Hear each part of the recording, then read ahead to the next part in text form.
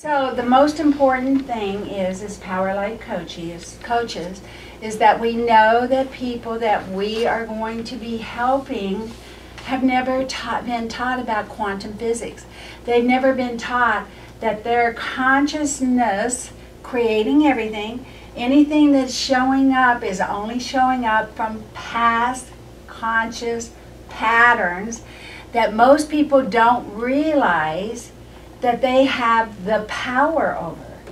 So when somebody says, I'm heartbroken, my husband left me, or I have a physical pain in my back, or I'm depressed, I feel like people just don't treat me with honor and respect, or I feel such anxiety when I'm driving a car, or I'm having panic attacks, I just don't know what's going on. It could be any of those things that's going on that people are coming to you with. They have, most people, I would say at least 80% of the population, have no idea that once they change that thinking or those thought patterns, and they move it into more peace and into more love and into more compassion at a higher alignment or a higher vibration, because we're vibrational beings, that once we change the way we think, everything changes. And it changes for the better because we're in better vibrational feelings. So what are you hearing me say? What are you hearing me say? What are you hearing? Well, that most people don't know this, so that this is what we teach them when they come in, and that. Yeah. There's there's 3 parts that Power Life coaches. We talked about this in the initial beginning of the seminar. There's 3 parts that Power Life coaches teach. And those parts are that people need to know that their thoughts and their feelings are their consciousness. Consciousness contains everything, and if it doesn't feel good, they're playing a role in the now of recreating and recreating and recreating and recreating. In the Power Life coaching, knowing that you are awake and aware means that you awaken to know that you're the vibrational consciousness only power in the world, in your life. Now, everybody has this, not just you. You have it, you have it, you have it, you have it, you have it. We all are consciousness in our own world. And I can experience in my consciousness something completely different than you can experience, Allison. We can go in and hear a speaker, and we could walk out and you could say, oh my God, didn't you love when the speaker said blah, blah, blah, blah? And I'd say, I didn't hear that. But I heard this part, and you go, oh, wow, because we only see the world as we each perceive it. That's our consciousness. Now, if we perceive something one way and we think something one way, we assume that everybody else should be where we're at. And, it seems so simple to us. And that's what gets us in trouble also. All we have to do is stay where we're at and stay in the higher vibration. And that vibration of love and peace and compassion draws to us everybody that we want to come join us anyway. Does this make sense? Okay, so we are consciousness. We are creating everything.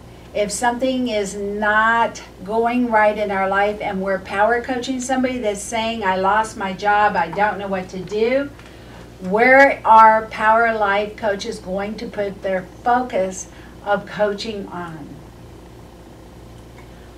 Hearing the story and encouraging them to shift their consciousness. Okay, can you say that a little louder? Hearing their story, recognizing that they have those feelings, and without judgment, and then encouraging them to consider shifting their consciousness. Right. And I love that. So what Jackie said is you're going to compassionately listen. We're going to get into that later today. You're going to hear their story, because when you're listening to your client's story, you're listening to how they think. You're not automatically saying, well, we're going to start going on the internet. We're going to get your resume together. We're going to go to Craigslist. Now, we can do that. We can do that. But we need to hear the thought patterns of what happened in the job. We need to go to the core root of what's going on with their consciousness. Do they believe that they're worthy of keeping a job? Are you with me? Do they believe that they get jobs and out of nowhere they're always the one that gets the raw end of the stick and bad things happen? Now, whatever their belief is, we only have love and compassion and peace for them because we know, as you said, Jackie, that this is something that they learned somehow in their childhood. Their older brother was the golden boy. Or Dad didn't treat me the same way he did my younger sister. Or Mom wasn't there for me and I had to try to do things, but I always felt like I was failing because I didn't know how to do them right, and I ended up getting fired all the time. There's a pattern there. So as Power Life coaches, we learn more about their consciousness and learning their patterns of thought. Okay, and we're going to get into that. Do you have any questions about this? Mm-hmm. Anybody? Okay, so what is consciousness? Everything. What makes consciousness or the law of attraction show up in our life? Your thoughts and Your feelings. thoughts and your feelings. If it doesn't feel good, what you're thinking, what are you doing? Shifting your Our thoughts. goal is to shift our thoughts. Okay, now most people don't know, but our goal is to raise and align those thoughts into a better, good feeling. It's that simple. Okay. But say you don't know and you're saying, I'm the one that always gets fired. What are you doing? Reliving a pattern that's been prevalent in your life. Yeah, and what is that doing? Keeping you in the same thoughts and Keeping you feelings. stuck. Yeah. Keeping you in the same pattern. And this is the irony, because your clients are going to come in and say, you don't know how many times this has happened to me. And I'm going to look at them compassionately, and you are, and you're going to say, and I touch their hand, or I move closer to them to let them know I support them. And I'm going to say to them, and I'm going to say this in the nicest way, no judgment here, and I'm saying this in the nicest way, but this is happening to you because you're so darn powerful. And that belief, that negative pattern belief, keeps showing up. So I want you all to be thinking about your negative pattern belief, like, I'm all alone, nobody's here for me, I'm the one that always gets the short end of the stick, I'm going to be crucified, I'm going to be unsupported in physical pain, I am going to have to be the one that does everything and nobody's really there to support me and be part of it. I don't know you that well, Jackie. We haven't had any of this stuff. But whatever it is, and do not think of it as judgment. Think of it as the first step in creation. You're experiencing something that doesn't feel good. You're hearing your client talk about something that doesn't feel good. That means that that higher extended part of you or your client has already put out what you really want to feel good about and does a much better job than we even know how to do it, because all things are here for us. So this higher part has put this vibrational, non-physical existence of what we want, and when we move up to feeling better, then we start matching the vibration of it. Okay? So what we're going to know is that we're consciousness, we're always awake to know we're the power, we're aware of knowing what our thoughts are, and we're always aligning. So we got through all of the first part yesterday, and now we've moved into energy therapy. And with energy therapy, we started realizing that energy therapy is taking our thoughts or our intentions, and after we've heard our clients share their story or their feelings, thoughts and feelings that don't feel good, we are purposely guiding energy down through them, right in the middle of their negative feeling that is full of love, peace, and compassion. And the words love, peace, and compassion are full of the highest energy, our higher self energy. That higher extension when we were in heaven that we existed in before we came here was only love. It was only peace. It was only understanding, compassion. Alrighty, so yesterday, or at the beginning of the seminar, we actually did some healing, hand healing exercises. But I think what we're going to do today is we're going to read a little bit about what I wrote about energy therapy. So we know that it's the thoughts that we're on page 13, and I'm going to the bottom and I'm going to skim through this. Energy therapy healing is a process of purposely shifting one's consciousness vibration through thought and emotions. The purpose is to raise your client's vibration by using a process of breathing and imagining and thinking and feeling higher thoughts and feelings like love, peace, and compassion while they're feeling their initial negative feeling, but they're breathing in the process of love, peace, and compassion.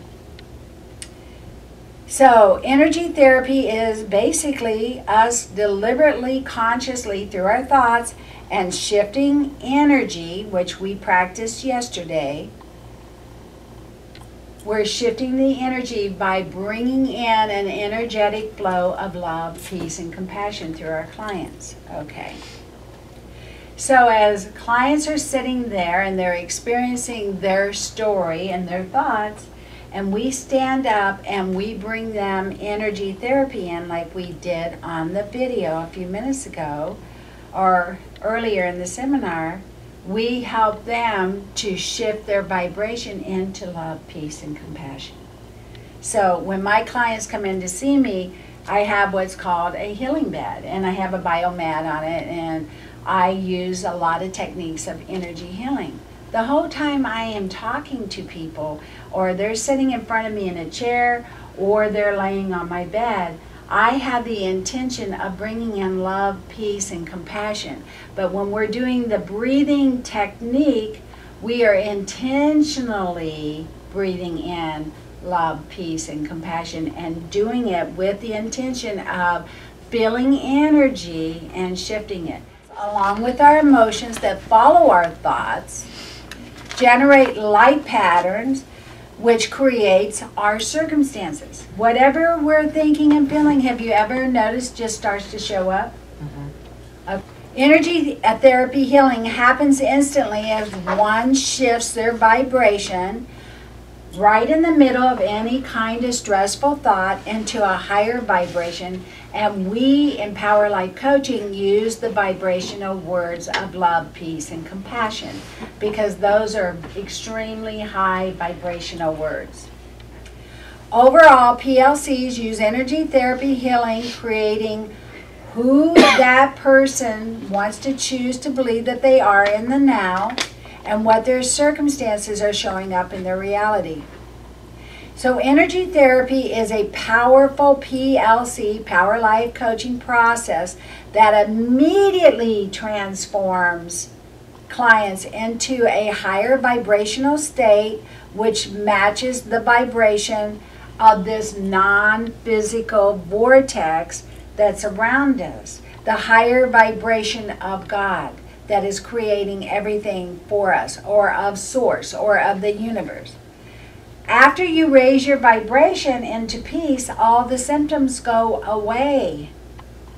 And then miracles start to happen as we shift our consciousness using energy therapy breathing.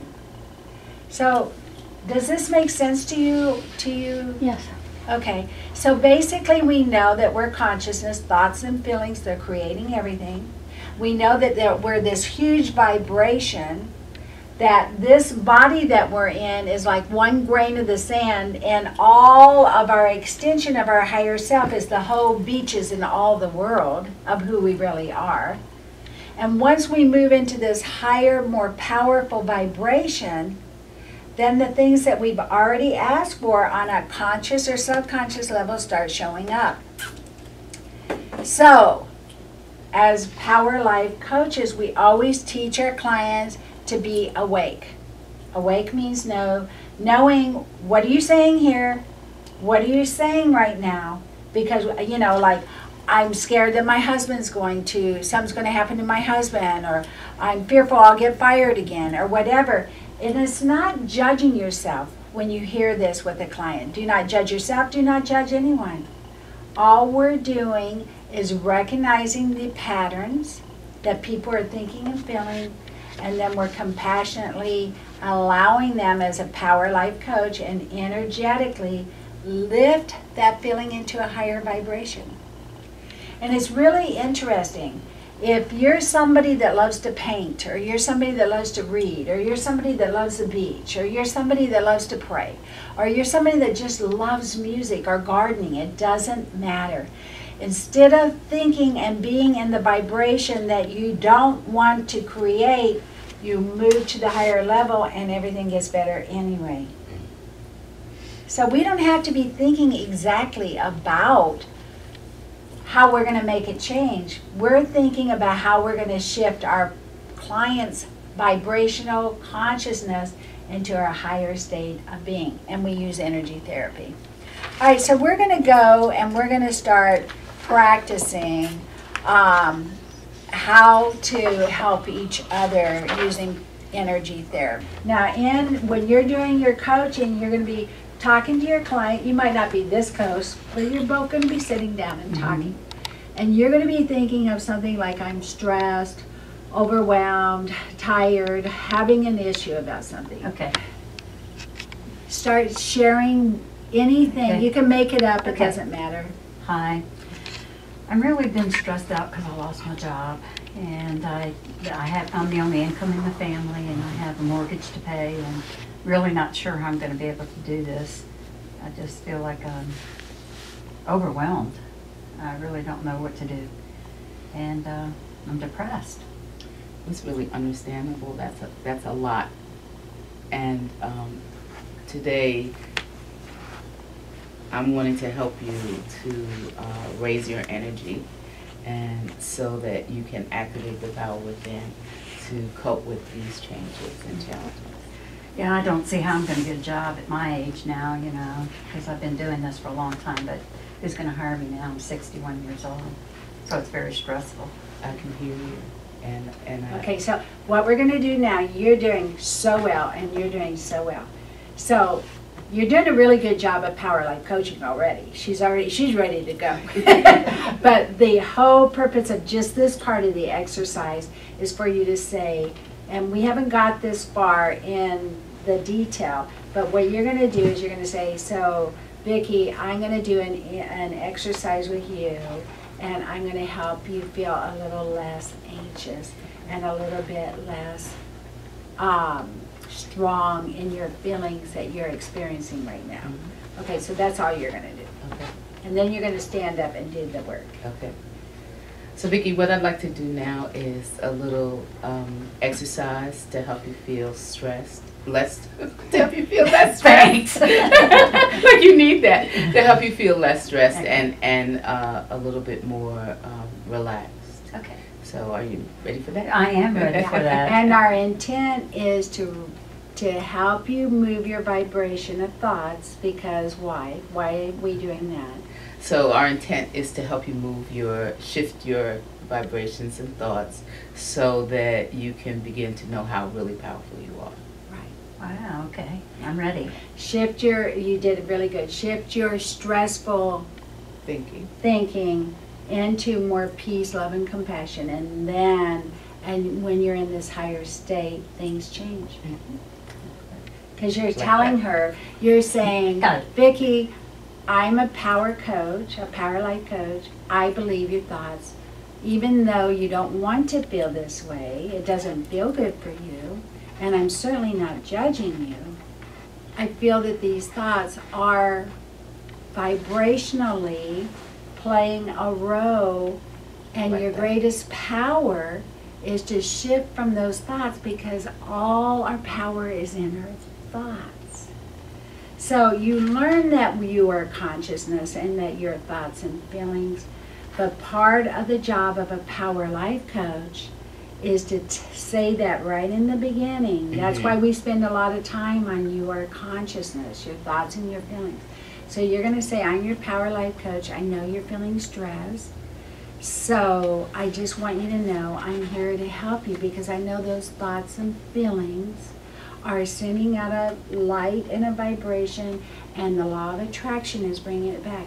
So my purpose is just to help you shift into a higher vibration feeling that's going to feel light, and then consequently your thoughts about what you were thinking just kind of disappear. Okay. So, one more time. And you're being so brave. You're being so brave. So, Vicki, I'm a power life coach. I am a power life coach. And I believe. And I believe that these thoughts and feelings that you are experiencing are like a mirror, and they're being magnified and sent back to you, reflected back to you in a way that keeps you in a vibrational pattern that's lower. And what we need to do together is to work at raising that vibration. And what I'm going to do is, in this exercise, is start that process. And when you raise that vibration and you feel better, the thoughts disappear. Once the thoughts disappear, you're no longer recreating, I'm out of a job. Okay, good. So now you're going to stand up in front of her, and all we're doing in this exercise is just showing, we're doing a lot more, but we're mainly showing how you're going to Love. how you're going to say to her what she just said. I'm feeling stress and anxiety. I'm out of a job and I'm the breadwinner, which is causing her to feel stressed. So you're going to say to Vicki, even though you're feeling stressed, and you're going to say, repeat after me, and then after you have her repeat after you, then you're going to say, take a deep breath. Okay. You're going to stand up in front of her, and you're putting your hand over the top of her head, because you're now sending energy, right? Right. Right, Jackie? Peace, Okay, love, and and you're imagining that she's sending energy. Okay. So this is an energy therapy exercise, and I want you to repeat after me. Even though I'm having these feelings of anxiety, Even though I'm having these feelings of anxiety because I've lost my job, because I've lost my job and I have financial responsibilities, and I have financial responsibilities, I am Raising my vibration raising my vibration by breathing in. by I'm raising my vibration by breathing in love, peace, and compassion. love, peace, and compassion. And when you're saying that, I'm going to lower my hand, and I'm going to be thinking the words, and you're going to be feeling the words, love, peace, and compassion. And so what we're doing here is, as you breathe in, I'm going to be also aligning with love, peace, and compassion, and sending that energy outward, and you're going to be experiencing it That's perfect. in your innermost being. So take a deep breath. So just take a deep breath, Slow deep breath. just slowly breathing in. And then you're saying Love. love, peace, Compassion. and compassion. And just feel that. Now take another deep breath. Now take another deep breath. And Breathing in, love, peace, and compassion. excellent. Let's do that one more time. So let's do that one more time. Deep breath. There you Love, go. peace, and compassion.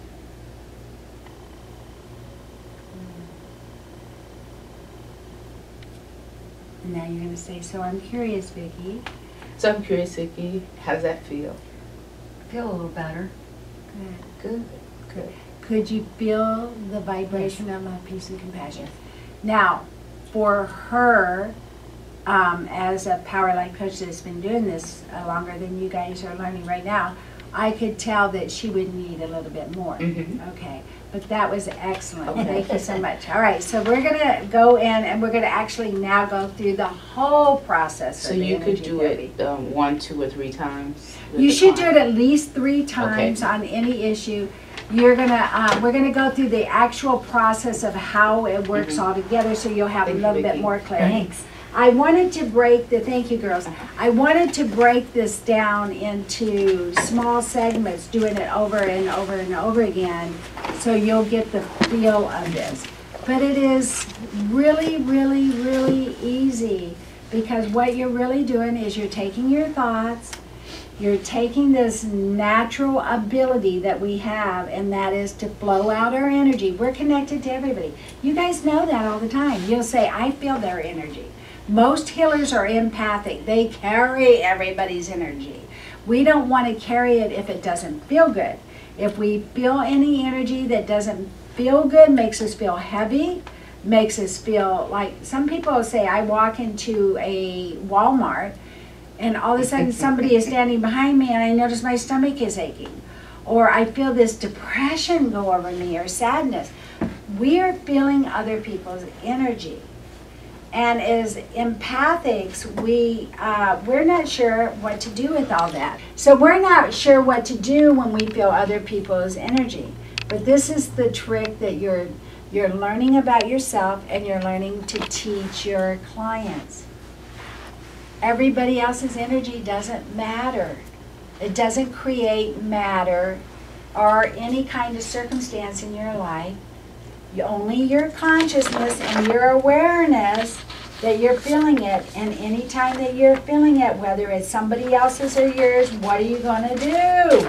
Where are you going to go? Breathe in love, peace, and compassion. Breathe in love, peace, and compassion, and intentionally move to a higher vibration. Go to a different line. I call that getting off the dance floor. And you're getting off the dance floor. You're physically removing yourself from something that doesn't feel good, but you're also vibrationally and emotionally, intentionally lifting that.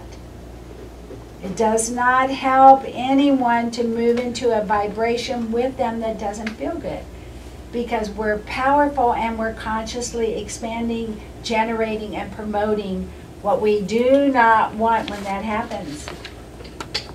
Okay, good. All right, so let's go to the actual process of energy therapy.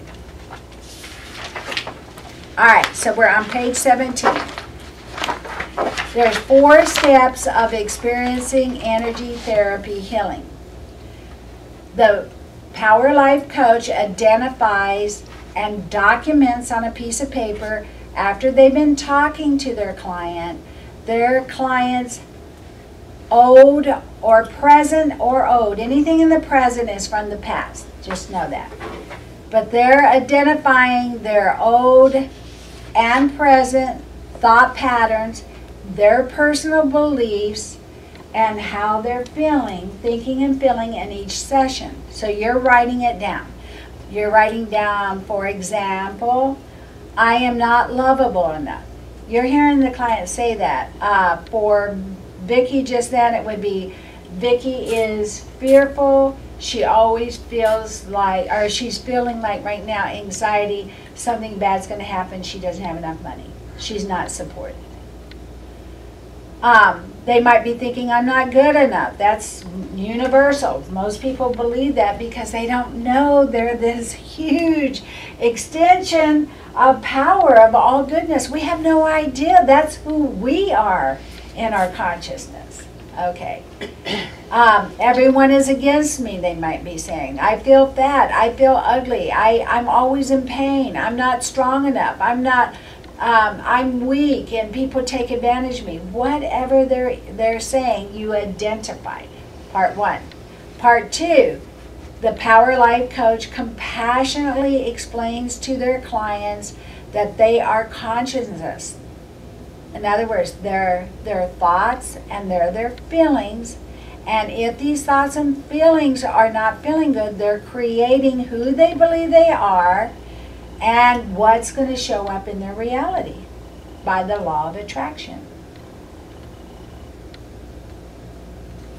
So the PLC is very compassionately, just like we've been talking about, saying, as your power life coach, I want you to know you have a right to feel these feelings. I want you to know that I'm not judging you for feeling your feelings. That's why you're coming here to help me. But your greatest power is for me to help you to shift those feelings into your most powerful part of you. And how are we going to do that? We're going to use energy, therapy, breathing, and raise your vibration. Okay. So, Power Life coaches say, you know, there's no judgment here. We're looking at the patterns. You are consciousness. You didn't know this is how this works. Now I'm here to help you. And as you lighten up and you feel better, you're going to be amazed at the miracles. So PLCs reassure their clients that as they're able to maintain better thought, vibrational frequencies to feel better, they will start attracting automatically more of what they desire. And that it is their job to become awake and know it's their consciousness that's the power and aware of what they're thinking. Okay? And then once they are aware, if it doesn't feel good, find ways to let go. And we're using energy therapy, breathing in love, peace, and compassion process. Okay. Number 3, PLCs use the energy therapy healing process by explaining to their clients to repeat after them what they've been talking about, what they just discussed as their belief pattern. Then the PLC stands in front of them and has them repeat it. Even though I'm feeling stressed about losing my job, like we just saw with Jackie and Vicki, the client repeats what they've been saying. The Power Life coach puts their hand up above them and has them imagine love, peace, and compassion flowing through them. Just by your thoughts, your intention to bring in the energy of the higher vibrations, you will start to heal. Alright, so if we keep moving forward, we've already done the hand exercise where everybody has learned how to feel energy. Then we're going to move into, we're going to keep moving forward to the breathing process. Okay, and that's on page 21. So Power Life coaches learn how to identify negative thinking. You're going to listen to your client. The minute you're seeing your client in a negative thought or emotion, this is where the most powerful part, one of the most powerful parts of Power Life coaching comes in, is when you help them learn that they can shift their vibration. Shift their thoughts and their feelings, which is their vibration. Okay. So the breathing exercise on page 21. This is how it works. You listen to your client. You write down what they're saying. You tell them that their consciousness, their thoughts and their feelings are really creating this state of stress. You're telling them it's not their fault. You're not judging them. You're just explaining to them that they have power they don't know about. And that as they shift their consciousness into a higher feeling, that's their greatest power. Then you tell them that you're there as their Power Life coach to help them energetically shift and learn to do it on their own. So the Power Life coach stands up in front of their clients, raises their palm above their client's head, and asks them to repeat after me. And the Power Life coach says, the Power Life coach literally repeats what your client's been saying. For example, Jackie said, even though you're feeling stressed and overwhelmed, about losing your job and you're fearful about your finances, in the middle of all those feelings, I'm going to bring in a flow, an energy vibrational flow of love, peace, and compassion. So take a deep breath, Vicki. Vicki breathed in and felt the love, peace, and compassion. And Jackie did it 3 or 4 times until Vicki was feeling better. And after the 3 or 4 times, she asked her, are you feeling better? Let's just check in. And you say, go back to your original thought. Does it feel different? And you might even say, when you first start, how strong is that thought? And they'll say, oh, it's really strong. I'm really anxious. 0 to 10, how strong is it? And they'll say a 10.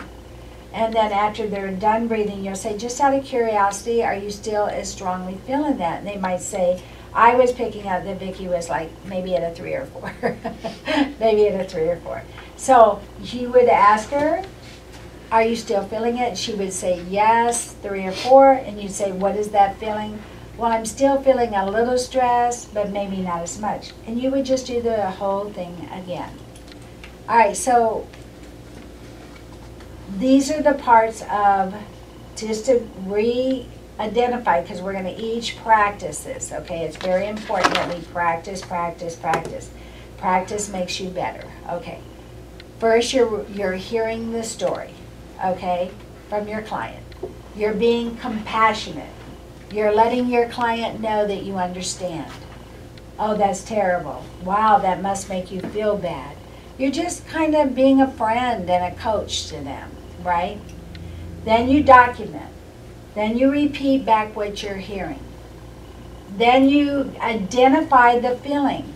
For Vicki, it was anxiousness or anxiety. For other people, it might be sadness or anger, whatever emotion. And then you say, I'm going to do the energy breathing process with you. And the reason why I'm going to do that is that I, as a Power Life coach, know that your consciousness is creating everything that's showing up in your world. And we're going to shift your consciousness from what you don't want into a higher vibration to allow what you do desire. We're going to use energy therapy or vibrational therapy to help you to move into this higher level. And then the third part is we're going to use quantum thought processes. And we're going to get into that in the next section. Okay, so you're starting the session out and you're saying, and you want to make this as kind of short and brief. Don't go into huge detail because we're just practicing the process. But you have an issue you want to work on. Okay. So you're going to introduce yourself and you're going to say, hi, Allison. Hi, Allison. I'm a Power Life coach. And what brings you in today? I'm just very depressed. I can't seem to get out of bed. I've had a lot of trauma, and that's all I can think about. So you just feel really overwhelmed by your depression, and you can't seem to get out of that sticky pattern. Right. Okay, great. I can try to help you get out of that pattern and reach a better feeling, make you feel a little bit more calm, a little bit more peaceful. We're doing some energy work. Would you be open to trying that? Yes. Okay. Now, at this point, we're going to take it just a little bit further. Okay. And you're going to say, I don't understand what you're saying. I don't understand what you're saying. Why are you saying this to me? Why are you saying this to me? Okay. A lot of people don't realize that their thoughts and feelings have made their circumstances how they are. You've not done that on purpose. You didn't realize that. You've never been taught this. So what I'm going to help you do is learn how to realize that pattern, that thought process, and help you learn a better way to think about those things and how to grow and move above those negative and depressing and upsetting feelings and thoughts. And that was really good. That was good. And once you move above them, what happens? Then you'll feel a higher vibration and you'll feel a change and you'll feel a lot lighter And your things world will will get better. Yes. Yes. So you're doing really, really good. So what happened was that Libby said, how can I help you? She listened with compassion. Allison explained her issue, that she's been depressed. And she said, I want to help you with your depression because I believe that your conscious thoughts and feelings are what keep that depression going, not the circumstances. That's all a side effect to that, but your thoughts and your feelings are your power. So we're going to do some energy breathing to raise your vibration. You said, why? And she said, because your thoughts and your feelings are your power. As you feel better, everything will start to change. You did really well. That was your first time. Yay. All right, so what are you going to do now?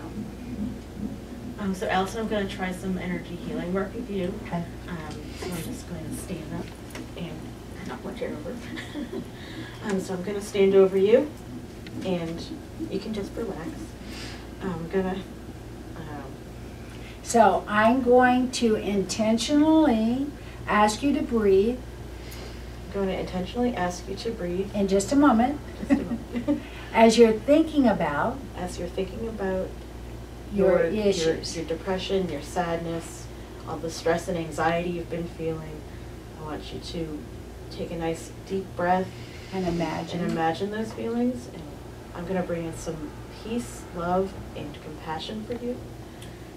And as I lower my So hand, lower my hand. I want you to we're going to feel the vibration of love, peace, and compassion. Can you feel how strong her energy Yeah. is? And it feels a little harsh, right? It feels like heavy. It's heavy, yes. So what we're doing now, because for me it feels like a little bit like needles, and you'll just feel the difference. You'll learn how to do this. It's really natural. It's really easy. So you're going to say, Allison, take a deep breath again. Allison, take a deep breath again And feel and feel love. peace, and compassion. And Libby, you're sending out love, peace, and compassion, correct? Yes. Good. And let's do it again. Allison, take a nice deep breath in. Feel love, peace, and compassion. So we've done this 3 times, right? Yes. And you're going to say, so just out of curiosity, Allison, how do you feel? Do you feel I feel better. good? and we could feel her energy Yes. shifting, couldn't you? Wasn't that wonderful? Yeah. Now, you might say to her, how strongly do you feel that now? Just out of curiosity, how strongly do you feel that sadness and depression right now? Not as strong as before you Just a started. little bit? Okay, so since it's a little bit, you would say, okay, from 0 to 10, how strongly is it? And I get a 3 or 4 again. Right there. In that Now- damn pit. Okay, that's her pit right there. Pit for Allison means that's where she carries all her fear. That's where she carries all her thoughts, feelings, and emotional vibration is right there. So you're going to say to her, so Allison, let's even breathe in stronger, and I'm going to imagine a stronger flow, like a pink, beautiful mist, and we're going to really concentrate as it goes down right there in the heavy part of your tummy. You call it the pit. The pit. Okay. So okay, let's try that. Let's try that again, Allison. So again, how do you take a nice deep breath? And I want you to feel in the peace, love, and compassion right down in the deep pit of your stomach. Imagine that pink light of love, peace, compassion right there. And breathe into that. Feel how much lighter her energy is? Okay, good. So Do you feel better? Mhm. Good. Libby, you Yay. did so good. All right, so now we're going to reverse. You're going to sit down. You're going to be the coach. Good job, Allison. Thank you. And you're going to pick an issue. That was so good. It's out of the bucket of issues. Okay. Talk a little louder so we all can hear. Out of the bucket of issues. yes. Yeah. Um, Kind of simple, though. okay. Okay, I'm dealing with, one of my parents is really ill, and they live really far away from me, so I'm anxious and worried about not only my sick parent, but my healthy parent that's kind of the caretaker. Me being so far away, I'm not there to be, physically helpful in the house or, emotionally to help my parents out. So it just kind of weighs on me a little bit. Okay. Now, she did a really good job. She explained that she's anxious, that she's worried about her family. She can't be there, and that makes her feel even more anxious and more worried because she's worried about dad, she's worried about mom, she can't help. That makes her worry and feel bad too. So you would, and when I'm sitting here and I'm listening, and this is something new that I'm adding in right now, you'll notice that I am like nodding my head always. I'm right there with them. When my clients get angry and been hurt, I'm like calming myself down because I want to raise my vibration too, because I'm letting them know compassionately I'm right there with them. Because then your client really feels supported. Most of therapy is catharsism, where you're feeling their emotions and you're letting them know you identify with it. So you can use your nod your head and you're like, yeah, wow, that must be hard for you, or I can understand that. And so you're just kind of adding that in. And we're just throwing that in as part of the learning right now. I wasn't asking you to do it, I'm just sharing that. All right, so you're going to now repeat back what you heard. I understand that you're feeling anxious about your parents' health and being alone, that you can't be there. Nodding my head, always.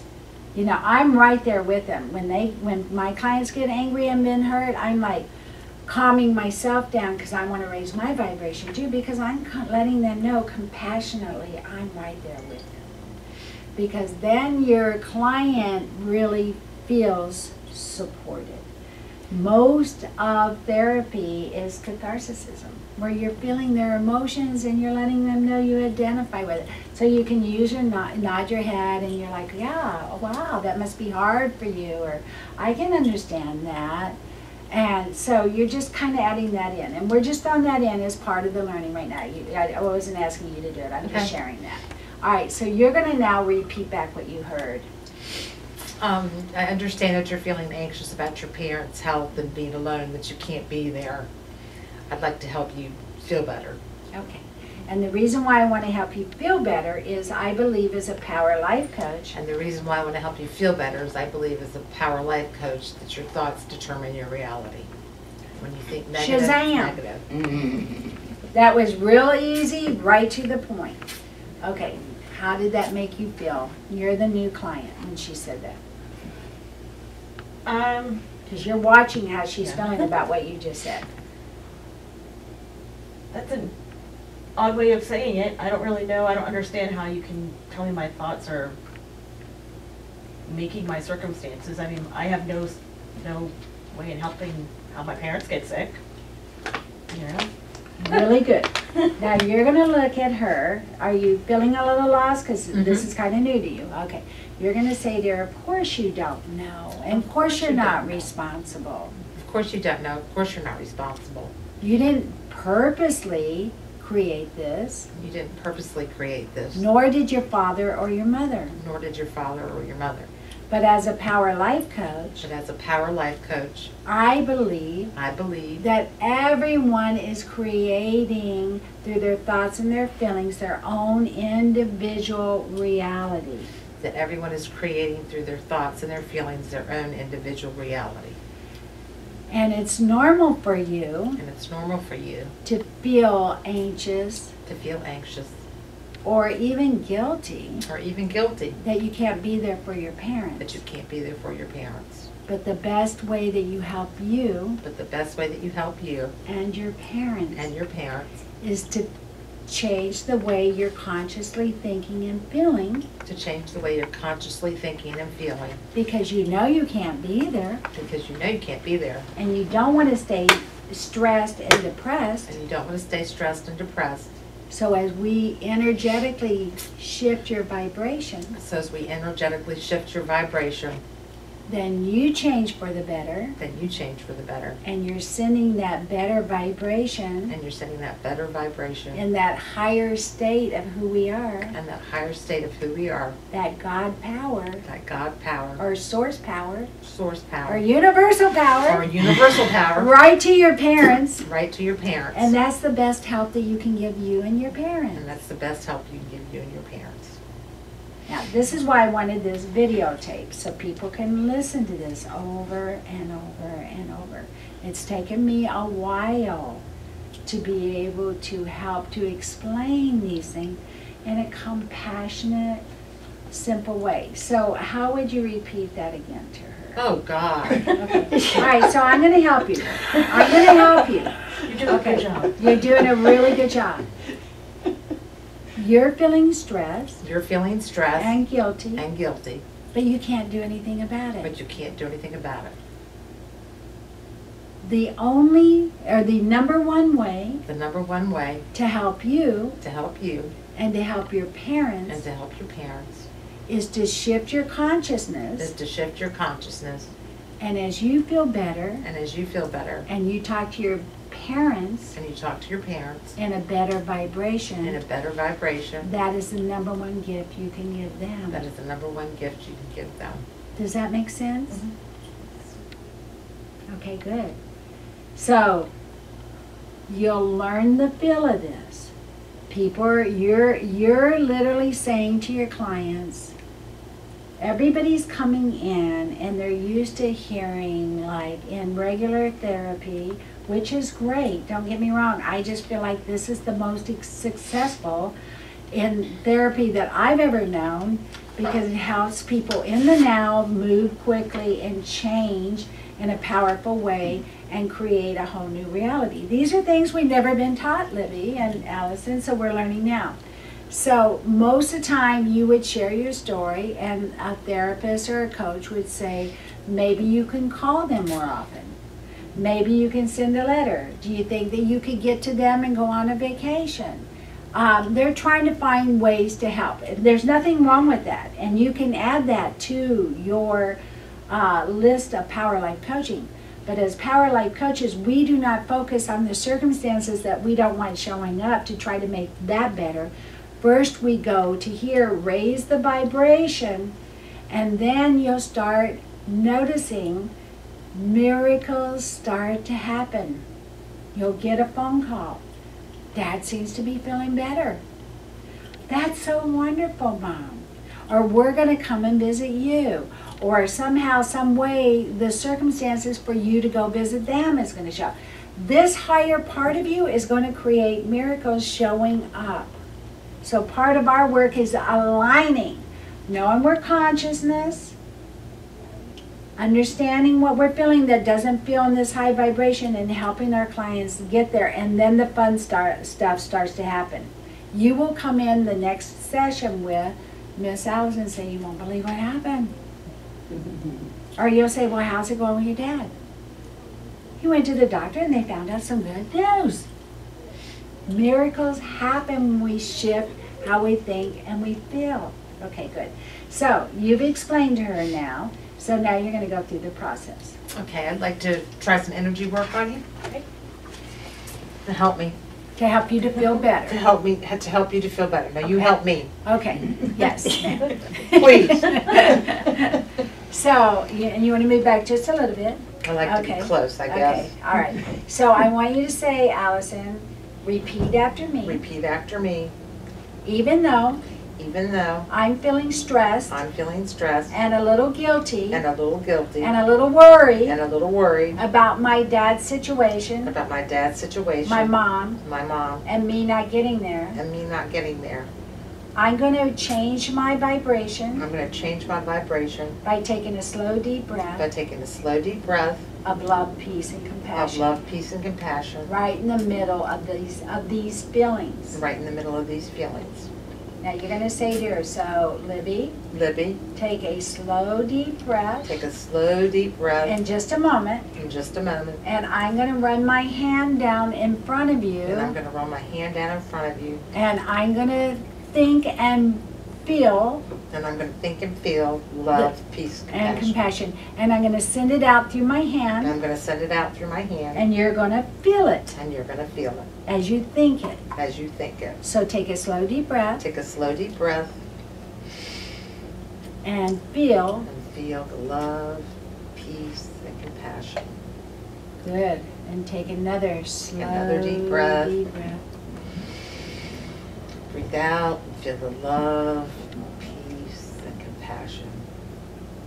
And Allison, are you feeling yourself sending out good? Because you're doing a really good job. And one more time. Let's do it one more time. Breathe in, nice slow deep breath. Breathe out love, peace, compassion. Sometimes I actually blow out the energy full of love, peace, and compassion using my imagination. Let's do it one more time. Breathe in. Breathe out love, peace, and compassion. What I really love what you're doing also, Allison, is you're taking that real slow, deep breath with her. And your clients will align their breathing to your breathing when you do It's that. natural to do Yeah, that. it's natural to do that. So now you're going to ask her what? How are you feeling? Better. Good. Good. Now you're going to sit down and you're going to say, I'm so glad you're feeling better I'm so glad you're feeling better because because as you shift your vibration as you shift your vibration of your thoughts and of your feelings thoughts and feelings up into this higher, more powerful part of you, up into this higher, more powerful part of you, then this higher vibration then this higher vibration full of love full of love and peace peace and compassion compassion that we call God or the universe that we call God or the universe allows the miracles allows the miracles that are already here that are already here just show up and match that to vibration. show up and match that vibration. Now, you're going to say, do you understand? Do you understand? I think so, Yeah. Most of my clients will say something like, I just feel better. I always feel better when I leave your office no matter what. So it's sometimes just like us learning, it has to ingrain.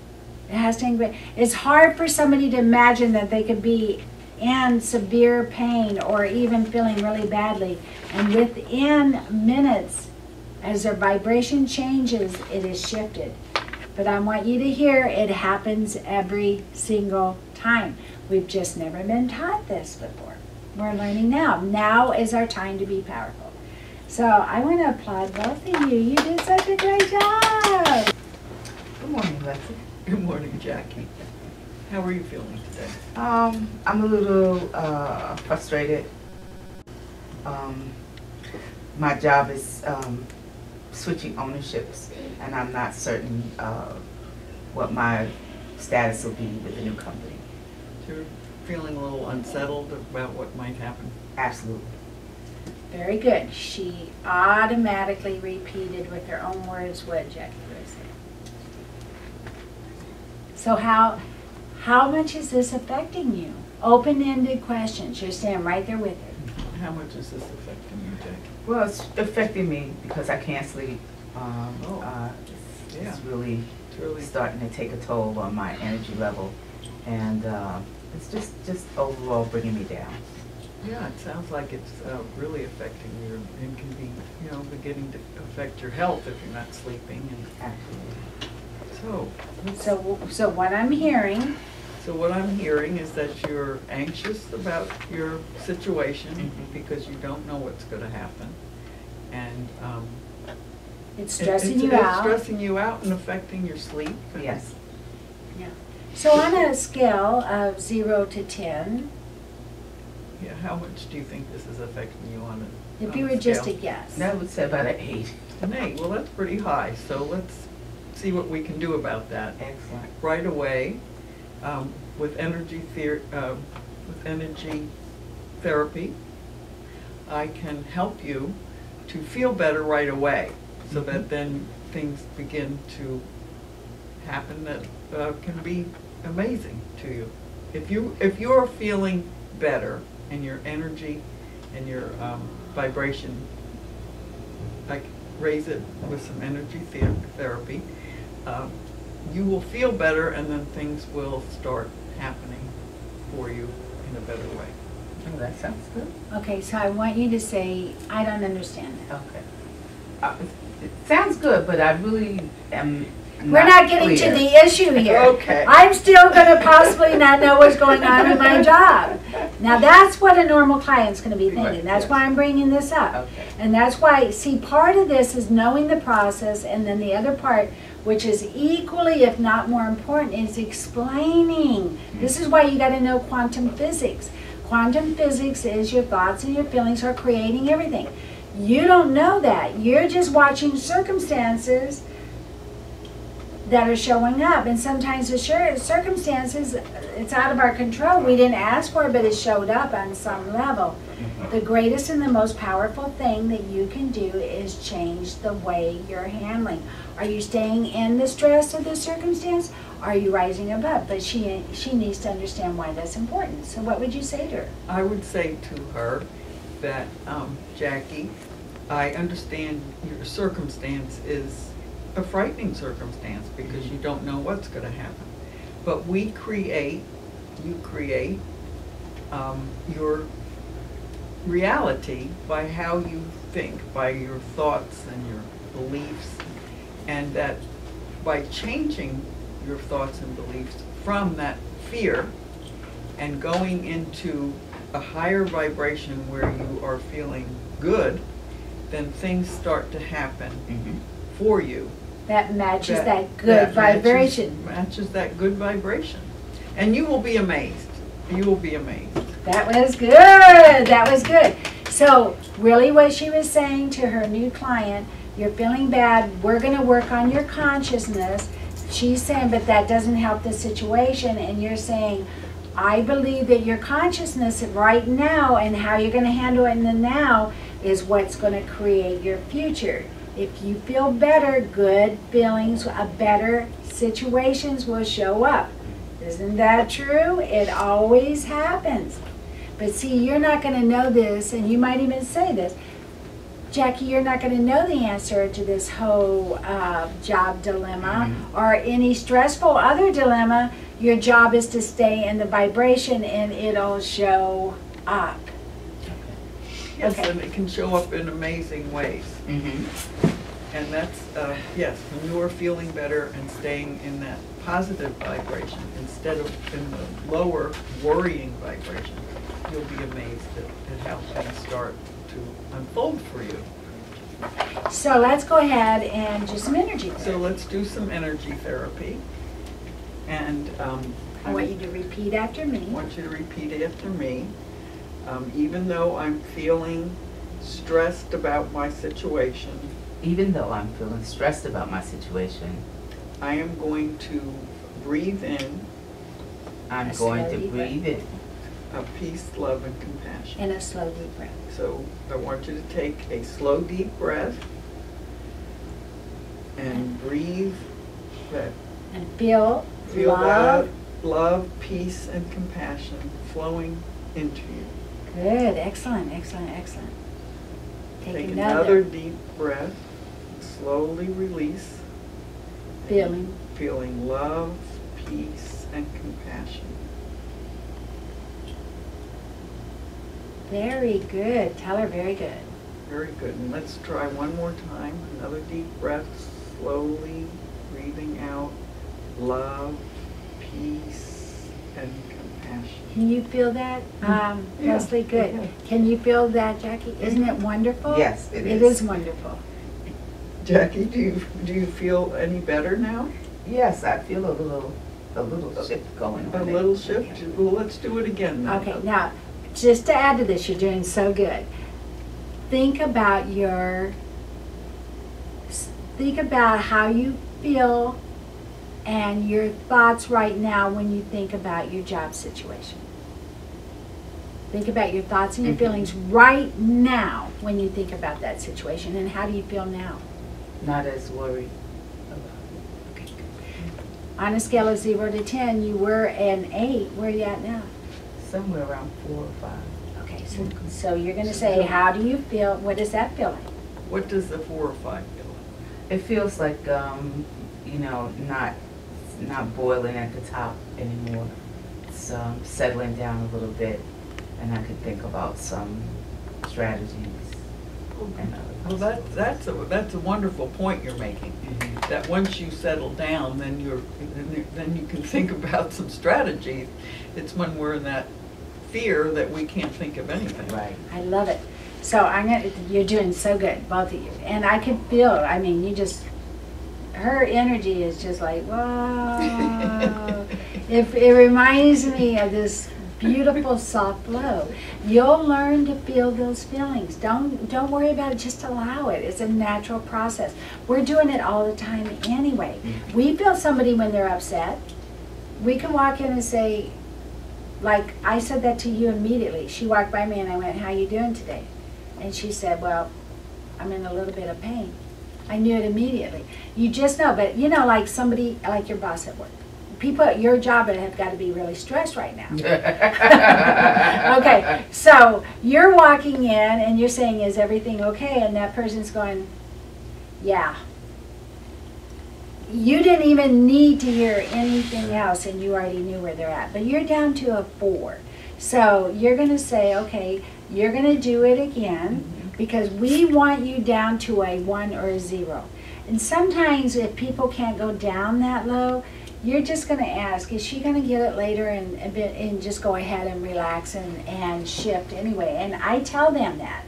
Because your thoughts and your feelings that you're choosing is creating your future reality right now in the now. You don't know what's going to happen. You didn't create this situation, Libby, with your mom and dad. You didn't create the situation with your job, but you certainly have the power to be the creator now, in the present. Does that make sense? Okay. And I think the amazing thing is that by your shifting, you will shift the people around you. That's It's called the amazing osmosis. thing.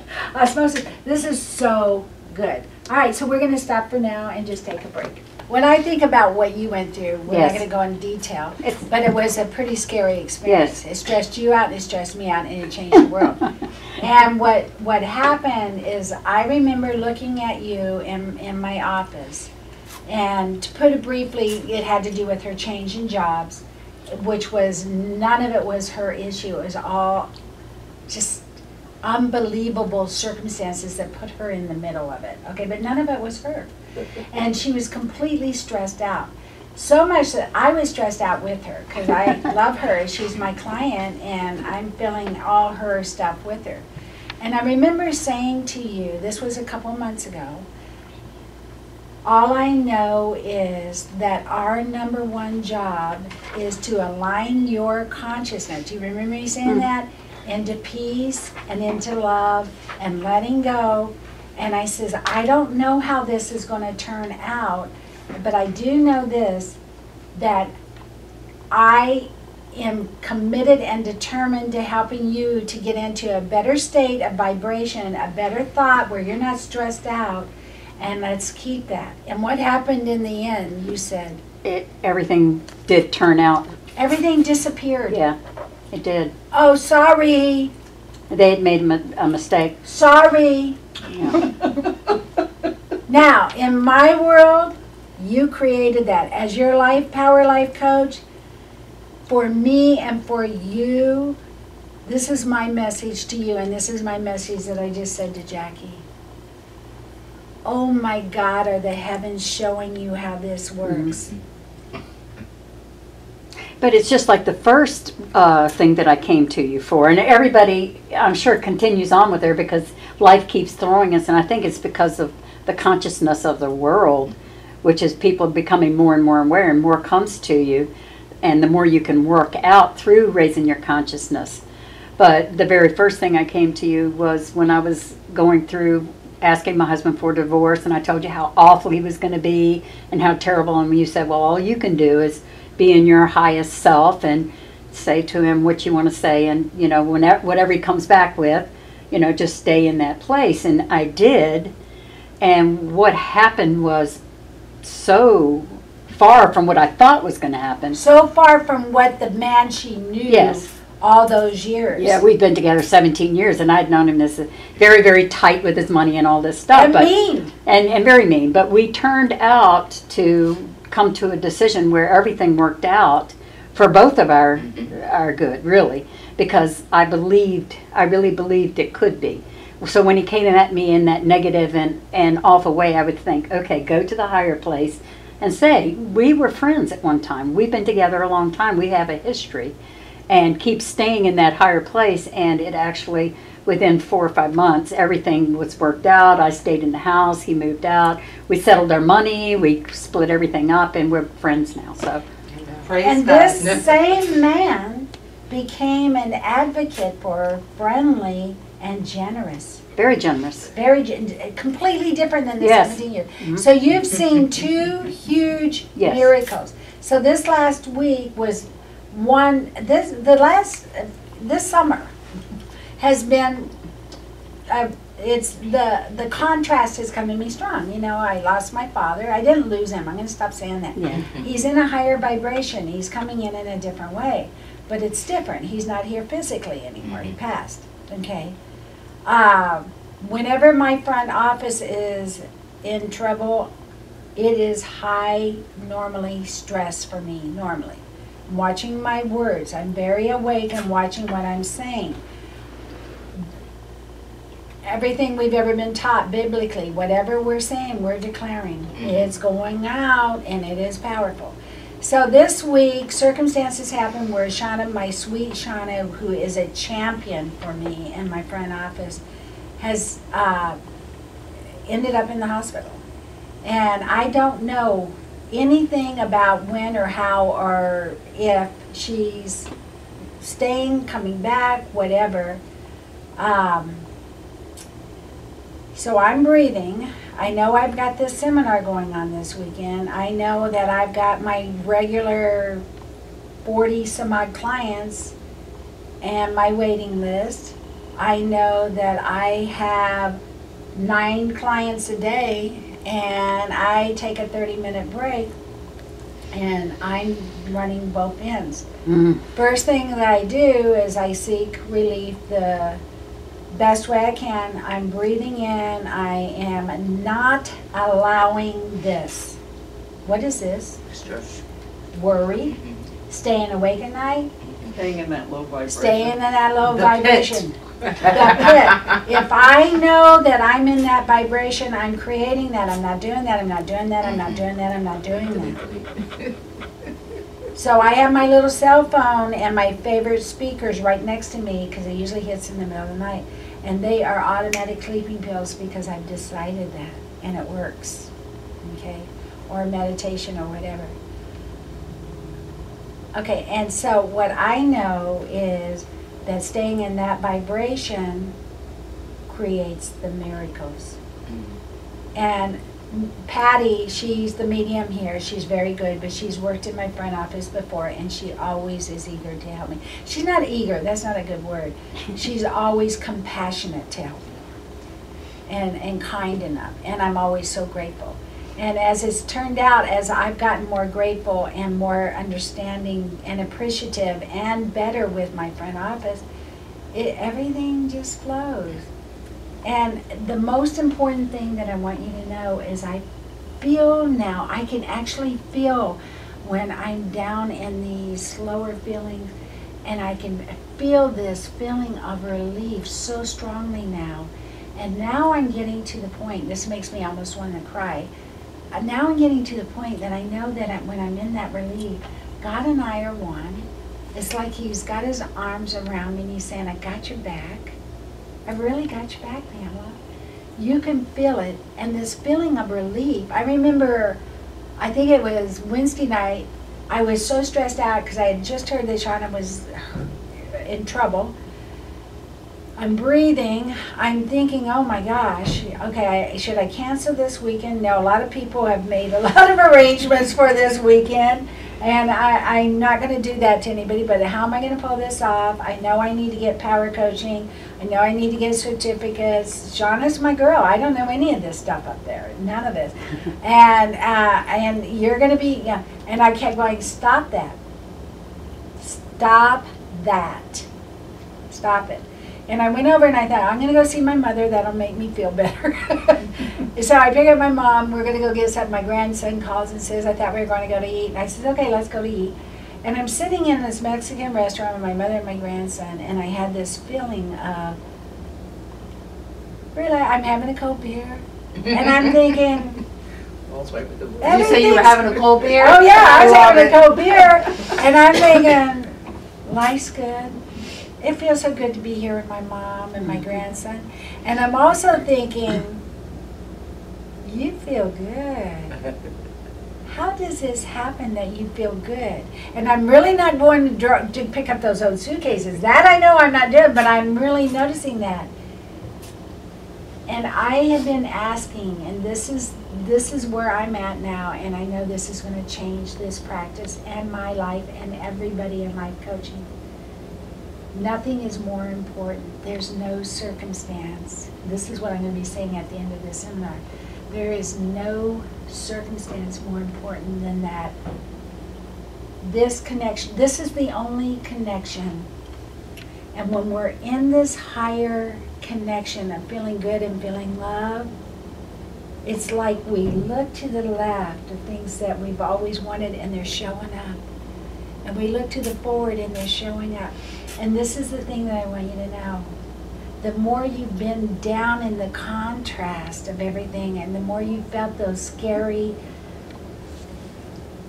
10 years in bed, once you learn to be in this area, oh my God, no pun intended, you are going to rock it. We are all going to rock it, and we're all there now.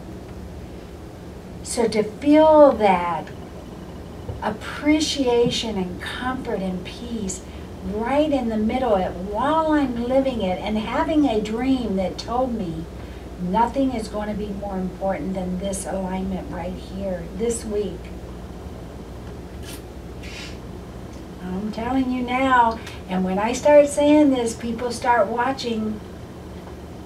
Look out, because we're moving into this vortex of miracles. And you watch as the healing fountain moves down to the beach in the Crystal Cathedral where we're all Power Life coaching. What are you talking about? The Crystal Boutique. I told you I'm doing a boutique. Right. When you need a designer, you let me know. Thank you. You will be first on my list. All right. And it's going to have crystals of energy everywhere. And Power Life coaches and mediums and intuitives are going to be showing people the merchandise as they give them samples of their work, of what they do, and as they fill up their schedule of people that are walking in the door, and as people are walking in the door saying, oh, this is the place at this time in the evening, we get to be in the middle of all this energy healing and all these wonderful things that are going on, and look at that piece of jewelry, and everybody's going to expand. Now, when I talk about this and I use my imagination of creation, I am not holding on to the exact way it has to happen, because that higher part of me even knows more than I know. But I have said for 30 years that I'm going to be in Hawaii, sitting in a place saying, oh my God, I need to take this to the healing fountain. And now I know why. Is that cool? All right, we're ready, Ben. Oh, I was recording that. Oh, were you? Okay, good. Were you recording it all? Okay, good. All right, that's good. There's nothing that I didn't say just then. I don't think that. No, that was good. That was. Okay, so we're gonna welcome back. So we're gonna be talking about the third part. We've talked about consciousness, and I'm repeating over and over and over to ingrain this into our consciousness. Our consciousness is the only thing that a Power Life coach needs to focus on with their clients. Now, this is the part I want you to hear. Like in the last incident with Jackie and with Leslie, was it you, Leslie? Okay. The big thing is Jackie was stressed out about what's happening in her work situation right now in the unknown. Some of us are stressed out. You know, Allison, you were talking about you're stressed out maybe about what could happen with your husband, right, or what's happening with your parents, Libby. So we're all sitting and looking at the vibration that we're sitting in. We're raising the vibration into peace and love and compassion. This is what I want you to hear right now. Everything that's happening from this second forward is going to shift into the vibration and the thoughts that we're creating in the now.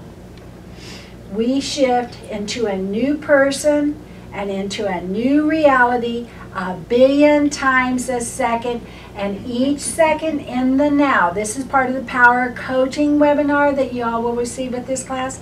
But in the now, right now, in the present, we have all heard that's where the power is, right?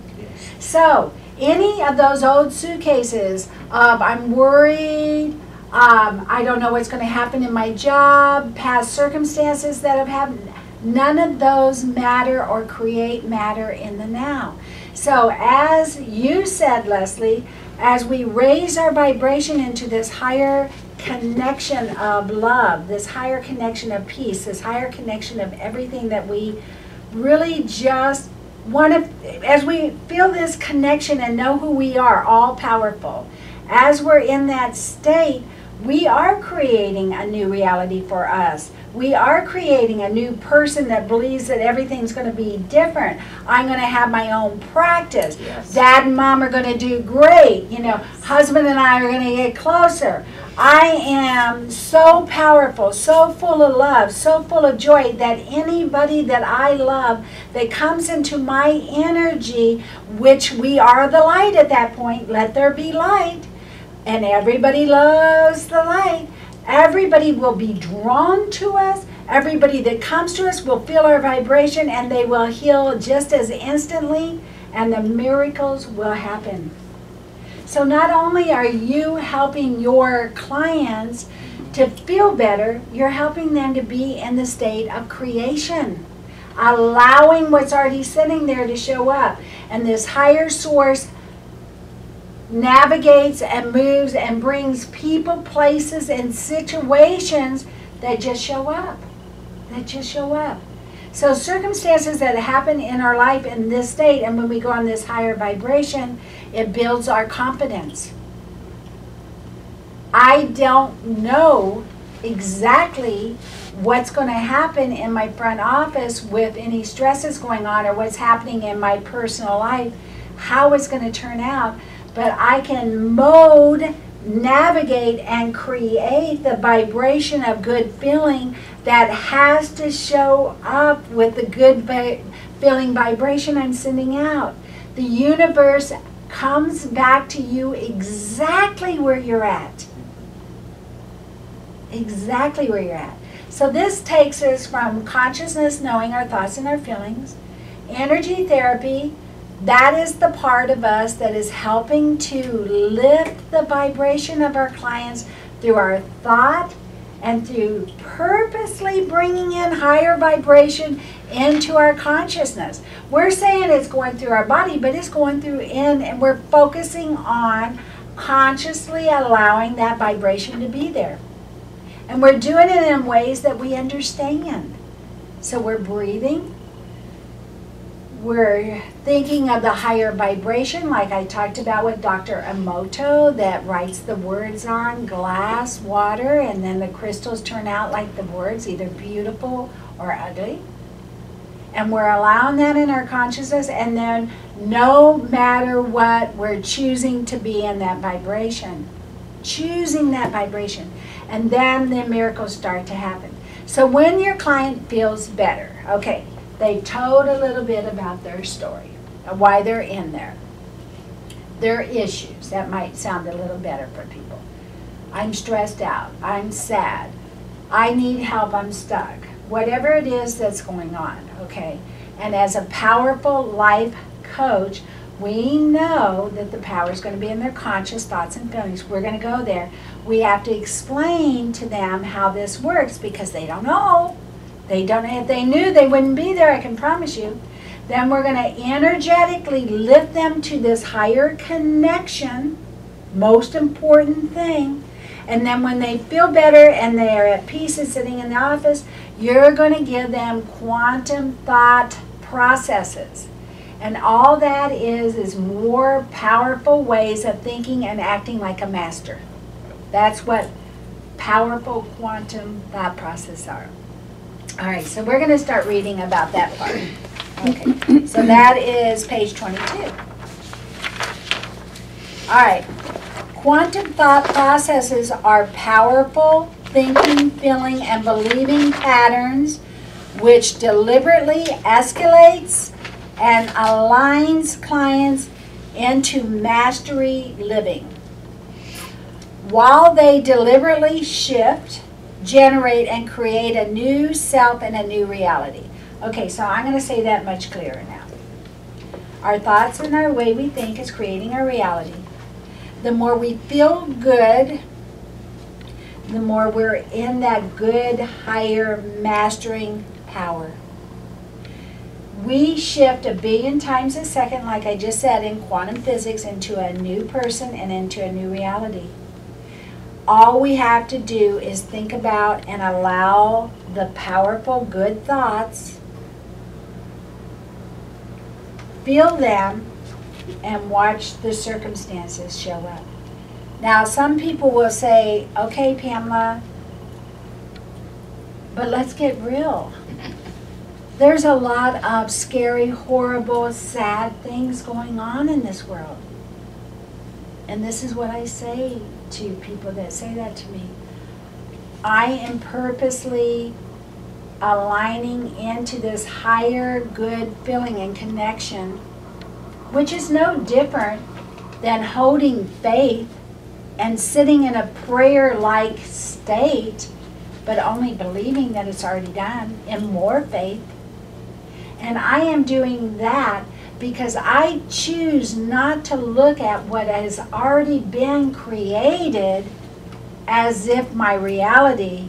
I choose to align into this higher state of being with the divine right and this higher power to allow to shift myself into the miracles that I really desire and deserve.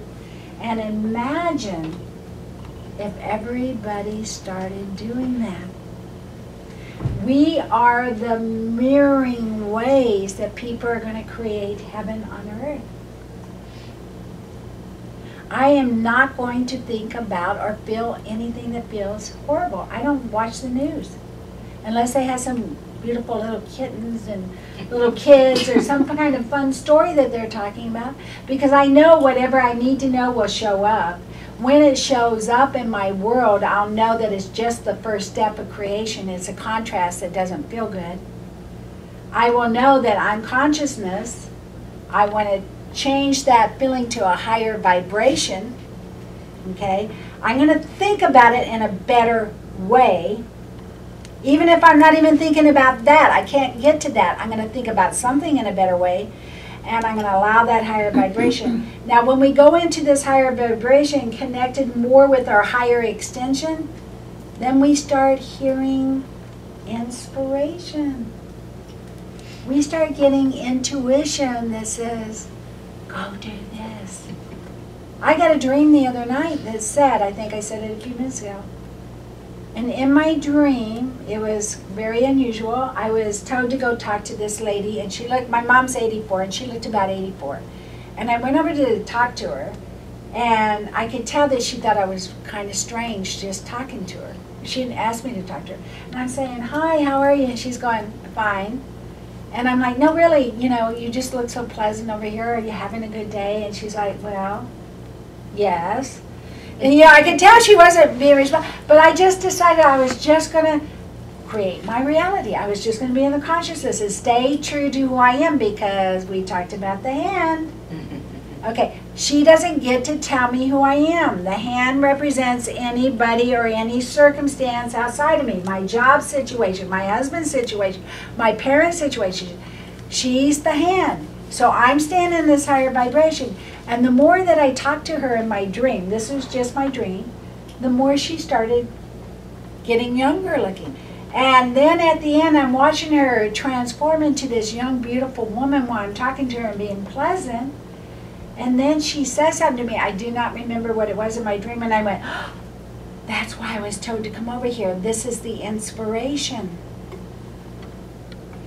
And then right before I woke up, I heard, it was like this deep voice saying, Pamela, there's nothing more important than staying aligned with me in that peace and that comfort. And I thought, this is how this works. So What we want to do now is we want to learn ways to help people think like a master. So I'm going to start reading this, and then we're going to go through all the different processes, the quantum thought processes. So they're powerful thinking and feeling patterns that deliberately align our clients and ourselves to be able to be in this higher power to shift, generate, and create a new self and a new reality. Quantum thought processes empower and assist clients into new powerful ways of thinking, feeling, and being as a master aligned within our highest extension of source consciousness. We use quantum thinking to think as God thinks, or this higher power thinks, and live within the same higher power thinking. Source is always powerfully, deliberately allowing the creation of our consciousness within goodness. Now, we live in a world of polarities. At one end of the stick is going to be the things we don't want. At the other end of the stick is always the things we do want. Okay? God, or this higher source, gives us free will. Whatever we focus on, we are powerfully creating. Do not ever underestimate that. So we don't focus on things that don't feel good. We constantly teach our clients to move into higher levels. So PLCs teach their clients not to focus on what they do not want to align in, and to only focus on allowing, aligning, and mastery of deliberate creation. So that means simply thinking better thoughts, feeling better under all circumstances. Quantum thought processes are steps and thoughts used to help clients to live and become empowered, happy, and masterful. Quantum thought processes escalates clients' consciousness and knowledge of who we truly believe we are, powerful creators, as well as how to deliberately be manifestors. Power Life Coaching, or Power Life coaches, coach their clients using quantum thought processes that will inspire their clients into thinking and being empowered masters. As clients use quantum thinking, they shift into mastery as deliberate creators and manifestors. Okay, so now we're going to go through some of them. The first one I put was know who you are. So you're constantly saying to people, you're not powerless, you're powerful. I am consciousness, thoughts, powerfully creating everything in my world. My thoughts create my reality through the law of attraction, So you're saying this to people. And you're going to ask them in a nice way, can you believe that your thoughts are creating your reality? Now, anybody that's coming in to see you, if they do not believe that, you got to sit there and tell them the books to read. Anything with Wayne Dyer. Louise Hay. You can give them people that write about this in physics. Greg Braden. Esther and Jerry Hicks. Esther and Jerry Hicks, they're my favorites. Absolutely. Ask and you shall receive, the law of attraction, all of these things. But what you're helping them to know at all times, I'm powerful. And you're saying to yourself, what am I powerfully creating? Good or bad? And you don't be mean, you just see goodness. Don't be mean to yourself or to anyone else. I love the way when you say that when the person has attracted a lot of negative things to themselves, saying, well, you're very powerful. I think that's wonderful. Isn't that beautiful? Yes, because then that makes them feel, hopeful that they can use that power to attract the positive. This is what I know, and this is what I choose to know. And I need y'all to hear when I'm saying this. Oh, I'm sorry, I'm going to come to you in just a second, Jackie. When I'm saying this, I deliberately saying this. Nobody ever says to me, you don't understand. Nobody ever says to me, oh, you haven't been through this. Because they all know I have. Just about everything. anything that can come up, it's not going to surprise me. I've gotten to walk the walk. But I also believe that's what's made me so powerful. All of that contrast that I endured on the other side, knowing that all I have to do is align into this higher connection. And it's not for the man, it's not for the car, it's not for the house, it's not for the prosperity. All that'll come. It's for the feeling of feeling good and knowing in pure faith it is done, and that as I feel that love and that good feeling, miracles happen. So the more you've experienced stuff, the more you've had depression, and this is what you want to say to your clients. The more when you line up here, every time you felt those bad feelings, that higher part of you, that extended higher source part of you, put up here in this higher vibration where you're now going all the things you want. And I watch it with my clients left and right. Marriages, engagements, new jobs. I mean, really, this is really the coming out of forming anything that you want in your life place. My clients come in here initially for their issues, and with them visits. I'm talking 3 to 10 visits. They've shifted into empowerment, and they're into creation. And they stay just as long in creation as they did with the other way, because why not? We want to learn how to be masters. So I love that. Oh, Jackie, what did you want to say? That we're it's not my struggle, but when you're working with a client who just is clinging to that story, Right. what would you suggest? You cannot talk them out of something a client is clinging to. You can vibrationally shift them easily.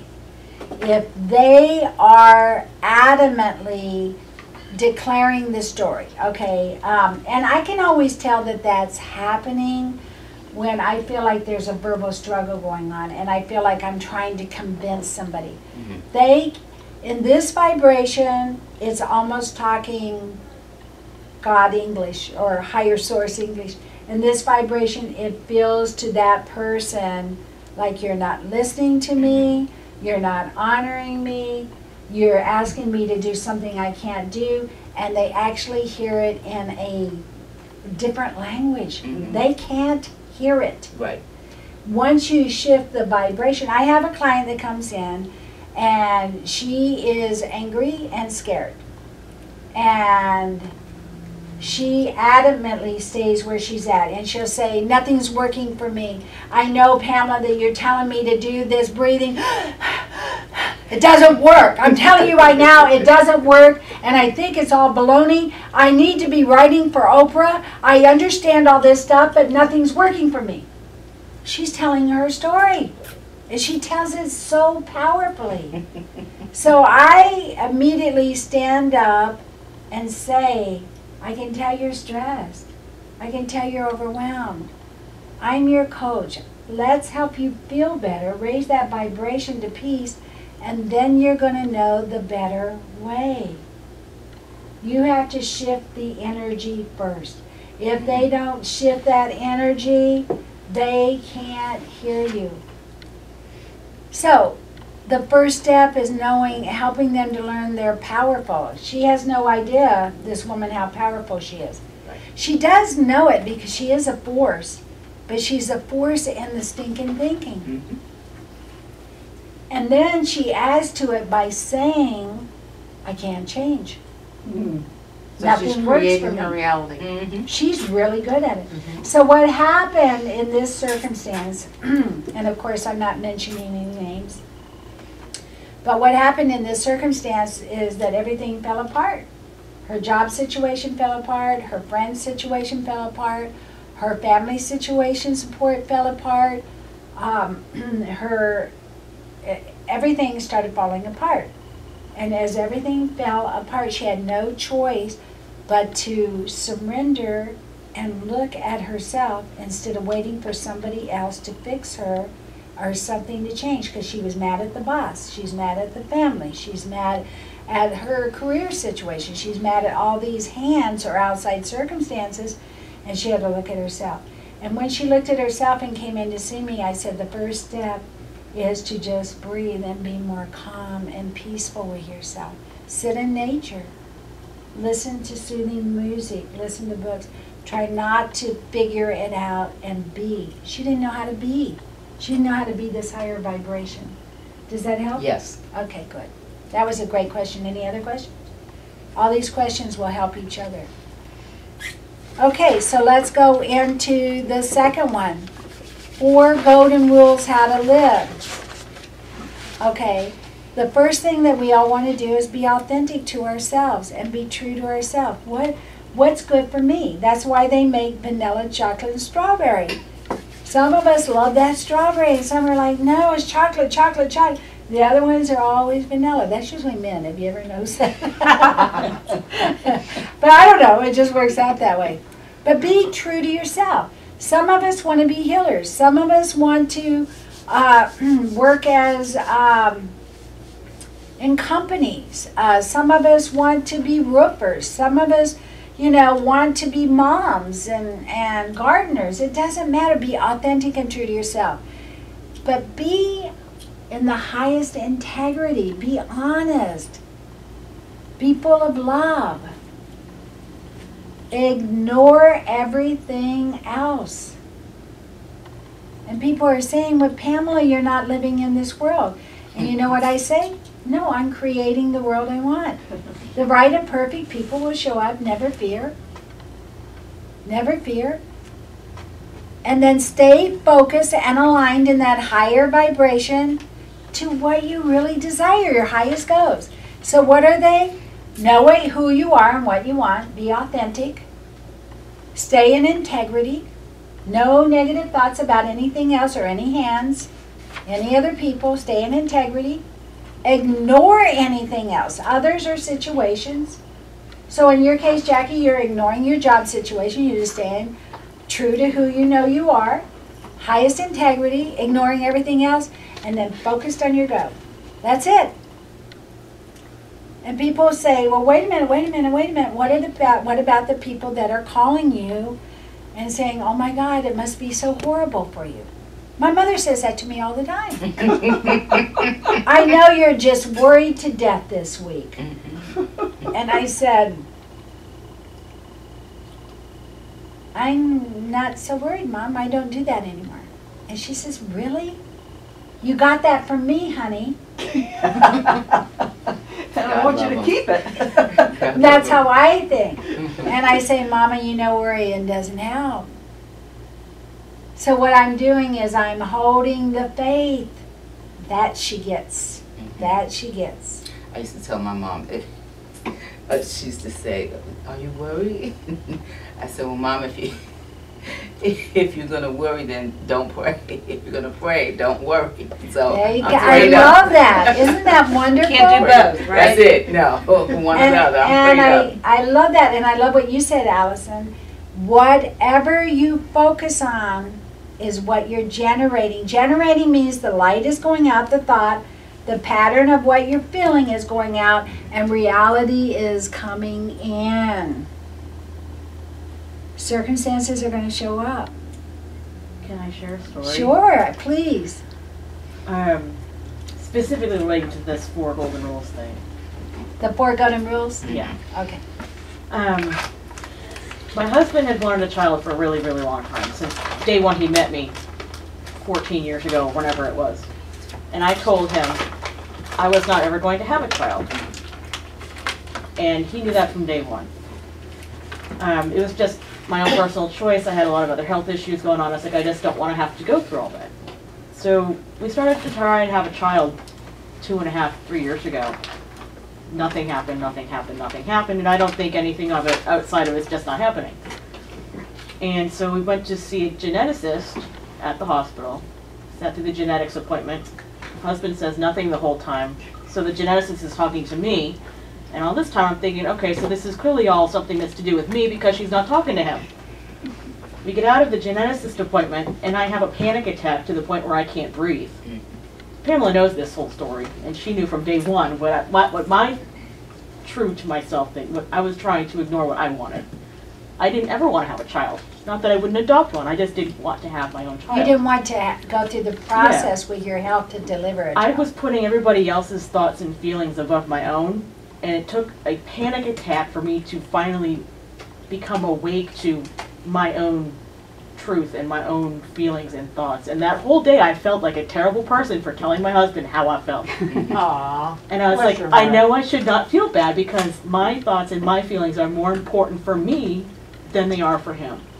His thoughts and feelings are valid, but they're not supposed to tell me how to live my life. And that was a real awakening point for me, I think. I think And that's awesome. Now that we've, like, for the longest time I was afraid to tell him that because I was thinking he's going to want to divorce me, I'm going to have to move back with my parents, I'm going to have to leave everything I've, made down here for myself. And it's like we went through that one hard day, and it's like, it is what it is. If a child is going to come into our life in one way or another, it'll happen. If not, Amen. it won't. And I don't know why it took me up into a physical manifestation of something to tell me you're not being true to yourself. And I think a lot of people don't realize that until something like that happens. I love that. I love that. Because That's she was trying to please everybody Yeah, else. and that's who I am from day one. I've always been the people I'm the pleaser. golden retriever of the family. Yeah. No, you didn't say Yeah. that. Yeah, I totally, Golden retriever. I feel that. Okay, so one of the things that you're learning right now is that you're at a crossroad. Now, I love what's going on here right now. And of course, this is what you would be saying to your clients. You're at a crossroad right now. There's a part of you that's living in this polarity I'm talking about, where we used to perceive ourselves as a golden retriever or the people pleaser. And what happens with those two areas is we get back certain consequences. The consequences are that we're supposed to feel and think and be in a vibration that we're not being in the highest integrity in within ourselves. We're doing what other people want.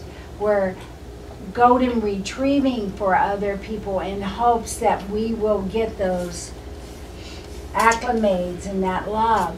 But we're always underneath in a state that doesn't feel like it's our highest power. So what you're saying, you said this was one of the most authentic and crucial points in your life where you saw that you needed to be authentic to yourself, and then you declared something.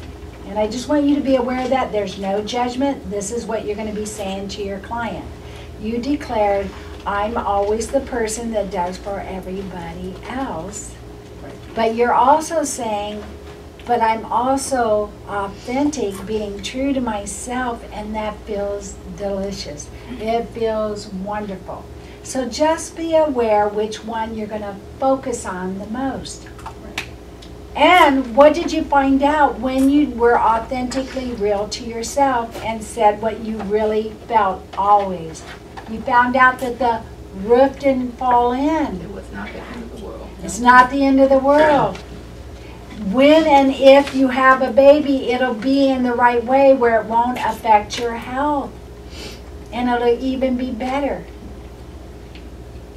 And that you will feel on your end that I can be this higher vibration and people can retrieve to me, which is what I've always wanted, in a much more healthier way than racing and getting for people.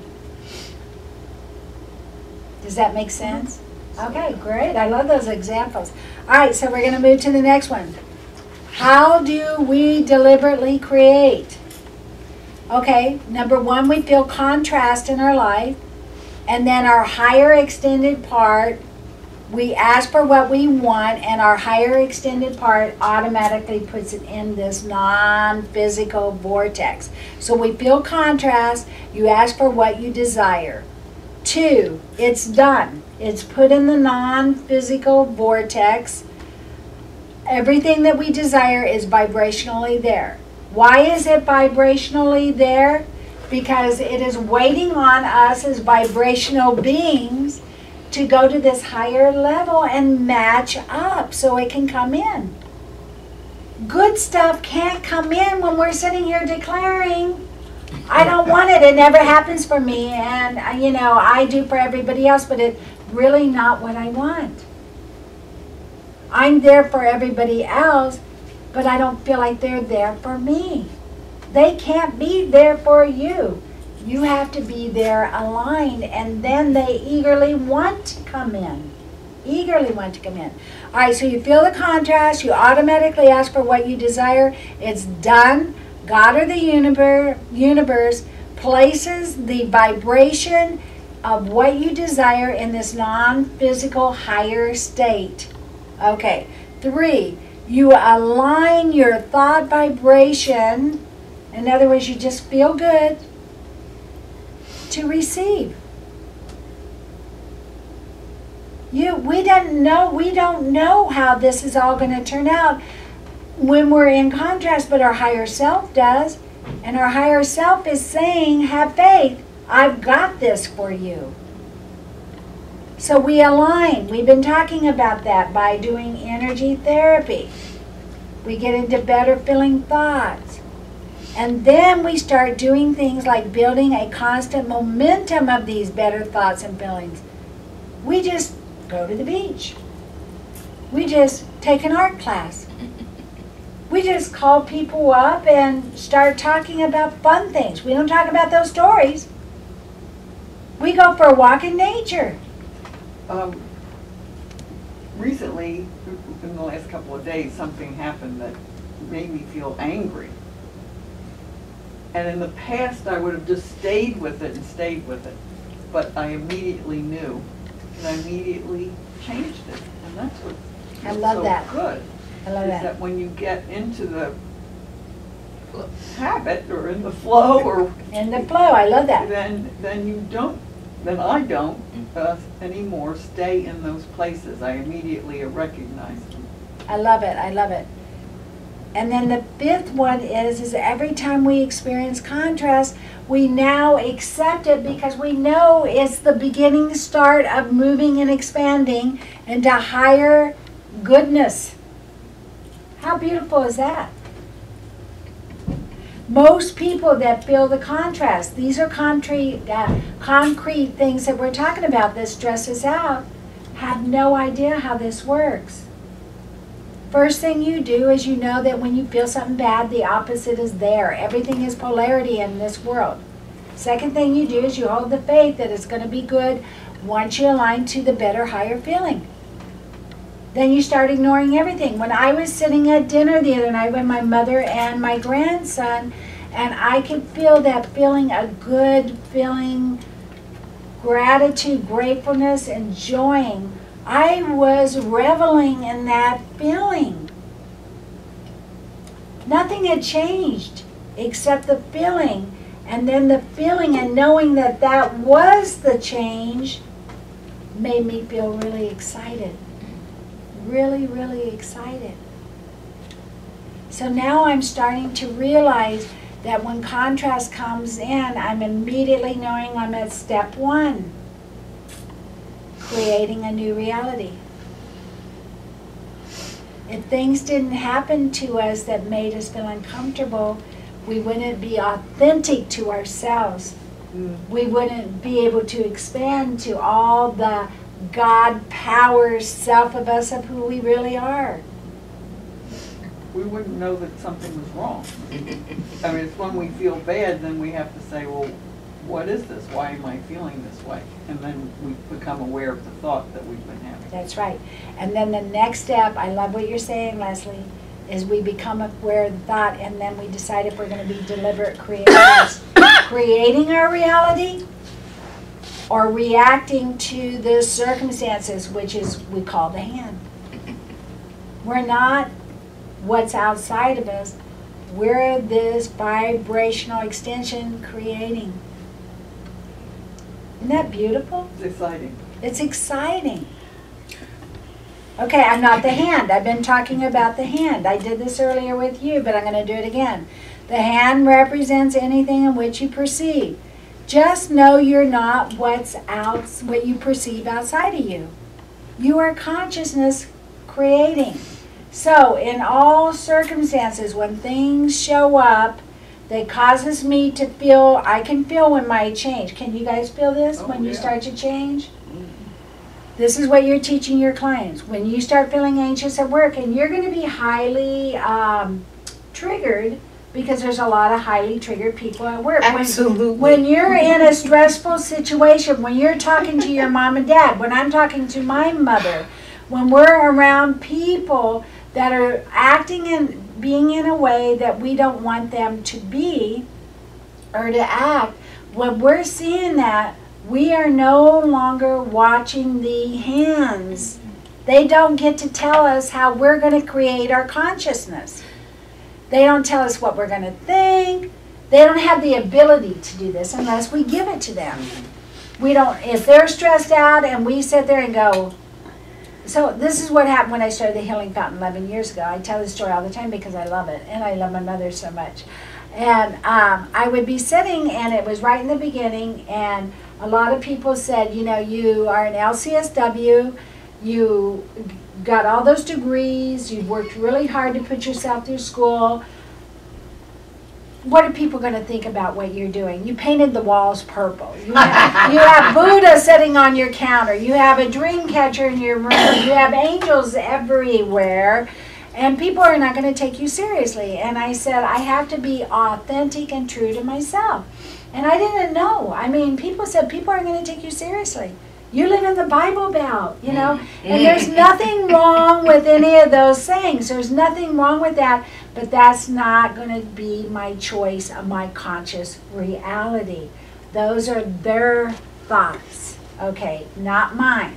Okay, so she would call me, and I'd be sitting, and I'd say, hey, Mom, how you doing? And she'd say, are you, and I had taken out $90,000 to be in a building that wasn't even mine to start my practice. Talk about blonde. And so I'm sitting there, I've got this $3,000 to $4,000 overhead every month, and I'm trying to build a practice. And doing it through holistic power, life coaching, and therapy, okay? And so she would say, hi, and I'd say, hey, Mom, what's going on? And she'd say, are you busy? And I'd say, no, I'm not too busy right now. You're not busy? And I'd say, not now, Mom. And she'd say, oh my God, how many clients do you have? Are you even gonna be able to make the bills? Are you even gonna, how many, are you, Pamela, you took out $90,000 about it. I mean, I could feel this vibration. And I would be, oh my God, I gotta go. And I'd hang up the phone, and I didn't know what I know now, because this was 11 years ago. And I'd sit there and I'd go, oh my gosh, but I knew one thing. I had to change that vibration. Because I knew instinctively if I was sitting like this trying to teach this miracles, it just wasn't going to be the right vibration. And you need to be thinking of that when you're power life coaching. The good news is that the minute you start helping somebody raise your vibration, you automatically are moving in that direction too. Because now you are thinking and feeling like a master. So I got smart. When my mother called, I'd say, hey, Mom, and she'd say, how you doing? And I'd say, Mom, in just a lovingly little white lie. I can only talk for a minute because I'm really, really busy. And I was going to be busy. And she'd say, you're busy? And I'd say, I am. I'm just really busy. It's a really good day. It's a good day? And then she'd say, well, Aunt Jenny called and blah, blah, blah. Then she's ready to move forward. And we could have that little talk, but the vibration stayed here. So you learn to set boundaries with what you're going to allow your vibration to be. And you do it in a loving way. Plus, by saying you were busy, you put the intention out that you were busy, and you became busy. You got that right. And you made her happy, so you raised her vibration. And you guys are getting it. Yay! I love it. You made her worry less. Okay, so just know that when things are coming at you, people that are highly influencing you, like when you go into work, you're breathing, you're watching, but you are choosing the vibration that you're going to be in. You're choosing how you're going to feel the whole weekend, your vibration. You're choosing in every moment to stay aligned. It's like John Chavoka, staying aligned. So you want to make sure you stay there. Okay, now, when you start feeling badly, I was talking about this a minute ago, always get off that vibrational dance floor. How do you do that? How do you stop thinking and feeling badly? Do something that you enjoy. Do something you enjoy. And you know, people would say, well, what does it have to do with the situation that you feel badly with? What would we answer with that? You're changing your vibration right away. You're changing your vibration, which is your consciousness. Once you're in the higher vibration, good things will show up because you're in the good feeling vibration. That's the same thing as letting go and letting God. It's like change the situation before the situation changes you. Love it. And what you just said to me, Libby, is my consciousness is so powerful that I choose to be a master in my thinking and feeling. It's also neuroscience. There's this YouTube video that Reverend Ruth shows sometimes, and it shows that when you are thinking a thought, you're creating a neural pathway, and the more you think that thought, the stronger that neural pathway becomes. So if you're thinking, oh, this is the end of the world, that pathway is being created, and it just becomes automatic. But if you think, then that pathway is being created, and to the degree that you can say, I'm not worried about this. I know God is in control. That pathway is created. And then when that pathway is created, it makes it easier to do. Right. I mean, it just becomes. Okay. So you reroute. So I love what you guys are saying. You're saying that there's scientific proof that every thought is creating a neural pathway in our brains. And the more we think these thoughts, these are what we call the patterns, right, that we're talking about, that people have, that are subconscious. Most people know they have it, but they don't know what to do about it, okay? So we could say to them, do you know that you constantly think that you can't change, like my client I was talking about? You can't change, nothing works for you. And she says, yes, now you're finally getting it and listening to me. Okay, so she's declaring what she wants. Now, as power life coaches, we all know this. People will say all the time, I know I shouldn't do this, and I know I shouldn't think this way. But it's a habit. It's a neural pathway that just comes real easy for me. Power life coaches say, you're so smart. We're praising our clients any chance we get. Not because we're being phony. We want them to know how powerful they are and how much we believe in them. So you're praising them. You're saying, you're so smart. You're so powerful. You've got that thought down. Now this is what I want you to do when you have this thought. And what are we going to tell them to do? Change their vibrational level. And what would they do to do that? Doing something happy. Doing something happy? Breathing. So your client, you're going to say to your client, okay, Susie Q, you know, we're just using an example. You're now saying you have a negative pattern that shows up a lot. And some of that pattern would be is, I'm fearful about my future. That's a very normal one. My future for my parents, my future for myself, my future with my kid. I'm just scared of the unknown. Every time you have any pattern that's showing up, turn your palms up to that extended part of you and just say to yourself, even though I don't know and I'm scared, I breathe in love, peace, and compassion. And then you say to them, take that breath and imagine, imagine, imagine, imagine love, peace, and compassion. And we think we're bringing it in, but what we're really doing is lifting our vibration to match what's already a part of us. We have been told that we are in many different levels and dimensions. And what we're doing is we're rising into the higher dimensions of who we really are. It's all here for us. So we have tons of books, tons of knowledge But what makes the Power Life Coaching really, really unique is this is an experiential shift in vibration where people get to experience. People do not learn by telling them. They do, but it takes long time. But once you experience the shift and the change by raising your vibration, which will come in immediately, the new shift will come in immediately. We change. People that come in here, you came in here for a short amount of time. After 10 years of making an old pattern change, you came in here in a short amount of time, within weeks if not months, that you started shifting and changing. It wasn't my talking. It was the knowing it's within you and your consciousness. Be awake and aware of what you're thinking and feeling all times. You're telling your clients this. You're repeating it over and over. Esther Hicks, you were talking about her, she says, most of you realize that I just repeat the same thing over and over and over and over and over and over and over. Yeah. Listen to your consciousness. When it doesn't feel good, align to a higher feeling.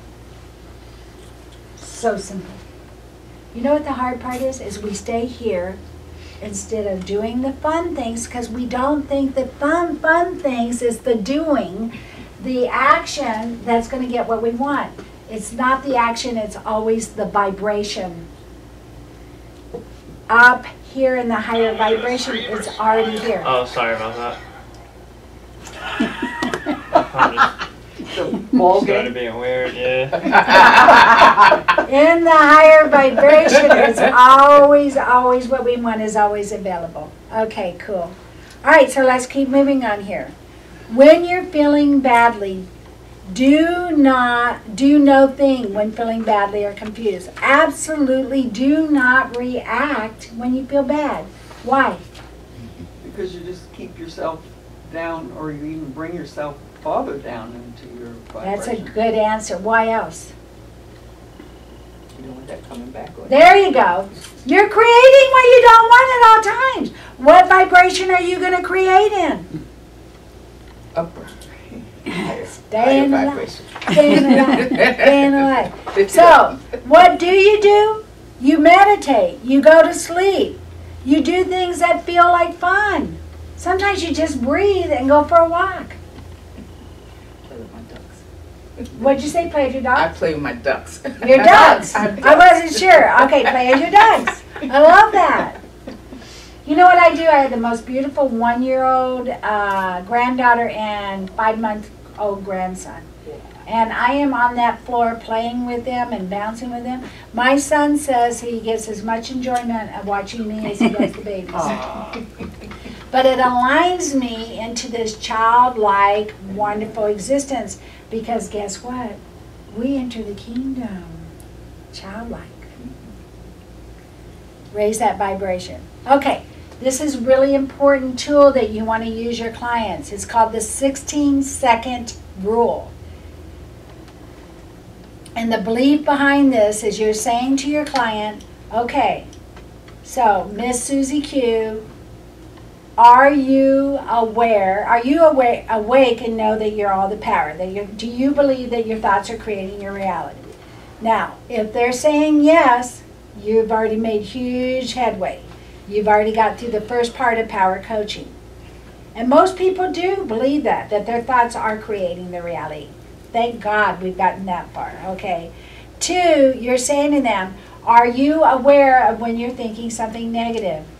Kind of. Okay, I want you to be aware of it. I don't want you to judge yourself. I want you to be awake and aware of what you're thinking. And I want you, the minute that you notice that you are thinking something that doesn't feel good, do not let it last more than 16 seconds. 1, 2, oh, I'm so worried about this. 3, 4, I can't believe this happened. 5, 6, I don't know what I'm going to do. 7, 8, oh, this is terrible. 9, 10.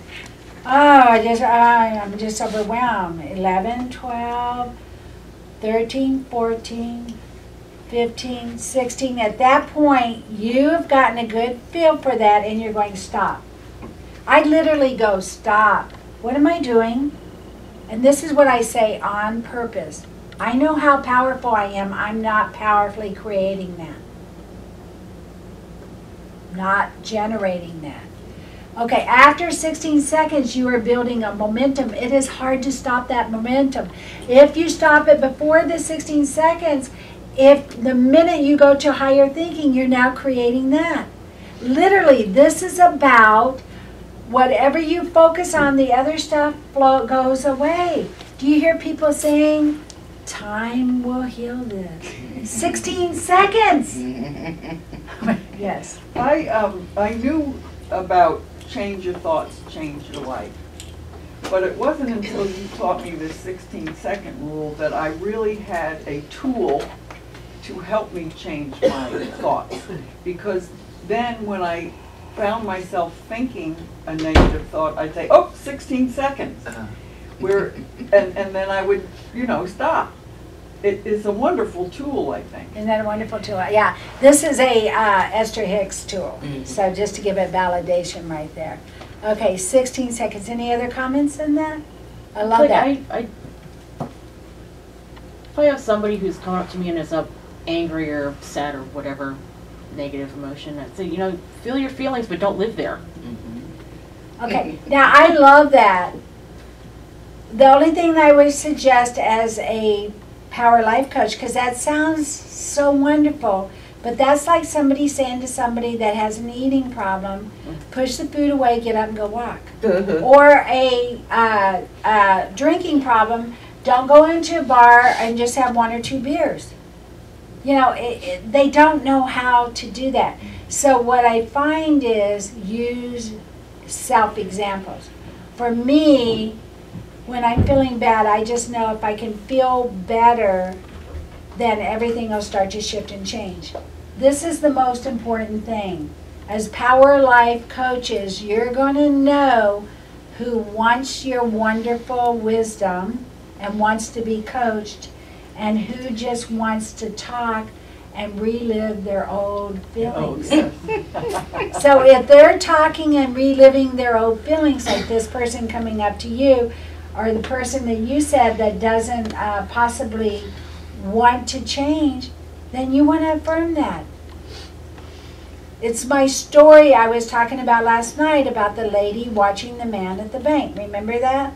Okay, so she's watching. I turn around and look at her. She's outside my office, and I say, what are you doing? She goes, there's a guy over there in front of the bank. The bank's not open. He's staring at the bank. What do you think? And I'm immediately thinking to myself, I don't think this is going to be a happy, loving story. So I make a joke about it. She had a choice to either, she wasn't asking me as a Power Life Coach. I have learned my family and certain people aren't going to want to hear my Power Life Coaching. And she wanted you to join her in her watching that man. She was the hand coming to me and saying to me, Pamela, how are you going to think and feel? Now, this is the irony. In quantum physics, everybody's in their own reality. The way that she's thinking and feeling about him might have happened, but it's not happening in my world and in my reality right now. Did you guys get that? Not really. Okay, so what I'm saying in quantum physics, everybody's living in a dream. Okay, this is a daydream, just like a night dream. But this is a daydream, nothing outside of us. We have all collectively agreed to be in this room. I've agreed to be the teacher, which I really like, and you guys have agreed to be the students. But eventually you're going to be the teachers too, because we are on the same path. Okay, like-minded attracts like-minded, right? These are all things we know, okay?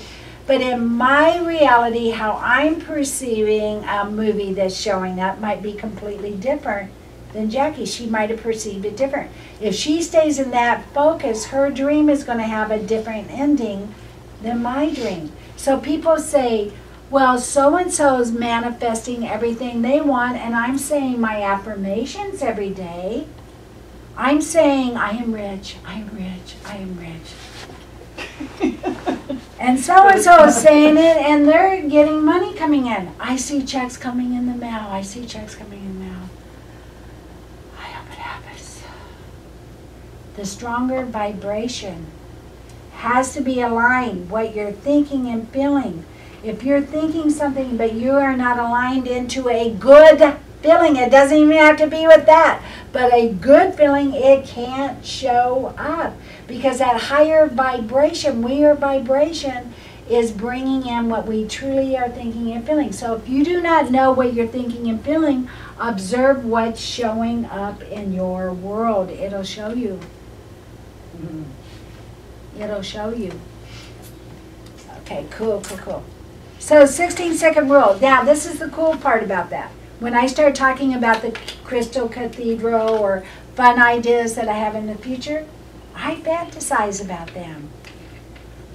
I don't know where I'm going to get them, but I see these beautiful silver necklaces, and at the bottom are these dangling gems of crystal that are just gorgeous. And they're all the colors of the chakras, and they're all the colors of all our birthdays. And that's, people are lining up, and I see the intuitives come over and say, this is your birthstone. And they say, oh my God, it is my birthstone. How did you know that? Because I'm getting this and this and this, and this birthstone is going to, or this color of pink is going to help you build that love. And when you hold this color, you're going to see that man coming over the mountain on the white horse with the and you're going to have all that vibration going on. But I'm making it fun. I want to have a place that's beautiful where the crystals, you walk into the place, people walk into the healing fountain here and they immediately go, oh my God, it's so peaceful. It's so serene. And I know they're talking about my conscious vibration. And the minute they come in and they get that feeling, they're already aligning, and that's what makes your work so easy as Power Life coaches.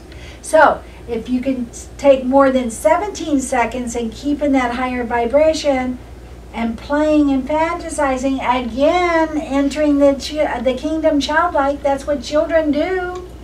They play in their imagination all the time. That imagination equals creation. And the vibration. So you want to take time to do that. So you want to meditate. You want to fantasize. Number H. You want to meditate, fantasize, and imagine with heart emotion. Spend 10 to 15 minutes daily calming and clearing your mind. That would be meditation. Or just clearing your thoughts out. And then purposely create or focus on emotions of ease, comfort, and feeling satisfied and love, gratitude, appreciation. This is aligning on purpose. Align and be within the vibrational reality state to receive inspired information. It'll come in. You'll get a nudging. You'll think, oh, I should just do this. It was my dream. I need to go talk to that lady. And the law of attraction, evidence, circumstances to support what you really have always desired will start to show up as you are being guided. So if you take 10 to 15 minutes every day and you start quieting your mind and you think that nothing is more important than good thoughts, you are living as a master. You continue to build a momentum of good feelings. Focus on your thoughts and feelings constantly while having what you truly desire, while you're allowing what you truly desire, and you're also having fun. Always allow more than 17 seconds of conscious thoughts that feel good when creating what you desire. J, I am vibration consciousness, thinking, shifting, and aligning through contrast. Contrast is my friend. It doesn't feel good initially, but it sends out that positive opposite of what I want, and all I have to do is stay aligned. And as I master and deliberately create what I desire, the fastest and most powerful path of deliberate creation and manifestation as a master is when I'm living inspired, having fun, and feeling joy. I listen to Bashar all the time. Bashar is a state of vibration that is being channeled through a man in Sedona. His name is Paul Anka. And Bashar's been around for 40 years. And he is from a different vibrational space way out there. And Bashar is constantly saying, when people say, how do I get to my greatest desires? His number one thing that he says all the time is, are you having fun and living your life in the greatest joy? That's the only answer he gives them all the time. Can you spell his name? B-A-S-H-A-R. B-A-S-H. It's like Esther Hicks with Abraham channeling through her. This gentleman is called Daryl Anka, and Bashar is channeling through him. And Bashar is very funny. I can't listen to Esther, channeling Abraham, without having my vibration really get up there. I know, isn't that wonderful? Anytime I need to That's right. raise my Me vibration. Too. Yeah. I don't watch television. I do not watch the news. I listen to YouTube, higher spiritual vibration. I'm very protective of I live in a cocoon of vibration, and I stay in that. And what's really cool about that is the right and perfect people come and join me. And now then, instead of feeling lonely, or instead of feeling like, excuse me, I'm trying to create what I want by doing things and working really hard, which has been my model most of my life, I'm now realizing that as I stay in this higher vibration, the inspiration of my higher self will tell me the steps and I will move forward. So in the near future, along with the advanced group of Power Life Coaching, I will be putting out a video that I want all my clients to hear of steps of deliberate mastery and creation, of just how to build that all the time. And that's going to be a lot of fun. I'm going to really enjoy that. So, alrighty. So anybody have any questions about quantum thought processes? You're telling your client if they're in a situation that's uncomfortable, they're to do what? I call it get off the what? Dance floor. Get off the dance floor. Okay. If they're constantly thinking about something that doesn't feel good, how long are we telling them they have allowed to do that? 16-second rule. If they don't know how to stop doing it, what do we say? These are choices that you can do. You can do what? Breathe. What? Breathe. Breathe. Breathe in higher vibration. That's important. People say, I breathe all the time. It doesn't help. You have to breathe with intention of higher vibration. Love, peace, and compassion. And you have to feel the vibration. We're vibrational beings. Now, most people don't get that until they experience it. But if they do it enough, they'll experience it. Okay, so we said no more than 16 seconds. We said breathe. What do you like to do? Music. Music. And people are going to say, why? How is turning on music and breathing going to help the situation? What are you going to say? Raises your vibration. And Makes you feel better. Makes you feel better. And if you're feeling better, you're having better conscious thoughts. You have vibrationally aligned into everything that you're desiring, and you're letting go, letting God, and allowing the miracles to start to show up. I'm telling you, it works every time. I've been doing this for 30 years.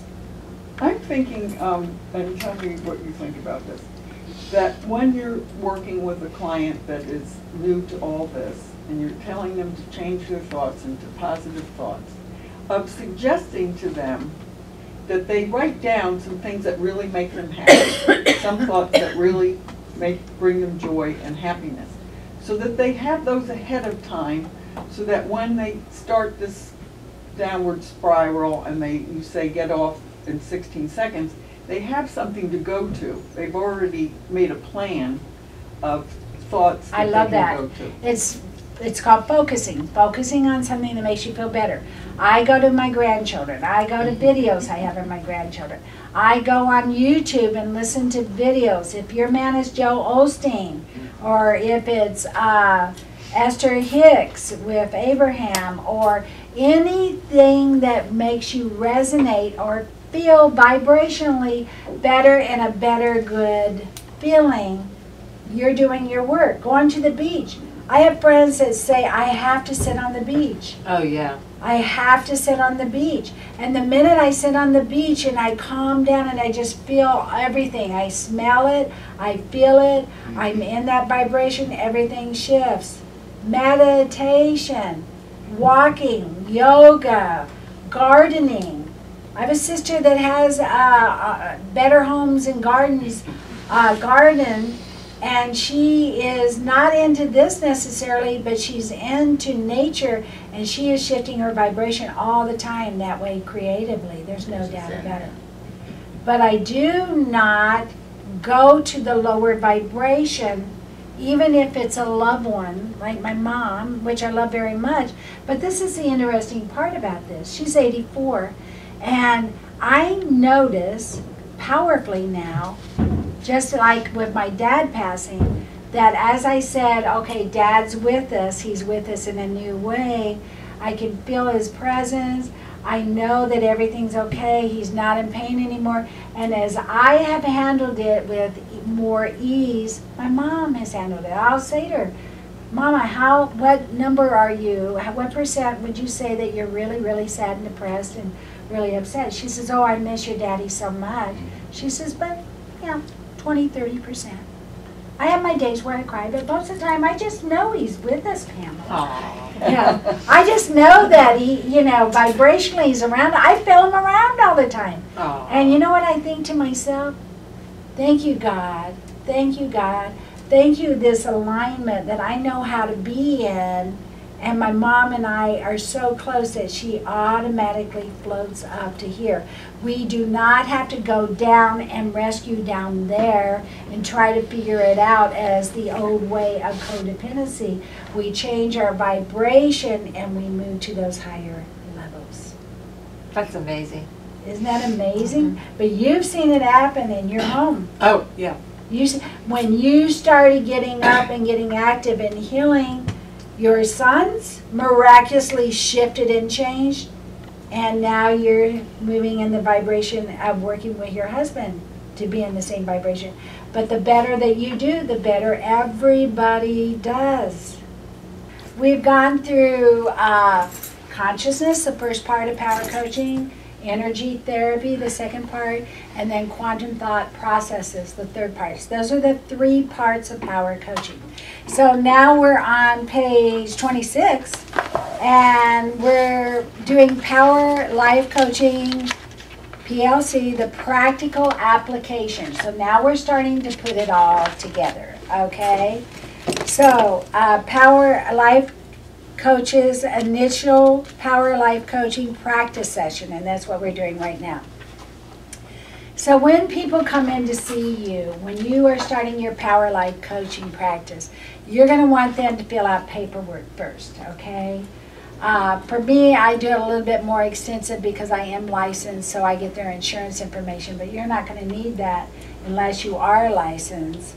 But you're going to start out with having them fill out the initial paperwork that you need as a Power Life Coach.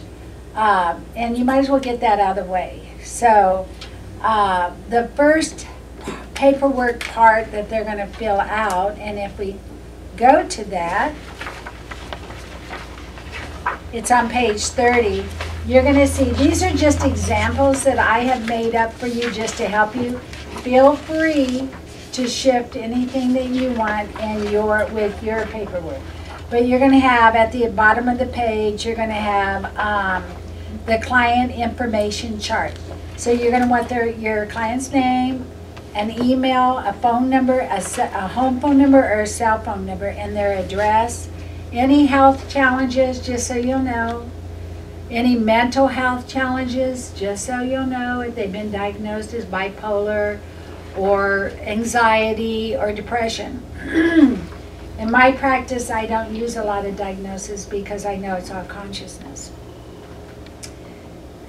So don't get too heavy into all that stuff. You just want to have an idea. It's good to have an emergency contact number just in case, and their name and their address. So you want to have this for your reference. You're also going to start out with a manila chart, okay, like I use in my office. And you're gonna make a chart for each person with their name and this information in it. Excuse me. The reason why you're doing that is you're gonna be documenting when you're talking to people, and you wanna be able to help you remember everything that you're saying, okay? All right. The second piece of paper of information that you're going to want to have is the Power Life Coaching Agreement with your client. So your client is going to say, I agree to pay whatever your amount is. I charge $75 per cash per session. I will pay by cash, credit card, or pay just a check. Then you want to have, when you start your coaching, if you want to do credit cards, which I encourage you to get, you want to get like a Square or something you can put on your phone and take that credit card right then. It's so much easier. Everybody pays everything by credit card now. So I highly encourage that you find out how to do that if you don't know. I'm one of these people that would need somebody to show me, you know, but I use my front office. So you have an agreement here. You're going to get your client to agree to this, and then you're going to have them sign that this is the agreement, that they pay, you know, 75, 50, 40, 60, whatever number you want, and you just pay it. Then you have a confidentiality agreement. You're letting them know that you as a Power Life coach, and you write your name in there, agree to keep all their information confidential during any Power Life coaching session with your client. I agree I will not disclose any personal information discussed during your PLC sessions unless my client, whoever her name is or his name, agrees to share the information with somebody else. So they might say, hey, you can tell my husband anything, I don't care. Or you can tell my best friend. It doesn't matter. Most of the time people want it pretty confidential with themselves. And then you get that, them to sign, you sign it, and you date it again. If you are creating,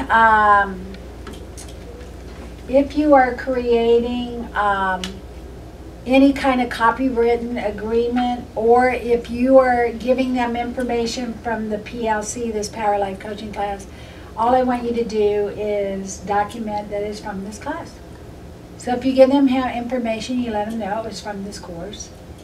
And this is the one that I had each of you sign, that you agree that all the Power Life coaching materials and written information will not be plagiarized or copied as your personal documentation. Now everything is a repeat of everything. We know that. Just rewrite it in your own words.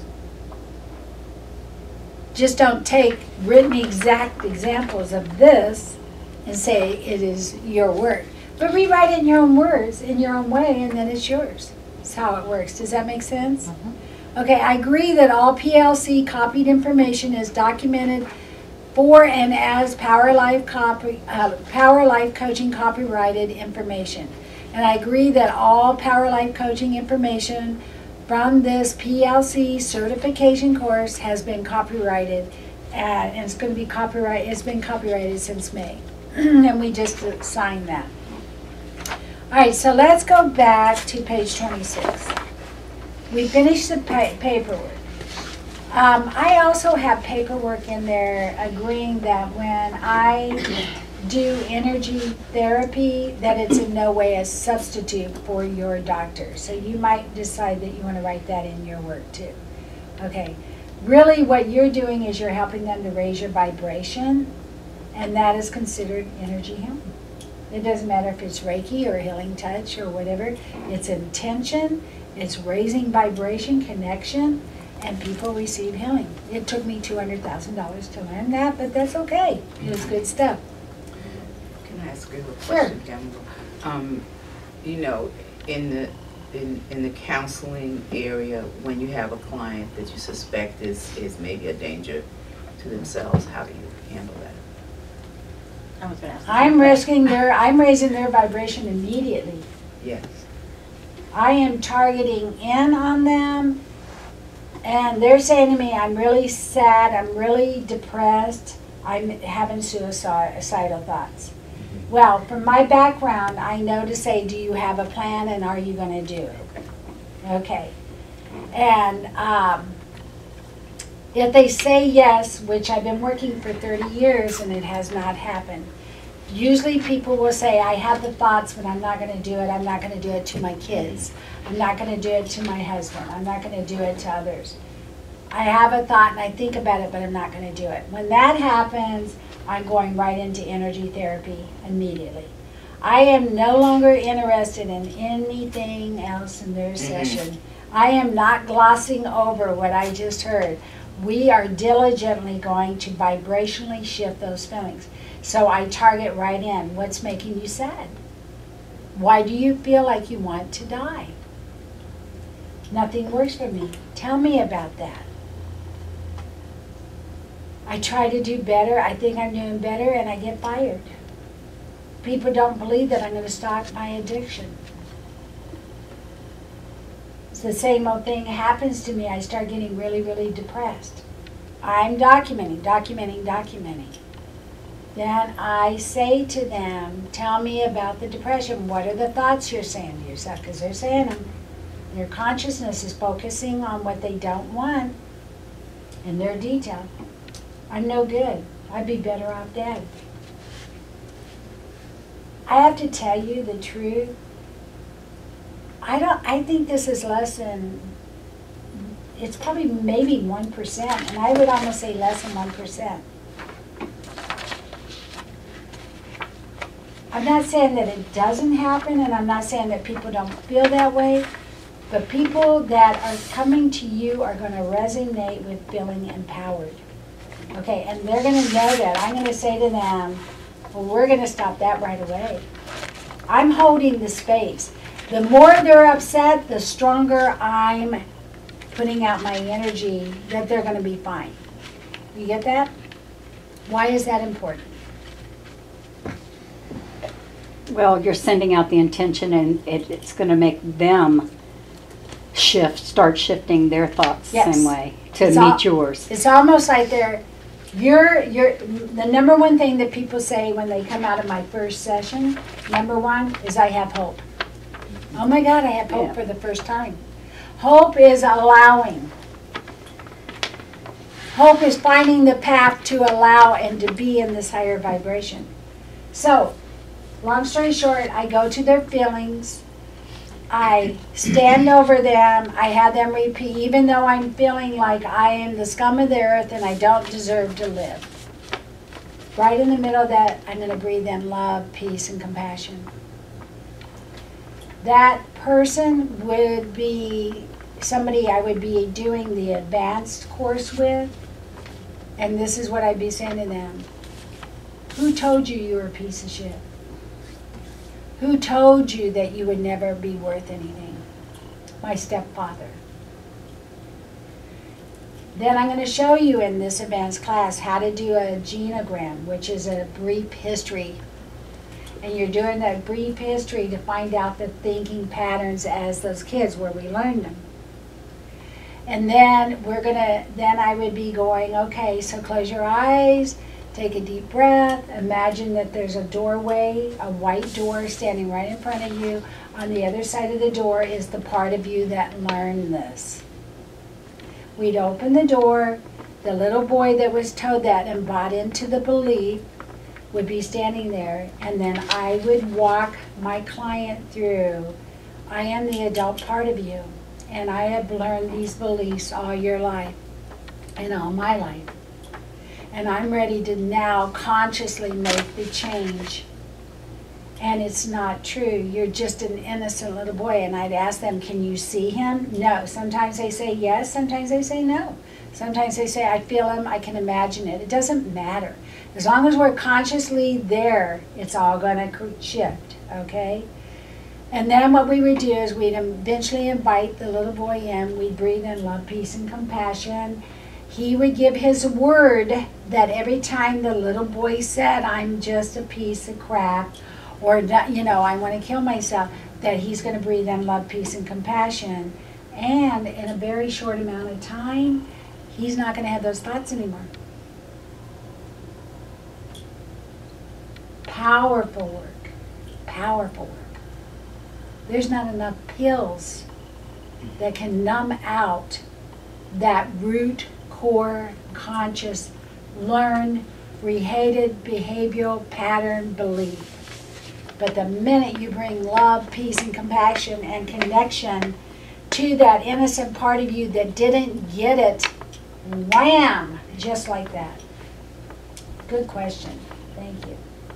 Any other questions? Okay, so let's move on through. Alrighty, so the PLC begins the session by asking the client, how can I help you? What's going on in your life? Whatever. We're going to be doing a practice session. I'm going to be the first client. The Power Life Coach encourages their client to open up verbally. So probably in the very first initial session, you're going to listen much more than you're going to be teaching. Because yes, we want to teach them that their power is in their consciousness, but these clients need to be heard. They need to have, I'll say to people, what'd you think about the session? What's helping you? I always start my second session by seeing where they're at right now in the now. Staying right present with where they're at now. So what'd you think about the first session? It felt good to get all that stuff off my chest. Very normal answer. I felt better. Second answer. But you always stay with where they're at. Okay. So you're going to listen. You're going to encourage them to open up verbally. You're going to document. You're going to listen to their words that they're saying about their life and themselves. If they're negative, you want to target in on those words. And you're going to learn their patterns of thinking.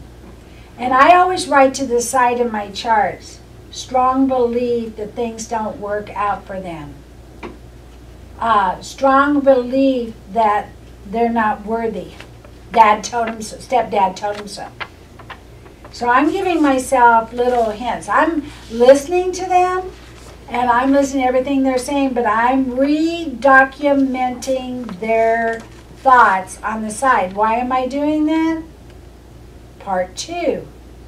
We're going to go in and energetically, vibrationally, through breathing techniques, start shifting those thoughts. Then we got the good old backup for that, the quantum thought. You're not allowed to think of those thoughts more than 16 seconds. They're a habit, but you're breaking the habit. How does this feel? Feels good. Okay, does it make sense? Oh, yeah. Okay, makes sense to everybody? Yep. Okay, so we got 1, 2, 3. Okay, so we're listening to them. We're nodding our heads. We're shaking our heads of oh, I can't believe this. I mean, some of the stories that I hear in my office, I'm heartbroken for those little kids. I don't know how they survive. And it's very normal for me to say, oh my God, you're a walking miracle. Do you know how strong you are to have survived what you've survived? And they just look at me like, what? No, you didn't have anybody there guiding you. You had that stepfather that was putting you down. Of course you didn't have a chance. I'm right there with them. I'm letting them know I understand and am empathic and sympathetic and empathetic to their what's happened to them. But as I'm saying this, at the end, I'm saying to them, so let me tell you how this works. I've heard what you're enduring, and I understand how you got there. Now then, the empowerment part is for you to empower yourself to get out of that thinking, that conscious thought patterns, and move into a higher, better feeling and shift your world. Your thoughts are creating your reality, and we're going to shift your world into a better reality and better thoughts, and everything's going to change. And they're going to say to you, I don't know how to do that. And you're going to say to them as Power Life coaches, I'm the coach. I know how to do that. I go, oh, don't worry about that part. I've got that down. I am so cocky. And cocky means confident. Confident means faith. There's no way this doesn't work. You wouldn't want to go to a coach who wasn't confident. That's right. I mean, when I first started working and somebody would come in my office and say something shocking, I think, oh my God, you need a therapist. And then I hear in my head, that's you. And now I know it's just a thought. It's just a thought. Thoughts don't have any power unless we energetically, vibrationally hold on to them and stay in the vibration. If we're worried about something, we know, oh no, ooh, can't think about it. That's how easy it starts to get. Okay, all right. So we're moving to the next page. Okay, so Power Life coaches are investigating, they're listening, they're asking over, tell me more about this, open-ended questions. How does that make you feel? What happens to you when you're feeling this way? So we're on page 27, I'm at the top. So we investigate how the client thinks and feels about themselves because they're telling their stories and what's possible for them, what they believe is going to happen for their story in their life. Power Life coaches discover negative thought patterns or beliefs that they keep repeating over and over in their lives. The reason this happens is because their consciousness is focusing on it. Their consciousness believes this is the way it happens. Whether you believe yes or no, Henry Ford, you are right. We're going to believe in the positive stuff. We're just going to change our vibration into more positive, good feelings. Okay. So your clients are going to share their story. You're going to document their thoughts and their negative belief patterns. And you're going to know that these belief patterns are usually showing up in several ways over and over. Does that make sense? Okay, tell me what that means when I say that.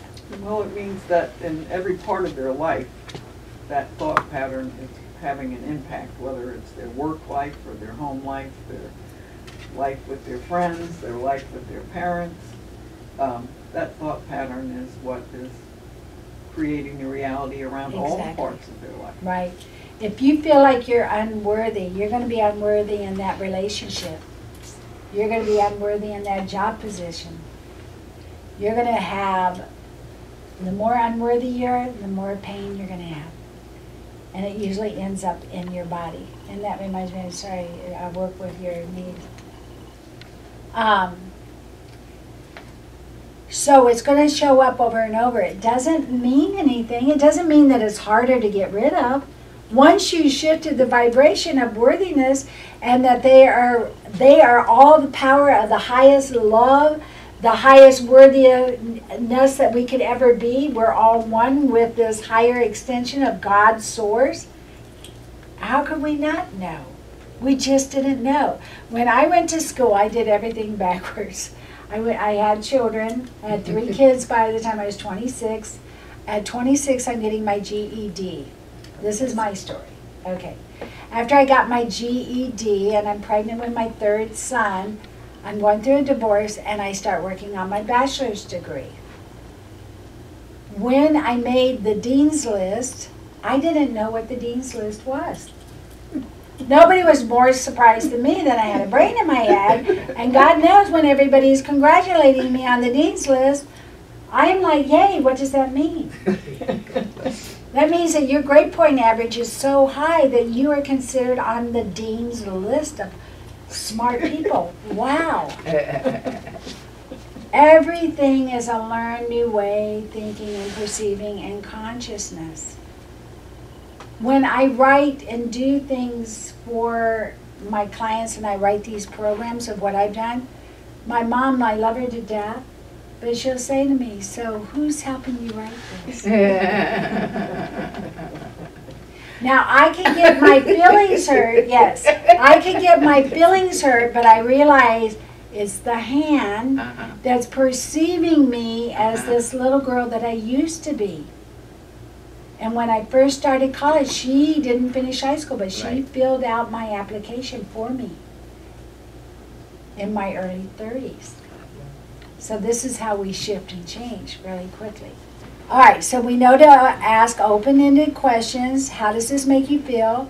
We're placing our focus. Yes, we're listening to the story, but we're placing our focus on how our client's consciousness is perceiving themselves and what happens in their life.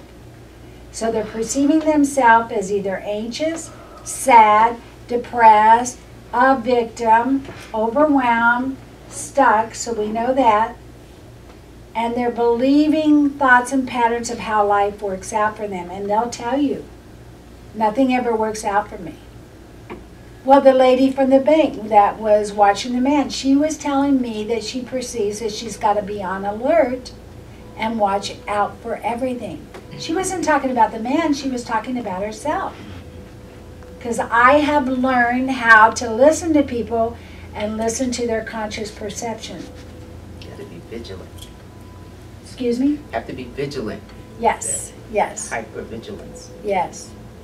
All right, so the PLC listens to what their clients think and feel and believes related to their past experiences, but the PLC, we know that these thoughts and experiences have no power over us now. No matter what's going on in our job situation, no matter what's going on in our personal life, no matter what's going on with our health, nothing has power over us now unless we choose the vibration and the thought to recreate it over and over and over again. So we're not worried about that.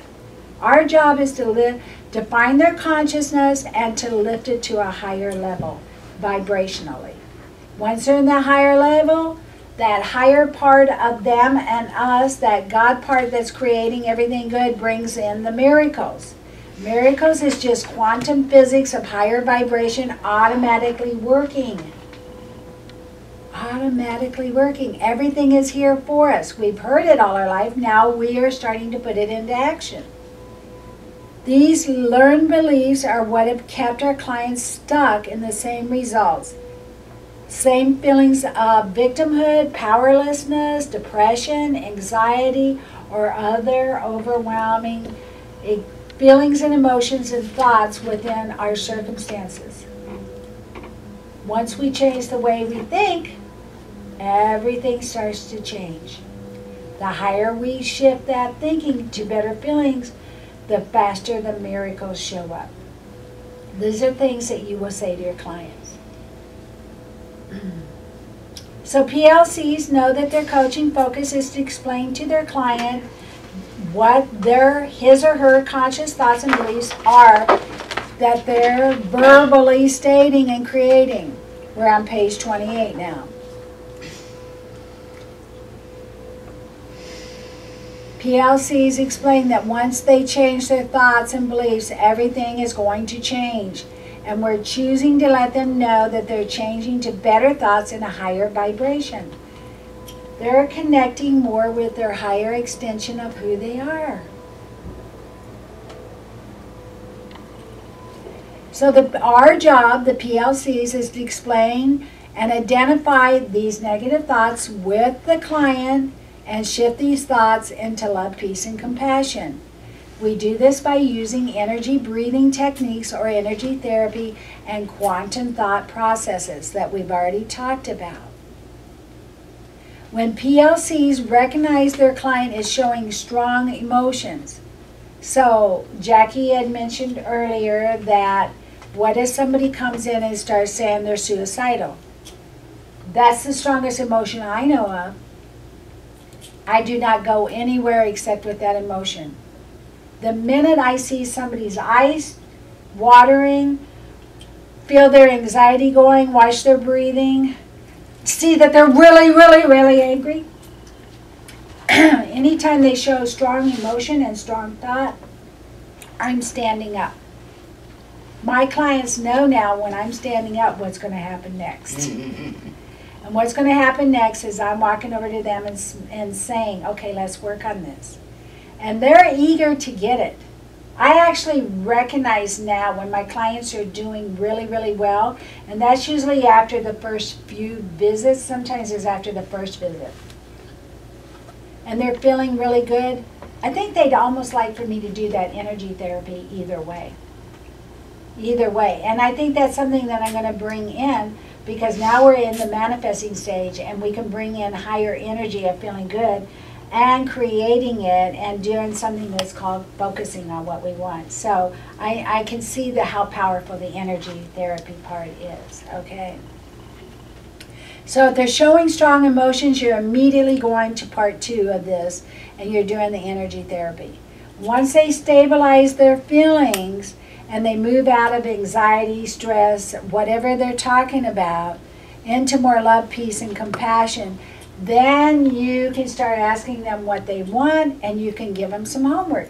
Quantum thought processes. Okay, so start meditating and imagining this. And when I heard this one person say, yeah, I've been sharing so much about my new boyfriend that everybody's saying, where is he? And this person says, well, I haven't met him yet. And they said, well, okay, well, that's a little weird. And you're saying, I'm just manifesting him. I'm just in the energy vibration to create this. That's no different than me talking about my crystal boutique. I'm playing with the idea. I don't have a vested interest in when it has to happen, how it has to happen. I'm not trying to control it. I'm controlling my vibration. I'm not controlling the circumstances. I'm controlling my vibration. So important. You with me? Okay, good. So once you do the energy therapy, then at the bottom of the page it says clients start to experience immediate relief vibrationally as they learn and trust that this Power Life Coaching, or PLC energy process, will create an instant vibrational state of peace. And this peace and feeling at ease could be of something that has plagued them for years. And it's actually like, whoa, what just happened? It's that fast, that strong, that creative. So clients experience miraculous shifts from their old negative thought patterns easily, shifting their vibration into peace, love, and compassion. This peaceful relief or energy shift is what keeps the PLC clientele, their clients, completely at all amazed, grateful, and wanting to come back into the door. Isn't that right? Okay. So towards the end of my session, I am going, as the PLC, I'm going to start educating my clients again to knowing that they are conscious thoughts. So I'm going to say to them, you're feeling better, right? And they're going to say, yes, thank you so much, I just feel better. And then I'm going to say, your consciousness and your thoughts and the vibration you're in shifted. You purposely chose to shift it, and now you feel relief.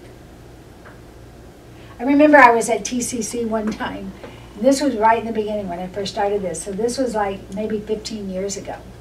And I was doing a lecture, and I was doing a lecture for all these nurses. There was 30, 40 people in the room. They were stressed out. They were towards the end of the semester. It was a mandatory class that they had to come to. It was a class that they had to, if they didn't show up, it would be part of their grade. And the person liked me, and she wanted me to be there. I did EFT. I had everybody raise their hand. That's the tapping of meridian. It says changes your energy chi, and then it lists your vibration. So I asked how many people in the room were more than a 10 stressed out. Everybody raised their hand. How many people were more than 20? 5 people raised their hand. I said, how many people are to the moon? Those 3 people. So after doing the exercise, and I had to do it like 3 or 4 times because the whole room was pretty stressed, and people went down to 0.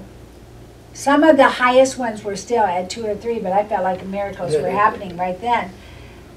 I looked at everybody and I said, energy therapy really works. And they were relieved, but they didn't get it. They had no idea what was going on. And I knew in my heart at that time, if I would have held up a bottle of pills and said, this is going to bring the same results, they would have said, where do we get it? Because it's just a learned belief. But this is how easy it is. This is how fast it works. And it's a vibrational consciousness, thought, feeling, vibration shift. And it works. So clients become self-empowered as they learn to shift their own consciousness. So it started, I think it was about 3 or 4 years ago, I started knowing that, it was 5 years ago, I went to a seminar down in Florida, and I myself had taken all these courses in energy therapy. And I, again, was Miss Cocky-Walkie of, of the whole group. If anybody was going to be in pain, have a headache, have a backache, have any problems, I wanted them to know it was going to be me that was going to heal them, And I mean, I was doing it out of the goodness of my heart. I wasn't trying to act like I was all cocky. I was confident. I was confident I knew what I was doing, and I could get rid of that pain. So the gentleman I was going to see, his name is Panache, and he's a great spiritual speaker and healer. He had shifted from clearing negative energy into conscious empowerment. And he didn't want me to do any clearing energy at all. In fact, he actually would get angry if he saw me doing energy therapy with people. And people were lining up their friends. Oh, this is a person who's going to get rid of your headache. Oh, this is a person who can't sit in these chairs anymore, has backaches. And he was really upset, and I was devastated. I was devastated. I've taken all this money and all this time. I've learned Reiki, I've learned Healing Touch, UN Method, EFT, Matrix Energetics. I mean, I can go through the list. I've taken every course and done this. And I'm being told I'm not supposed to clear the energy anymore. Because if you're constantly clearing something that you perceive as negative, something new and negative, you're always saying, oh, I got so much more stuff inside of me that I have to clear out. I don't believe that way anymore. That man did me the biggest favor. He helped me shift from clearing that I'm not good enough to knowing I am an extension of all goodness and all love, and that it's really about my consciousness and taking all those courses and helping people to know how easy it is to raise their vibration into energetic peace, love, and compassion. It's like the greatest artists, the greatest mathematicians take and learn everything extensively, and then they make it very, very simple. You ever notice that? That's where we're at now. So, once you believe that it's raising somebody's vibration by breathing in, they're going to get it, they're going to change, and everything's going to change. That's my story.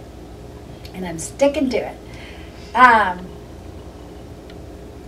So we have to teach our clients that they need to do this for themselves. So after you're seeing them for a while and they're coming in and they're saying, I had a rough week, tell me about it. What happened? You're really concerned. And then you gently start saying to them, well, Miss Susie Q, no judgment here, but did you think about shifting your vibration? Did you think about breathing in and raising your vibration? I thought about it. Okay, so what would you do if you were to do it? And they don't know. They've watched you do it over and over again, but they haven't done it themselves. This is new paradigm shift, thinking and believing. I'm the power. And it works. You'd have them put their palms up, you'd have them think of the issue and breathe in love, peace, and compassion and go through it with them. Okay? And you have them know 16-second rule. That's when you're going into, you're not allowed to do that. And then you ask them questions. Why are you not allowed to do it? The same way I'm doing it right now. And they're going to say, I don't want to think those negative thoughts. And you're going to say, why? It doesn't feel good. True, you want to feel better. Why else wouldn't you?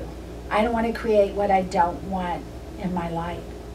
And once they start getting it, it's the same thing that you said. Sometimes you got to hear something and hear something and hear something. I call it popcorn. I'll say this to my clients all the time. Jackie, you're so close. You've got this. You know the knowledge. You keep going back to that old belief. You keep having that old pain or something, but you're so close, and in sometime in the very near future, you're going to pop into this higher vibration, and you're not going to go back into that again. I hold the space for people. You will hold the space for people. Do you understand what that means? Yes. I also, what you just said, and I just want to clarify, because when I listened to Esther, she says this is not like a college degree. Once you get it, you have it. That it's something you have to constantly work with.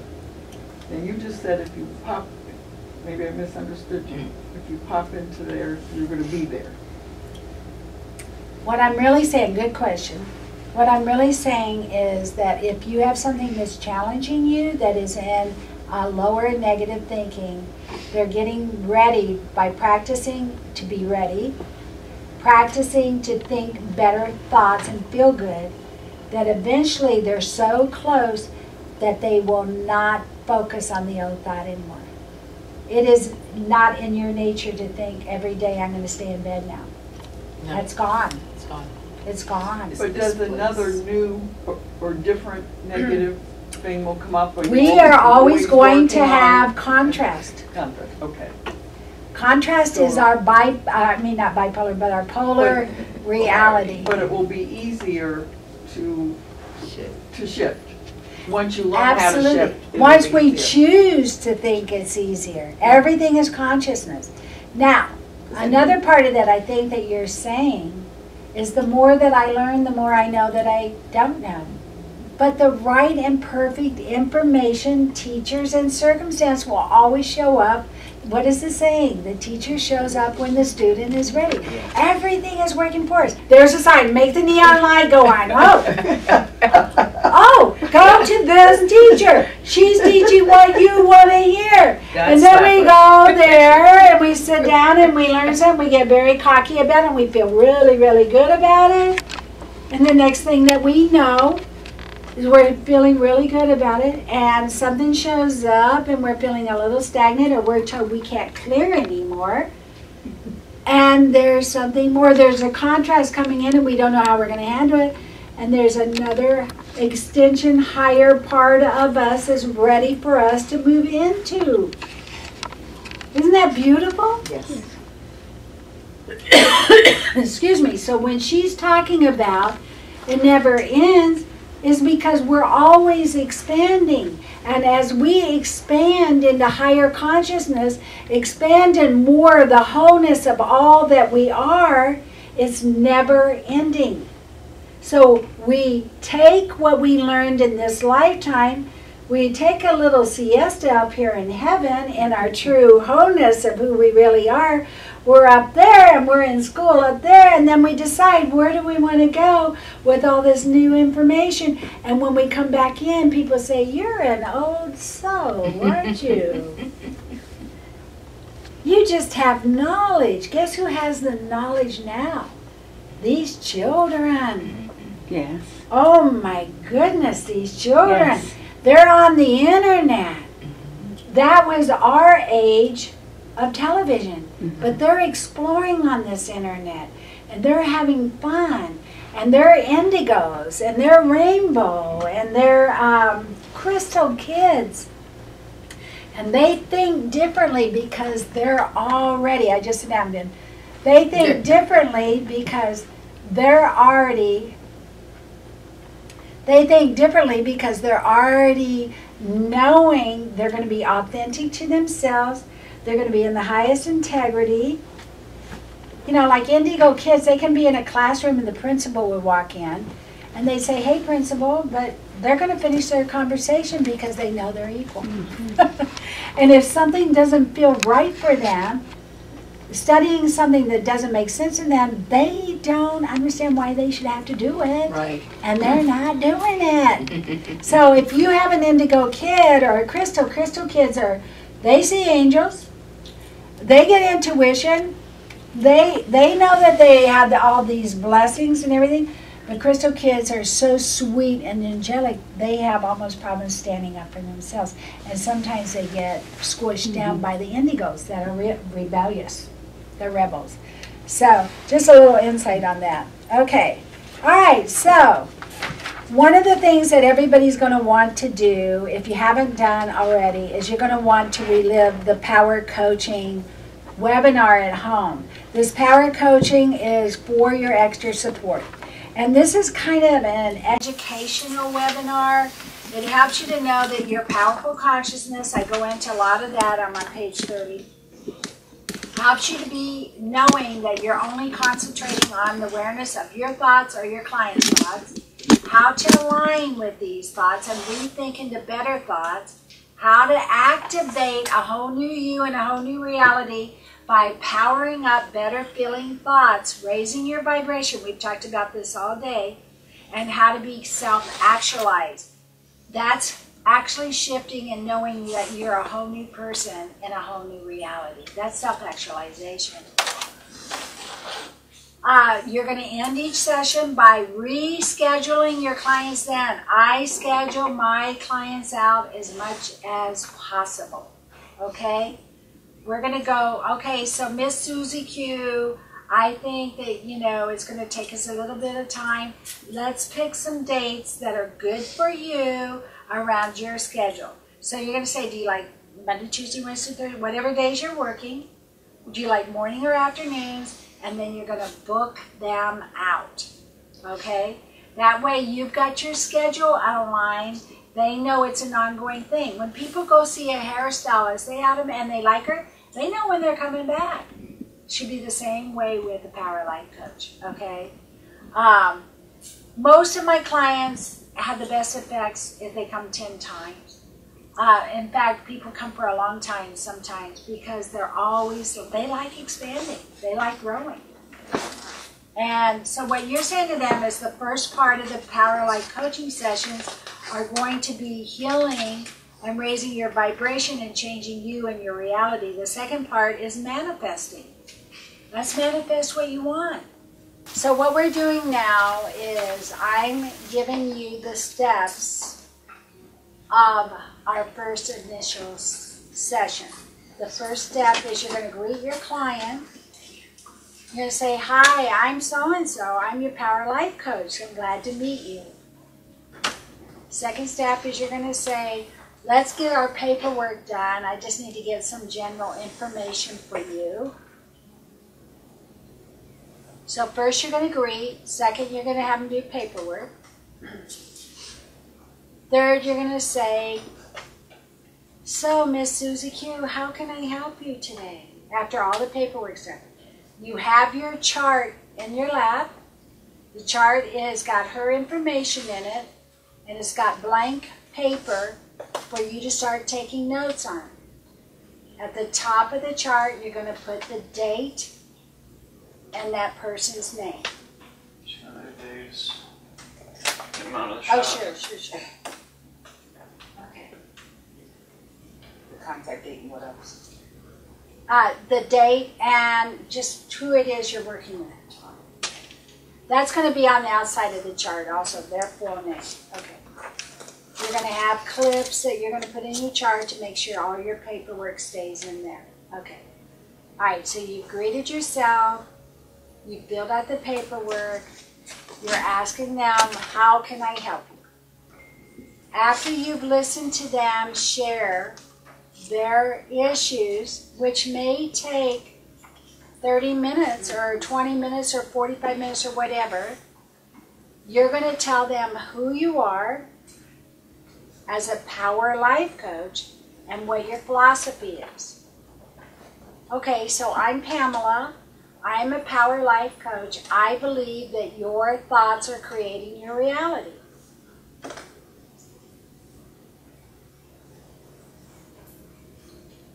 So I'm going to go into these thoughts that you have, and I'm going to help you to feel better. I'm going to teach you how to shift the thoughts into a higher vibration, and your world is going to change. Now, at the end of your session, you're going to say, all I want you to do is be aware that your consciousness, full of thoughts, creating everything, and start becoming aware of what you're thinking.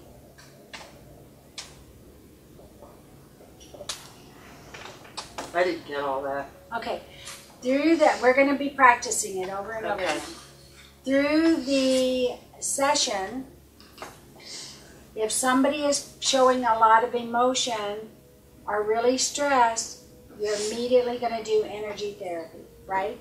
Not wait for them to finish talking. Well, you wait for them to finish talking, of course, but you don't keep talking. You go right there to do the energy therapy. Yeah. So what you do is you greet yourself, paperwork, you ask them what their issues are. So 1, 2, 3, you just went through that. They're telling you everything, what their story is. You're documenting. You're writing down what their beliefs are. Patient is stressed out about job. Patient is anxious about the unknown, money. Depressed about husband. Not sure what she really wants in life, but doing what everybody else what she thinks everybody else wants. You're writing down what you're seeing, how she thinks. Are you with me on that? Okay, anytime there's high emotion, you're doing energy therapy. At the end of the session, you're educating her that your consciousness, and our job is to shift your consciousness into better feelings, and everything will change. Okay. All right, good. Do you have any questions? No, not Okay. yet. It's okay if you don't get it right away. I promise you, you will be practicing enough that you will get it. Everything is written in here. Everything is written in here. All righty. So Leslie and I are going to do our first initial meeting as a Power Life coach, and Miss Leslie is going to be the Power Life coach, and I'm going to be the client. So we're starting and acting as if this is our first session, and we've already filled out the paperwork, and now you're moving forward. Oh, so we've already filled out the paperwork. Yes. Hello, Pamela. It's good to see you. Thank you. I'm looking forward to meeting you. I'm Leslie, and you've come in today. How can I help you? Where do I start? I don't know. Well, what are you feeling? You know, my friend said I needed to come see you because you would help me to feel more empowered, and I feel like I feel like I don't have any power in my life. All right, so you don't have any power. What is making you feel powerless? Tell me about the people in your life. Are they? What's making me feel powerless? Yeah, Stay right where she's at. What's making you feel powerless? I just got fired, and my boyfriend just broke up with me. Well, I can see where you would feel bad about those things. So you got fired from your job, and your boyfriend has left. Yes. And Now, at this point, usually my clients are looking for Kleenexes because they're starting to feel emotions. Okay, and there they are over there. There's a box here. Okay, good. So, yeah. Because at that point, she's now feeling a little safer to share with you. She didn't want to start because she's guarding herself. Okay, yes, he left. And you're seeing emotion. What are you going to say? You know? well, if I'm seeing emotion, am I going to get right up and start doing Well, energy first you gotta work? you gotta invest what that emotion is. You gotta write it down. Well, So you're gonna say, Pamela, I can see that you have a lot of emotion. What are you feeling? what are you feeling, Pamela? Besides feeling powerless, what feelings are you having? I'm very sad. I didn't see either one of these coming. So tell me more about it. I don't know. You know, my boss just came up to me and called me in his office and said, Pamela, we have a different plan and you're not fitting in, and we're giving you your notice. And I was so shocked, I just didn't see it coming. And it just makes me feel horrible about myself. And continue, tell me about your boyfriend. What happened there? It was kind of the same thing, Leslie. I went home, and the next thing I know, he actually had his bags packed. So both these things just came right out of the blue. There she goes. Now she's summarizing my consciousness. There you go. You're getting an idea of what my pattern is. Clueless over here has bad things going on, and she doesn't see any of it, and she's sad and powerless. So what is this saying about Clueless over here? And I'm not trying to disrespect myself as a client. I'm just saying what's going on in her consciousness. These are your patterns, evidently, that things are happening, and you are not aware of what's going on around you until all of a sudden it's happened to you. Excellent. So now you want to say this, Power Life Coach, in a way that you're more compassionate. So this is what you would say. So, Pamela, you want to repeat that? Pamela? I'm seeing that things are happening to you that are shocking to you and you didn't know. I see that things are happening to you that are shocking, and you didn't have a clue that it was going to happen. I didn't. And it's just heartbreaking because this has happened to me all my life. What are you going to do then? Pamela, you've come to the right place. I am going to help you. I'm not supposed to be laughing. But I hear my fellow students over here. Pamela, I hear that this has been a pattern in your life, and I'm here to help you change those patterns, because we are creating our own realities. You have created yours, I have created mine. We all create our own realities from our thoughts and our feelings and our beliefs. And somehow you, a long time ago, got this belief about yourself. And I'm going to help you to change that so that your life will change and you will be amazed. Okay, very good. What else is happening, do you think? And we're just going to all brainstorm through this. What else do you think is happening in my consciousness? But right there in the moment, What I'm saying about what happens to me. you're a victim. You're at a low vibration because you're a victim. I'm a victim. All right, so a lot of times I will ask questions, like I'll say, and this is part of the power coaching that you'll learn. You'll say, so has you said that this has happened to you before? Can you give me another example? Can you give me another example of this happening to you? I remember it's happened so many times. It's happened many times in my relationships.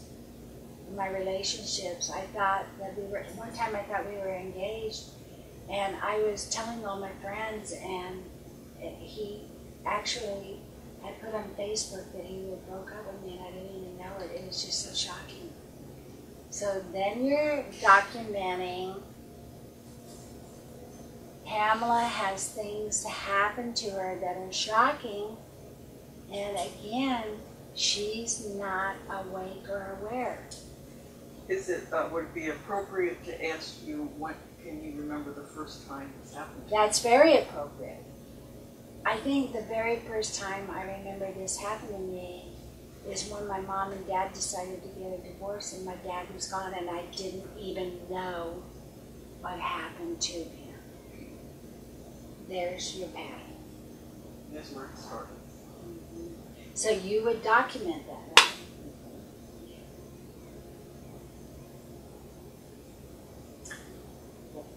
Pamela, I think it's time for you to have a life where you don't have this happen.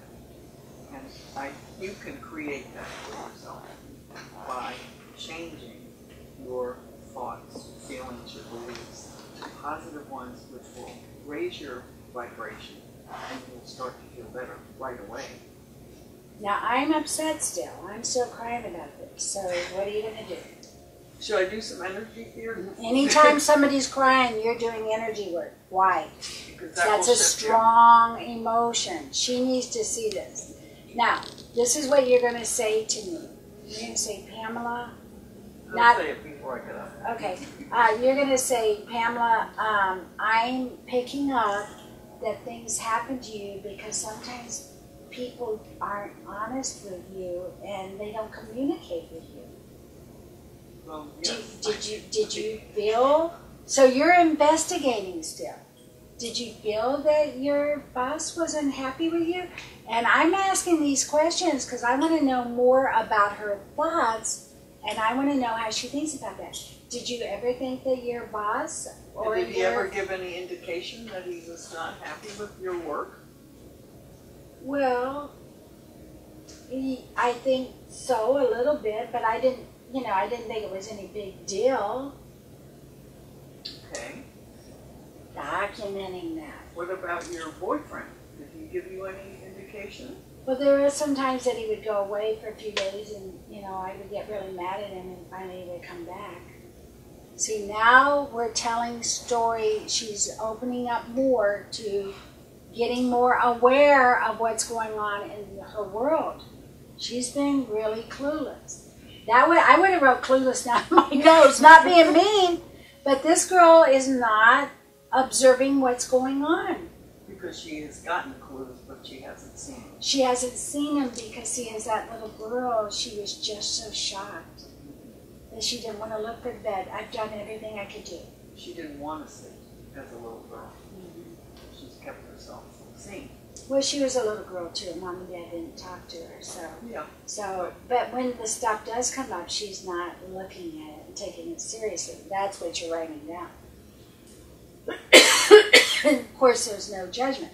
Now, when you're thinking these thoughts, these things are happening, you automatically know that she has things happening to her and she's upset about it, and you're asking questions that might lead her to understand more about her own power.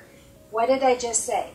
You're asking thoughts because you're trying to investigate how she thinks about her power.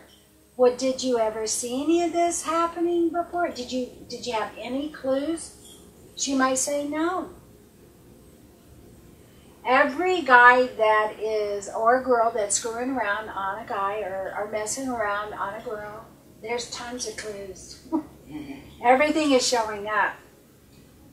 But you're trying to figure out what's going on with her perception of how she sees things. And now you have a very valuable tool. You have the valuable tool that this little girl's daddy, all the men that are leaving her, left her at a young age and she didn't see it coming. Now, as a little girl, she didn't listen to the fights that Mommy and Daddy were having all the time. Or maybe it was the attitude that they were sleeping in other rooms and didn't talk to each other or show love. She was just a little girl. So when I started crying about that, about him leaving, and my boss, who is a man, letting me go, again, then I have a strong belief. What's the belief?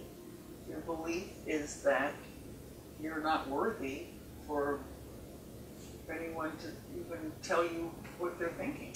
That could be her belief, but you haven't found that out yet. Okay. Her belief is that people are going to shock her I and see. leave her. Stay with where she's at. Okay. You always stay with where your client's at. You don't assume that's probably very true, but you don't know that yet. Yeah. And the reason why that's important, I think it's very true, because obviously she doesn't feel very worthy as she's not taking her power in her life, but she doesn't know how to do that at all. She has to learn to be more awake and know what's going on around her. And the little girl inside of her that was hurt that very first time keeps reliving it. And she's going to understand that.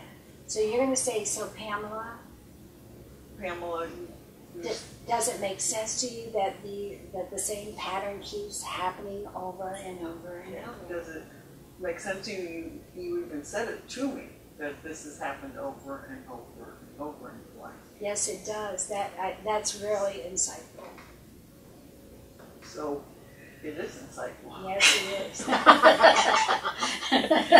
So you're going to say, now I want to help you feel better. Now I want to help you feel better. And I want to help you to stop having the same situation show up. I would want to help you stop having the same pattern over and over again in your life, so that you can have. Okay, and so how does this help me with my boyfriend and my job? Well, I don't know how it will help you in those particular incidents with your boyfriend and your job, but I know it will help you feel better. And once you start to feel better, better things will start happening for you. And then there could be hope. And then there's hope. Right, and we haven't gotten that far yet. Well, you don't know. Yeah, we haven't gotten that far yet. But the most important thing I want you to hear is that I want you to feel better. And that what we are going to do together is going to make you feel better. And then once you start feeling better and positive, then better and positive things will start flowing towards you. I do want to feel better, but I don't understand what you're saying to me. Okay. What part don't you understand? Why is feeling better so important? I mean, I want to feel better, but I don't understand. Because once you feel better, you will start attracting. We are consciousness. We are consciousness, and we are creating our own reality with our thoughts, feelings, and beliefs. And once you start creating a new reality because you're feeling better and your thoughts and feelings and beliefs are more positive, then you are going to have a more positive reality. You're not going to have people leaving you without you, Okay, that's really good. I'm going to add to this. Okay, you're writing down the pattern. We found the pattern, and this is what you're going to say. Pamela, you have on purpose. I know you're not doing it on purpose. This hurts you too much for it to do on purpose. But you have a belief that men are going to leave you, or they're going to let you go. Daddy let you go. Boyfriends let you go. This makes you sad. We're going to consciously help you to feel better, which is going to help you to think better thoughts about this pattern. Because your thoughts and your feelings are creating your reality. And yes, this has already happened to you, but we don't ever want it to happen to you again. And once you think and feel better with your consciousness, which is creating everything in your life, then your life is going to change for the better. And these things will stop happening. Okay, good. Okay, thank you for explaining that to me. You're welcome. Now you're going to do the energy work because she's still upset. Yes. So, Pamela, I would like to do some energy work because that right away, the energy work will help you feel better right this minute. And so, are you comfortable with that? Yes, what are you going to do? I'm going to stand up and I'm going to bring in some positive energy to raise your vibration and make you feel better in the moment. Okay. So I'd like you to repeat after me to start with. Even though I'm feeling powerless and abandoned And heartbroken. and heartbroken, Even though I'm feeling powerless, abandoned, and heartbroken, I'm going to have you breathe in slowly. you're going to say, after we finish this, you're going to take a deep breath. So we changed that a little bit. We're not going to do two things on. I'm going to Okay. have you in a minute take a slow deep breath and breathe in love, peace, and compassion. I'm going to have you in a moment. All right. First, I'm going to say that even though I'm feeling heartbroken, abandoned, powerless, Right. then what's the next? Then I'm going to have you take a deep breath Then I'm going to have you take a deep breath and breathe in the vibration. and breathe in the vibration of love, peace, and compassion. So, And I'm going to take my hand and I'm going to feel love, peace, and compassion and flow it through you. and I'm going to have love, peace, and compassion flow through you by using my hand. Okay. So, I want you to take a nice deep breath, and then as you slowly exhale, I'm going to say, love, peace, and compassion coming through. Now do it another breath. Slowly. Slow, deep breath. Slowly exhale. Love, peace, and compassion flowing right through that wall. Do it again. Take a slow, deep breath.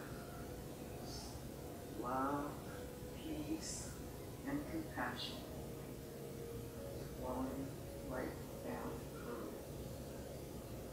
Now, my question is, can you feel that flowing to me too? Good, I could too. Okay. So, Pamela, do you feel any better? Do you feel better than you did before we started? I feel a little lighter. I feel a little, really, little bit. Well, Yeah. why don't we do it again Okay. until you feel a lot better? Okay. Um, So even though I'm feeling, so even though I'm feeling powerless, heartbroken, and abandoned, I am going to take a slow, deep breath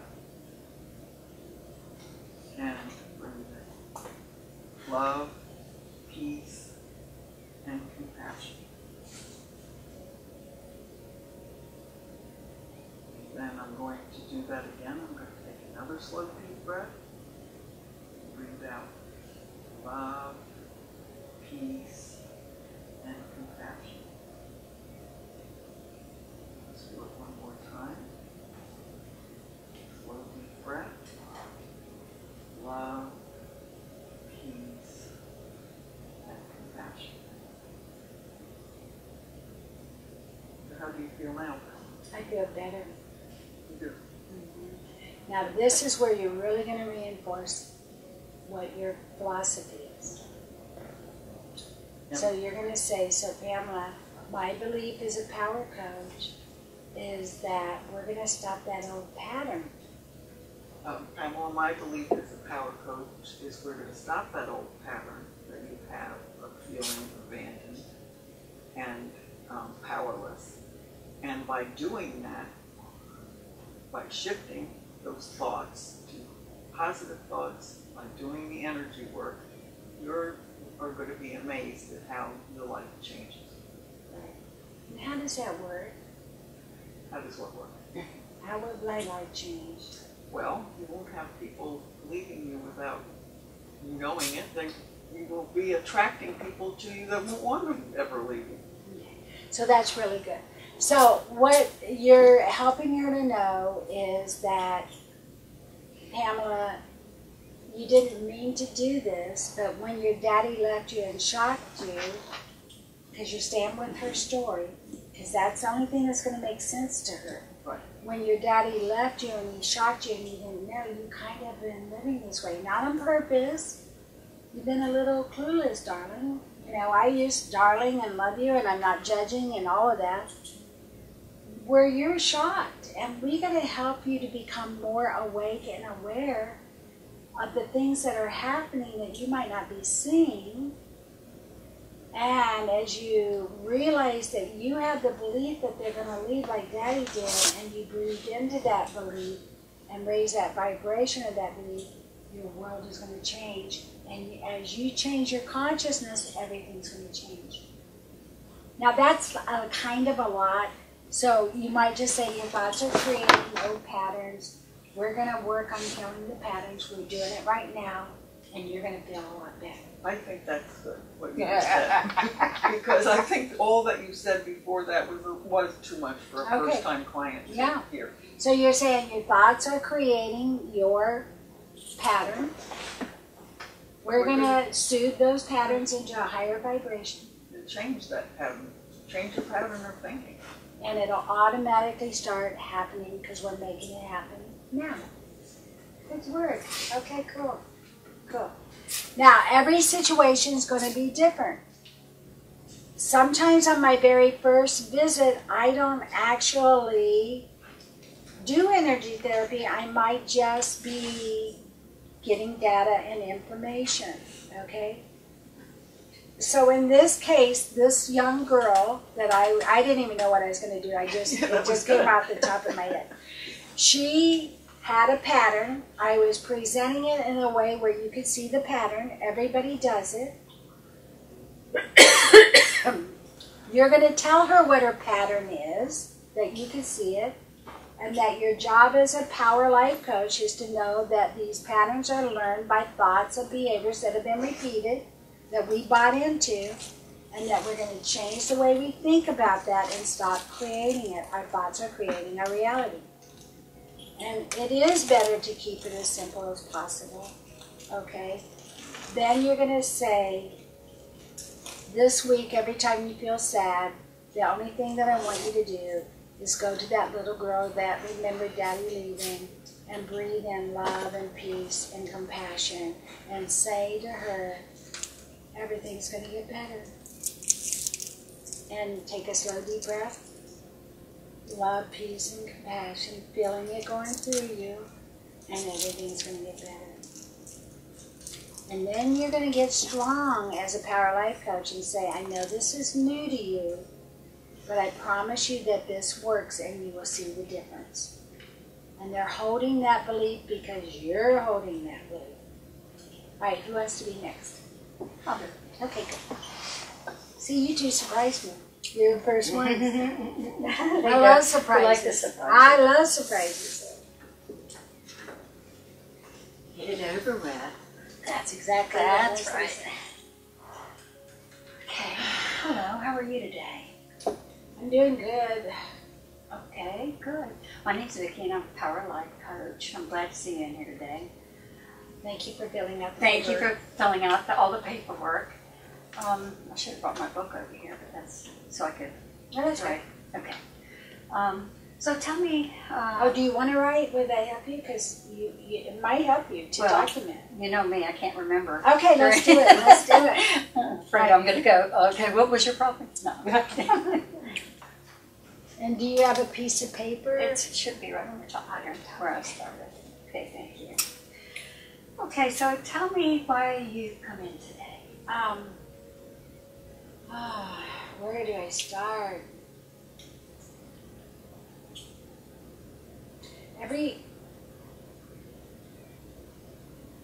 I feel like I want to do something in my life, and I don't know how to do it, and I'm not really sure what I want to do.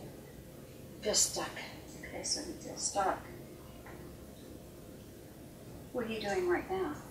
Are you working right now, or is this something you I'm want to do? walking dogs, and they're driving me crazy. Okay, so that's not what you want to do, obviously. No. I love animals, but and I love the dogs, even though these dogs are really wild. But it's I feel stuck. I don't. Is this the only area in your life that you feel stuck right now? Is it your job? No, I still live with my parents. Okay. I don't have enough money. Okay. I get a little money for the dogs, but it's not good. Really not enough to live on. Yeah. I just feel like there's something I should be doing. What do you like to do? There you go. There you go. I have a passion for painting. I've always loved to paint, but you can't make any money doing that. But that was important.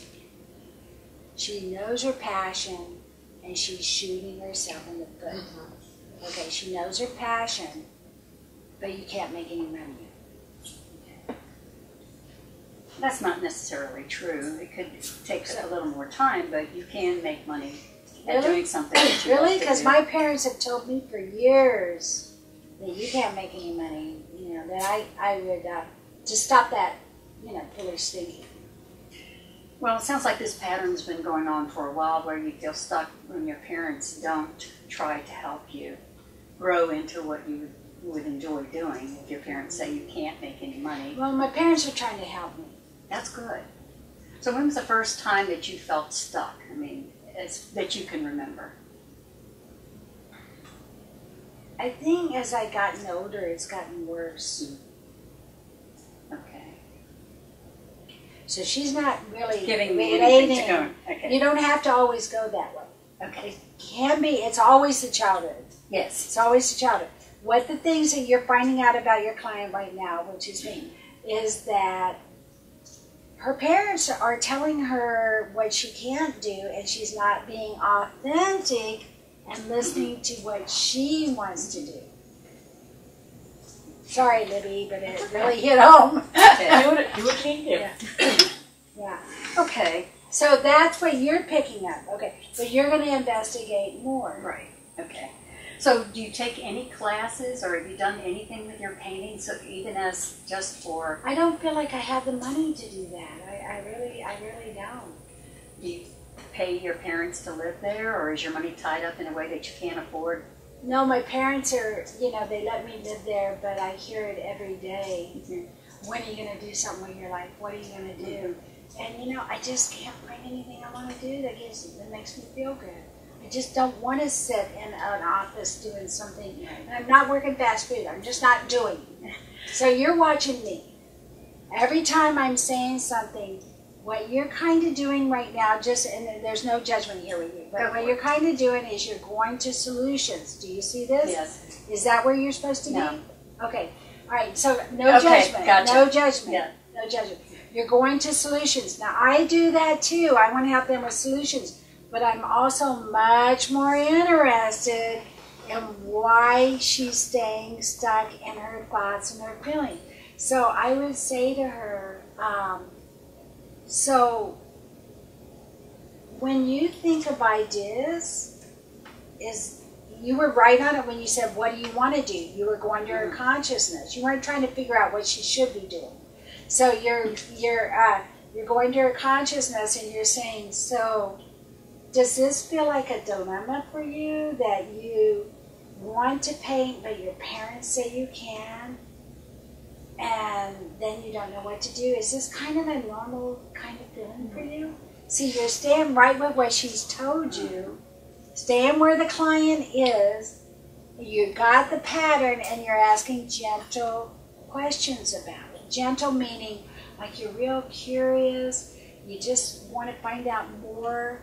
You're not trying to give her the answers, you're not trying to get ahead, you're staying with her consciousness. Right. Do you understand? Got it. Okay, good. Yes. So let's stay right there. Okay. Start right there with that question. So how does it make you feel when you know what you want to do, but your parents are saying that you can't do that?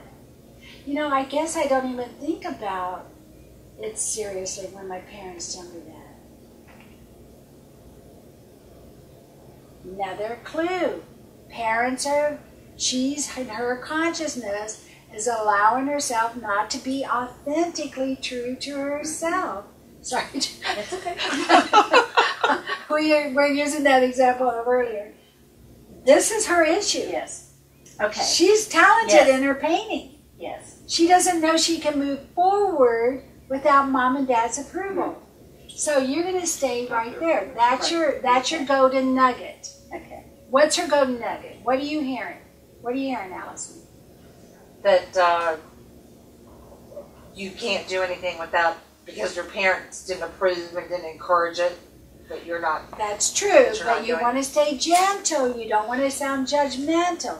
So you're going to say, so Pamela, what I'm hearing you say is, when you think about something you want to do, like painting that feels good, and mom and dad tell you you can't make any money, that's where it gets stuck for you. And you're just repeating back what she said, right? Mm-hmm. So Yes. why don't you do that? So, Pamela, what you're saying to me is that though you love painting, and your parents telling you that you can't make any money at it is what keeps you from doing that and keeps you stuck. I guess I've never thought about it that way. If you could do whatever you wanted to without their input into it, or them saying that you can't do it because you don't make it, or you didn't really even care if you made a lot of money at it, but just did what you wanted to do, what would it be? Well, the only thing I can think of is the painting.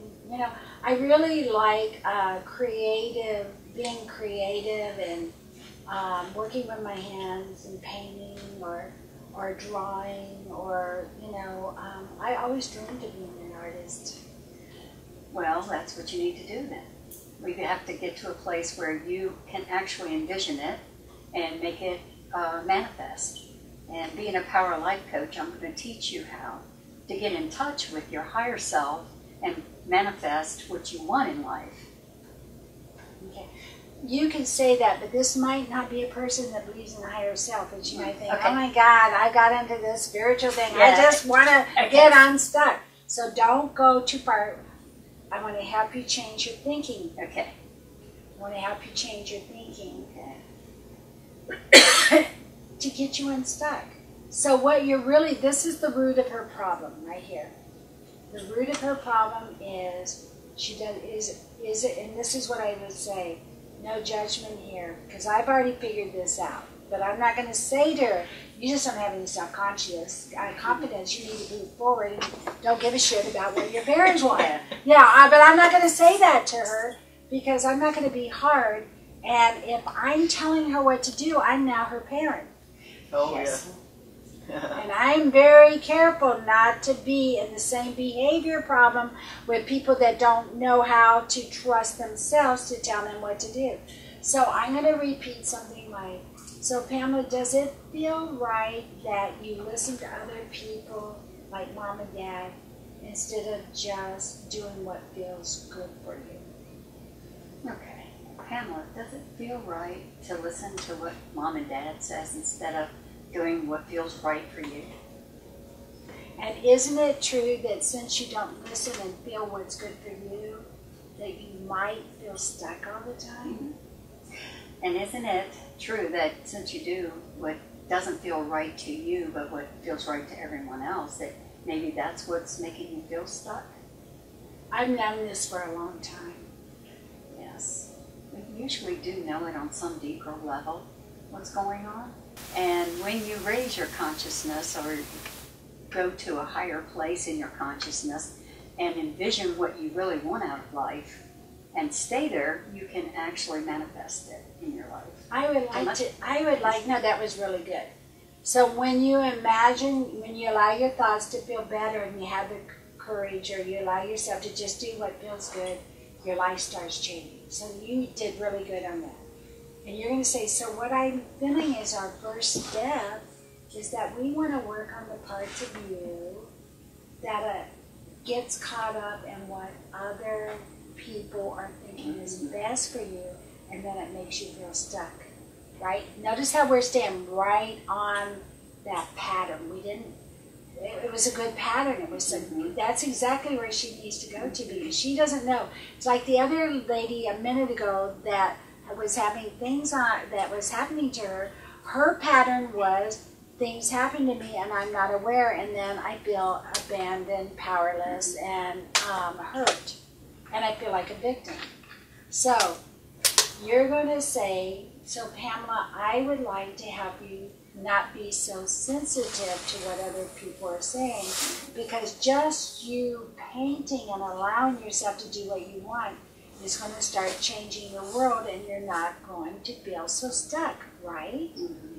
So we're staying right there with this simple thing. It's not simple, but the one pattern. Okay, so we're going to stay in a place with you where you're going to allow yourself to do things that feels right for you, like painting, and not try to care so much about what everybody else thinks so that you can move out of this stuck place. Okay, how do we do that?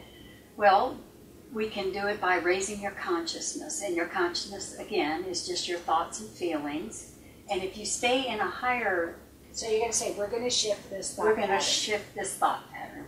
And the thought pattern is that you want to do something, but mom and dad says no. Yes. And the thought pattern is that you want to do something, but mom and dad say that it's not the right thing for you to do. Okay. Right. And then...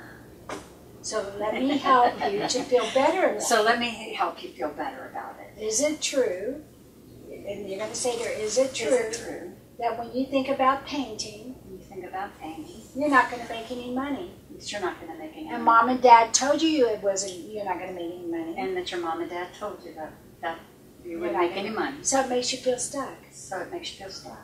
Yeah, that's true. Of course, you know my mom and dad love me. Absolutely, I'm They're sure doing they the do. best they can. I'm sure they do.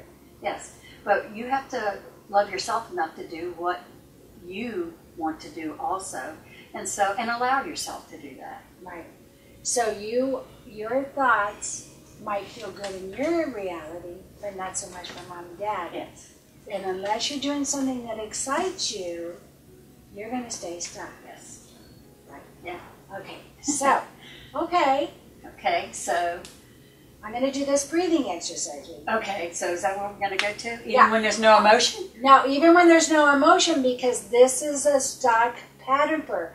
The emotion is, I'm stuck. Okay. She might not be Yes. crying about it, but she's just lethargically stuck. Okay.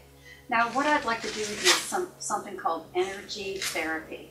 And this is going to help you raise your vibration to a place where you'll see that it feels better, and then you'll know what we're talking about as far as moving into another level of consciousness, a higher vibration. Okay, so now we're going to go to this real, these are the heavy stuff that you learn. So what we're going to do is we're going to go to the old thought pattern that I want to paint but I can't make money, and we're going to bring love, peace, and compassion and help raise that feeling of that thought with this higher vibration of love, peace, and compassion. And then I want you to paint this week. You got to promise me you'll paint this week. Yeah, you're helping her to take action, and you're raising the consciousness at the same time. So what we're going to do is we're going to raise your consciousness, and you are going to paint this week after we get done with this, because you're going to get rid of some of the old patterns and that feeling of I'm not good enough, or I'm stuck, I've got to listen to what my parents say, and we're going to raise it to a point where we're going to bring in love, peace, and compassion. And then this week, you're going to paint, even if it's just for fun. Okay, are you ready? Mm-hmm. All right. So, take a deep breath in. And let it out very slow. And bring it in love, peace, and compassion. Okay. Can I stop you? Yes. You're going to say, even though I'm feeling stuck, Yeah, okay. All right, and my parent, and I want to paint, my parents say I so can't we're make money. reiterating it. You always say the pattern. You get them in the feeling that they're stuck in, and then you bring in the higher vibration. Okay. So repeat after me. Even though I'm feeling stuck, Even though I'm feeling stuck, and that my parents don't think I can make any money at painting, because my parents think I can't make any money at painting, and this is my passion. and that's your passion, we're going to breathe in love, peace, and compassion, and move this through you, Right in the middle of the stuck. right in the middle of the stuck, and move that out of you. Are you ready? Yes, I'm Okay. Take a deep breath in, slow deep. slow deep breath, and bring in love, peace, and compassion. Okay, let's try that again. We're going to do this one more time. Love, take a deep breath, take a deep, slow breath. Love, peace, and compassion. Do you feel it? Okay, let's try one more time. Slow, deep breath. Love, peace, and compassion. You feel a little less stuck? On a 1 to 10. I feel lighter, but I don't know if I'm really stuck. And this I'm adding in. Now imagine that you're doing that painting that you really love. Okay. And now we're going to breathe in love. Okay. So imagine that you're painting that picture that you really love. You're doing the painting that you love so much. Breathe in love, peace, compassion. Now see your greatest artwork. Now see your greatest artwork, and you're loving this so much, and you're filled with love, peace, and compassion, doing what your heart desires. Now turn on your computer to your bank account. Now turn on your computer to your bank account. And see it growing and growing Yes, and growing. and look at it growing. From people buying. From people buying your beautiful art. Look at all the beautiful art you're selling. You are making so much money at this, and you love it. How are we feeling now? In your stuck place? No, I'm feeling kind of tingly. Good. So then this week you're going to go and you're going to paint and get started on your dream. This is really good. Now you're going to reinforce it by saying, how do you feel now, just knowing that you're going to paint and that you're actually allowing yourself to get out unstuck? How does that feel? How do you feel knowing that you're really going to paint and that you're going to allow yourself to be unstuck? It feels good. I'm still not thinking I'll make money. And you're going to say, no problem, we're going to get to that. I can't make money. We're going to keep working on that because you will make money and we'll get out of that stuck pattern and you'll see that your dreams can come true. Now you're going to sit down and you're going to say, so what I'm saying to you, Pamela, is you came in here to get unstuck. What I'm saying to you, Pamela, is you came in here to get unstuck. I believe that our consciousness, I believe our consciousness of thoughts that we've been taught, is creating a reality. And you have wanted to do painting. That's the only thing you can think of, right? You've wanted to do painting. It's the only thing you can think of. And I'd be going right, and you're going to say, so to get unstuck, we're going to change the old patterns. So to get unstuck, now we're going to change the old patterns. And miracles. And miracles happen. That we don't even know yet are we going know, to show up. Yeah. So how do you feel right now, Pamela? So how do you feel right now, Pamela? I feel like I want to paint. Good. It's great. And then you're going to reinforce this is the first step Yes. of being unstuck. This is the first step. And then we're going to talk about your beliefs about money. Mm-hmm. And your beliefs about if you do things your way, that you won't make money. Does this kind of make sense? Yes. Okay, now what's happening here is we move to a whole new level. We have, this is the part where it starts to challenge us because we have to learn to hear the story, but figure out the pattern and then do energy work with the pattern only. The rest of the stuff will start coming up. You're having a hard time getting out of bed. So let's go to the little girls inside of you that feel like it's safe in bed. I had to find out why bed was important to her. And she brought the little girls in and we brought in love, peace, and compassion. First steps. It's safe to be out of bed. It's safe to paint. We don't have to get to the money yet. The money will come in the next session. Now you probably would have time to maybe even go into that money event. So what you would do here is you would say, tell me about the money. Yeah. And she's going to say stuff like, what is your parents' beliefs on money?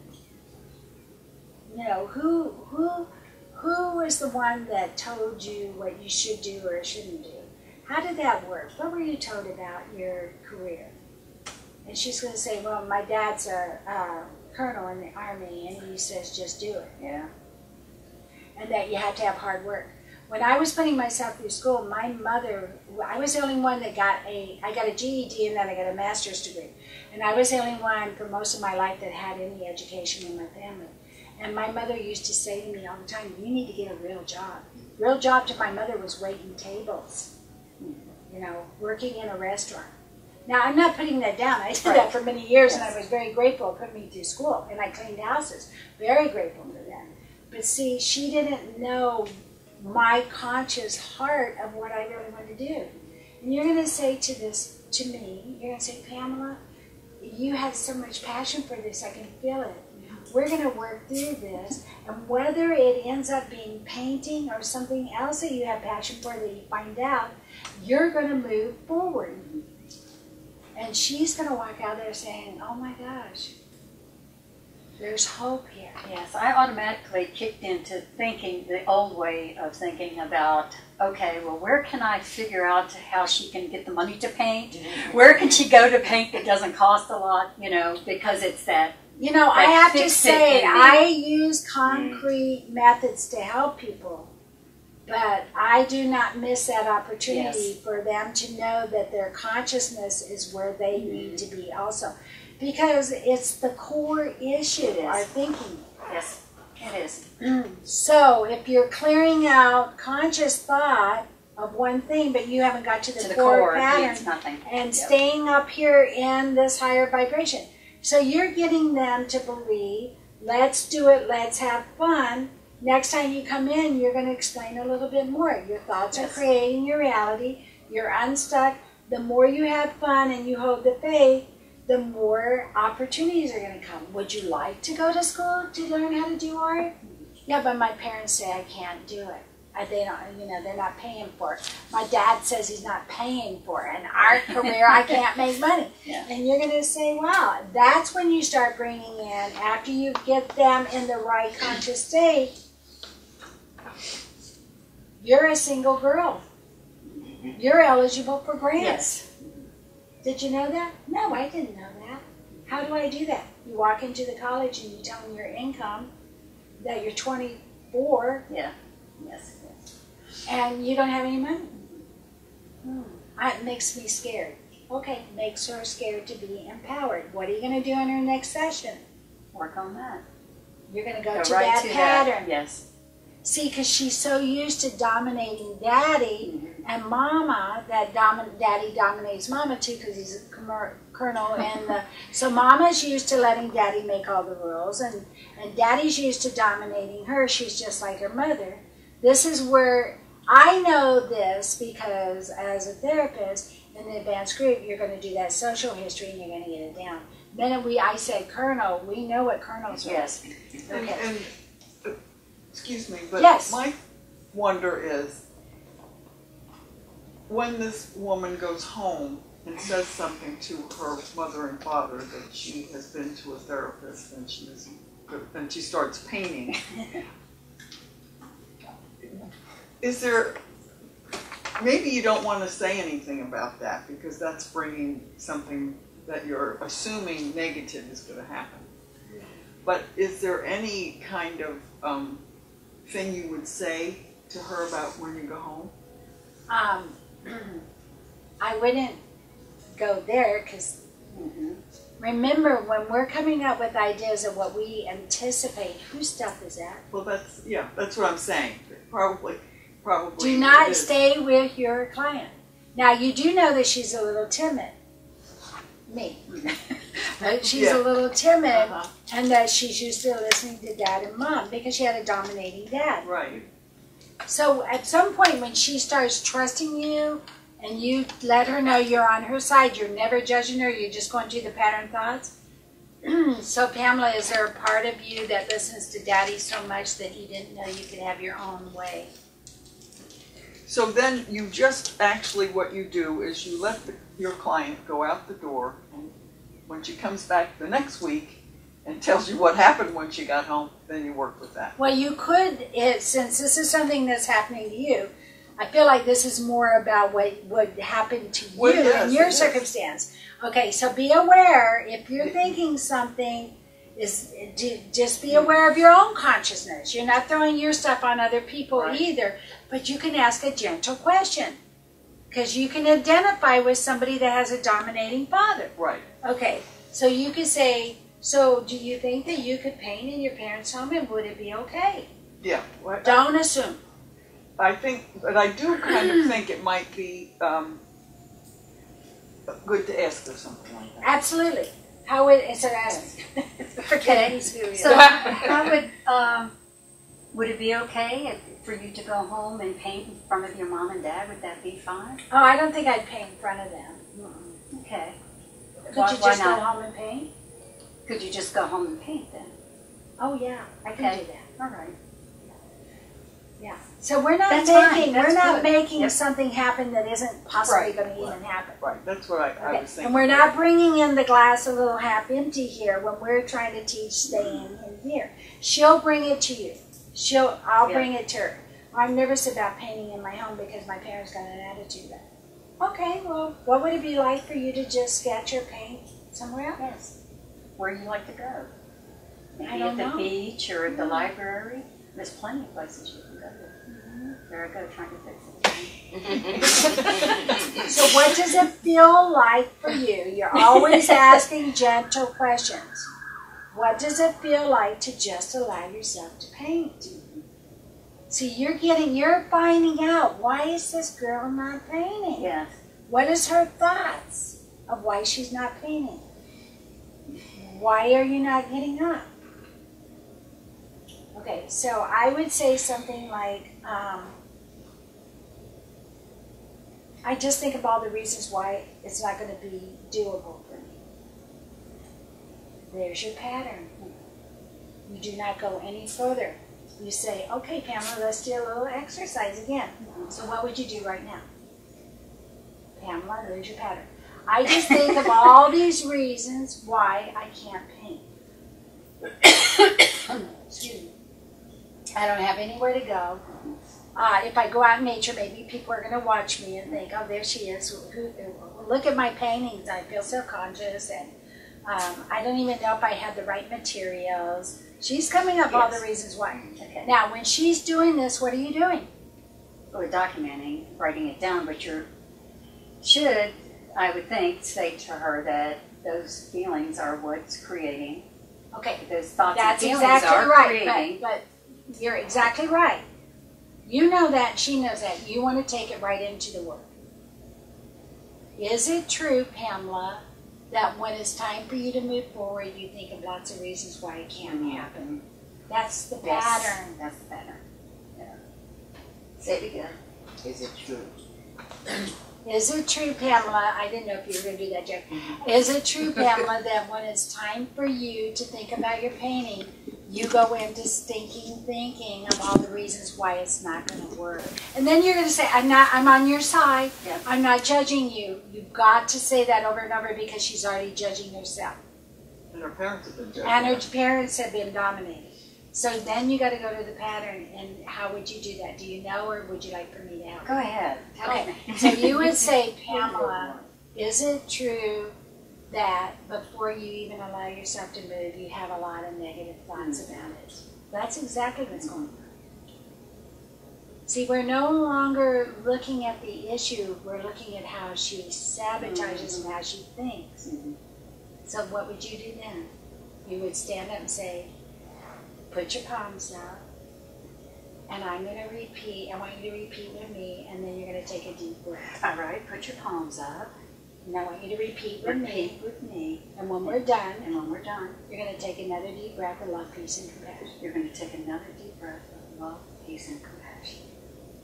You ready? Yeah. Okay. Even though I have Even though I have negative thoughts, lots of them, of why I can't paint, of why I can't paint, and I sabotage and I myself, sabotage myself. I'm going to take a deep breath. You're going to take a deep breath of love, peace, and compassion. Right in the middle of all that stuck feeling, Right in the middle of all the stuck feelings. all that negative stuck feeling. Okay. Are you ready?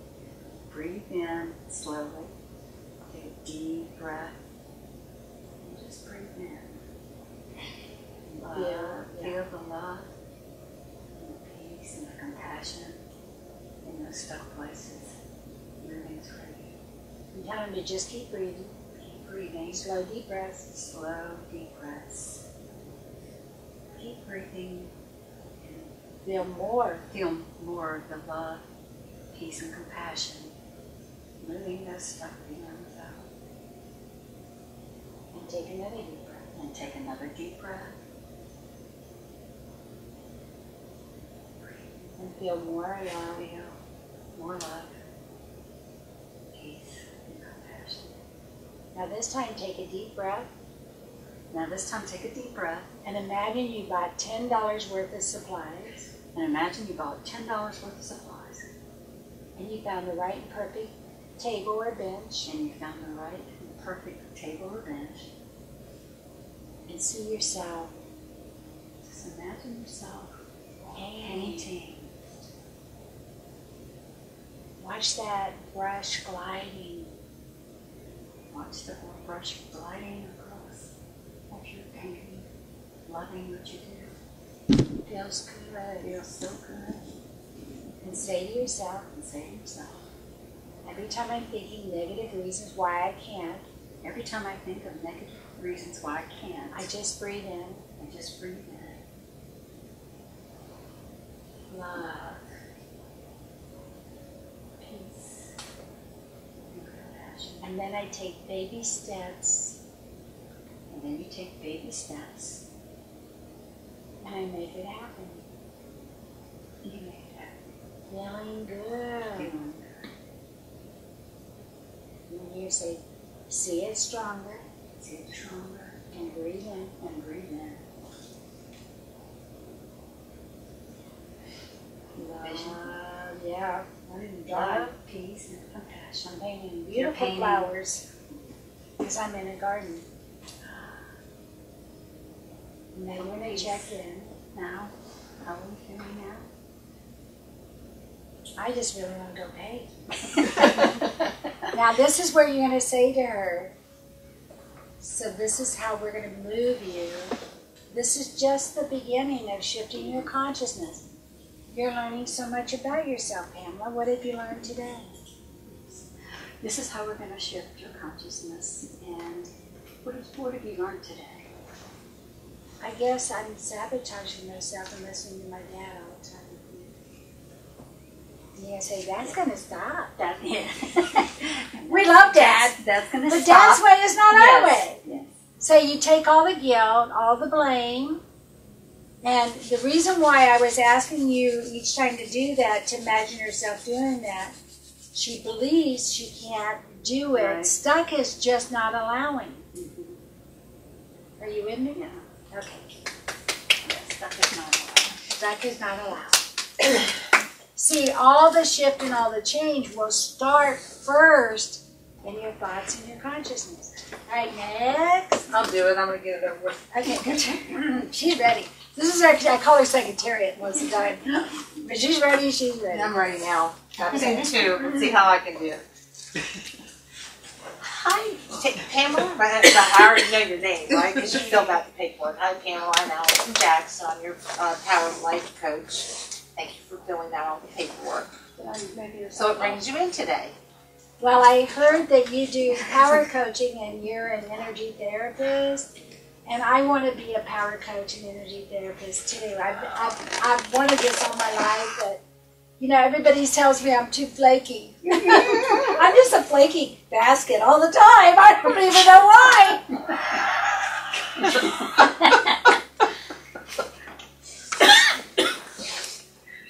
I don't even know what to say to that. Perfect.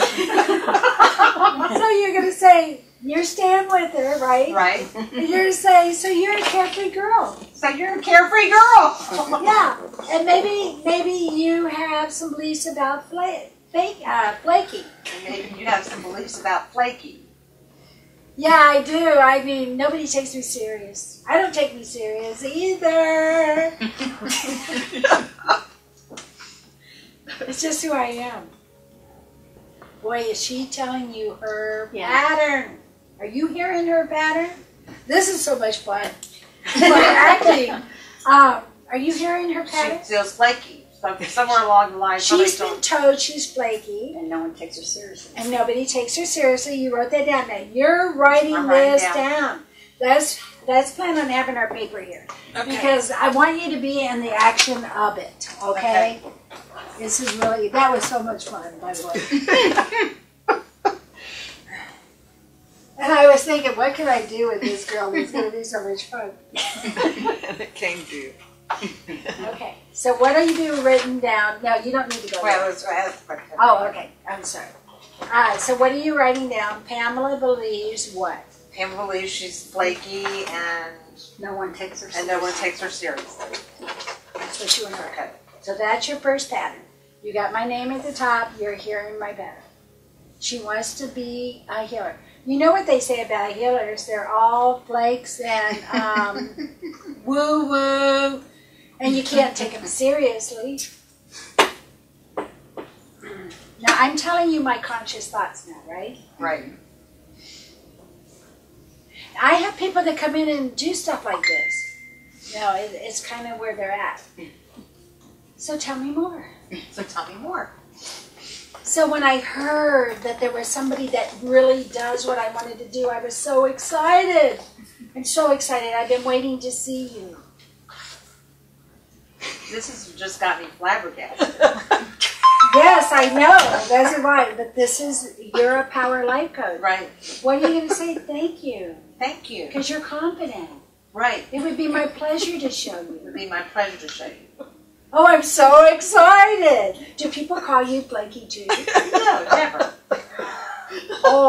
Or it's just a word.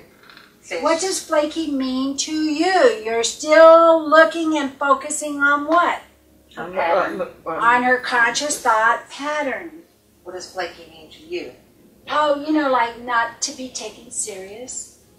People don't take me serious. I don't take me serious. Huge pattern. She doesn't take herself serious. Yes, Pamela doesn't take herself serious. She thinks she's too flaky. I was told by one of my ex-husbands that I would never be successful and I would never be professional because I hug everybody and tell them I love them. And that's my greatest asset at the Healing Fountain. There's not one client that comes in to sees me that doesn't know my loyalty and my caring for them.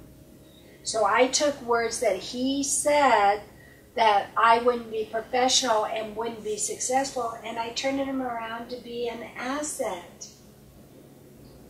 So you're going to say, so Pamela, you're finding out how she thinks about herself. Do you think of yourself as flaky? So Pamela, do you think of yourself as flaky? Well, yeah, kind of. Do you think that you could be a good life coach and energy therapist? Do you think you could be a good life coach and energy therapist? I want to be. That's all you needed to hear. That's her passion. That's where she needs to grow in. Then you're going to say to her, it would be my pleasure to show you the way. It would be my pleasure to show you the way. Now, what would she do now? Just from this information. Pamela has told her that she's flaky, nobody takes me serious, I want to be just like her, I'm excited. Where is the Power Life Coach going to go? What is the pattern? Yeah, it seems like she needs more information to me. We got a pattern right now and it's strong. We Yeah. could get more information, but we do have a pattern here. What's the pattern? Do you think she's flaky Flaky, and nobody takes her seriously? serious, but she really wants to do it. But she really wants to do Okay, it. how strongly do you feel that, Pamela? How strongly do you feel that, Pamela? That you want to do energy therapy, that you want to be a life coach, but nobody's going to take you seriously, you think you're too flaky. And you're going to repeat back what her pattern is. I'm going to say, I've been told that all my life. And you're going to say, who told you that? Who told you that? My father, my mother. What makes you think that you want to be a coach and a therapist and an energy worker? What makes You want to keep be a asking questions. Like, I feel energy. You know what I'd say? Oh my God, you feel energy? Tell me about that. Because see, that excites me too as an energy therapist. So you're going to ask her about that.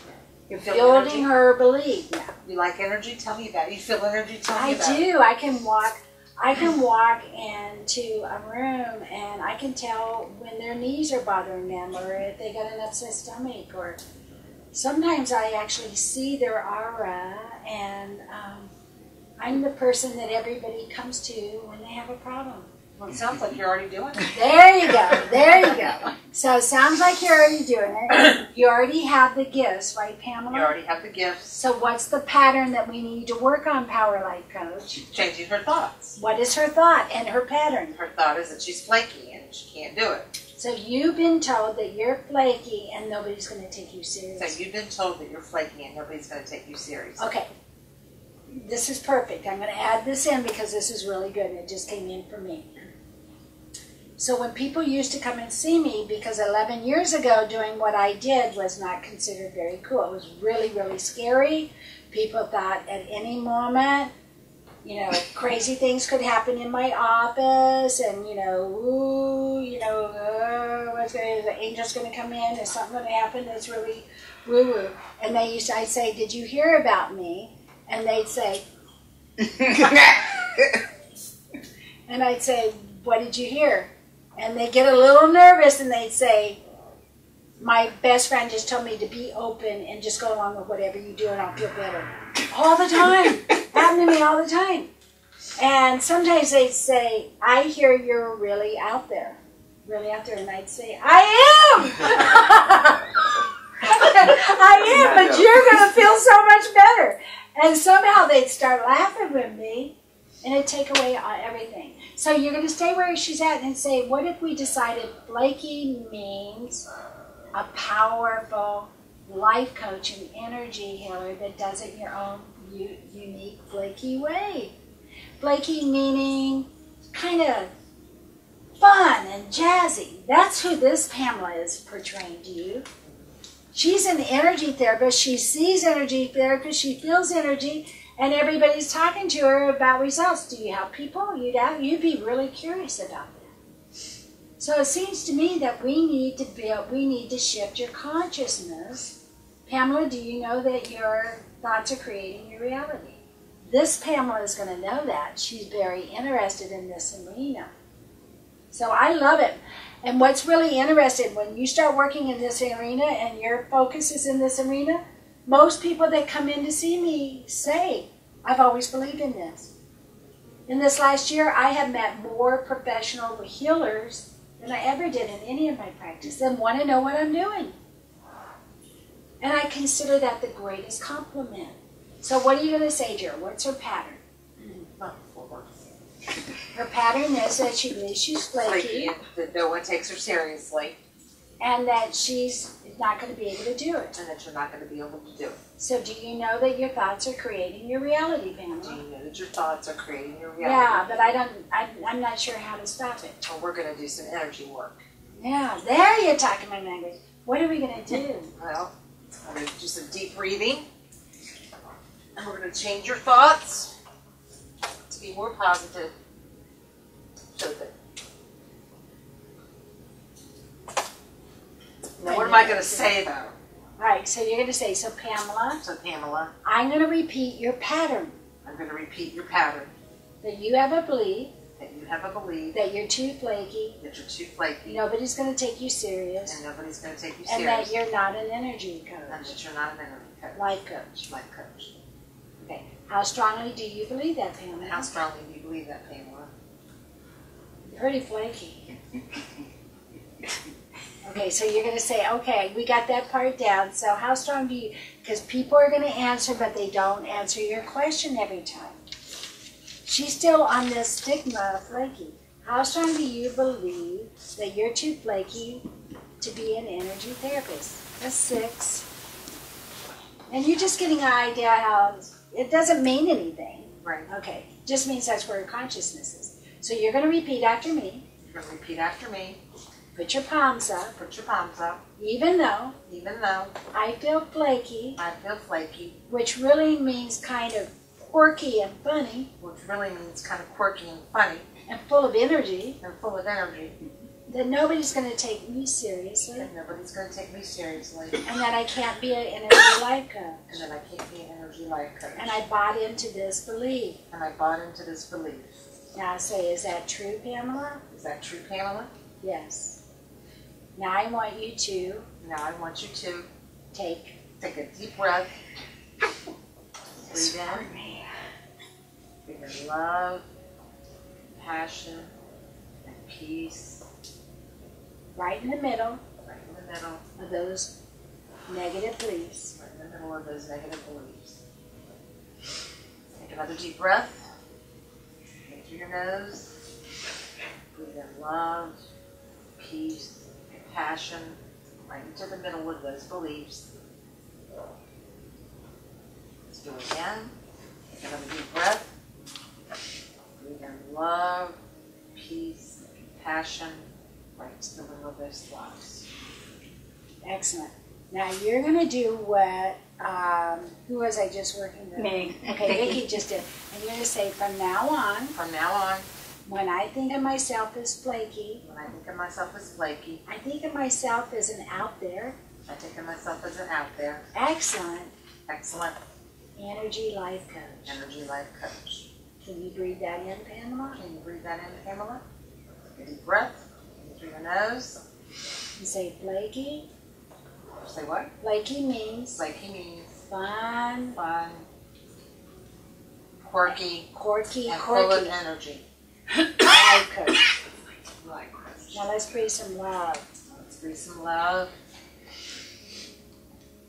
peace. peace, and compassion. Now you're going to ask her how she's been. How are you feeling? I'm feeling good.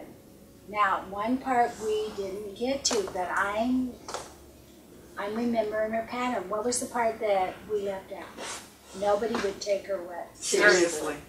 How much do you feel now How much do you feel that now? you're this quirky life coach, your own way, and that people can take you seriously?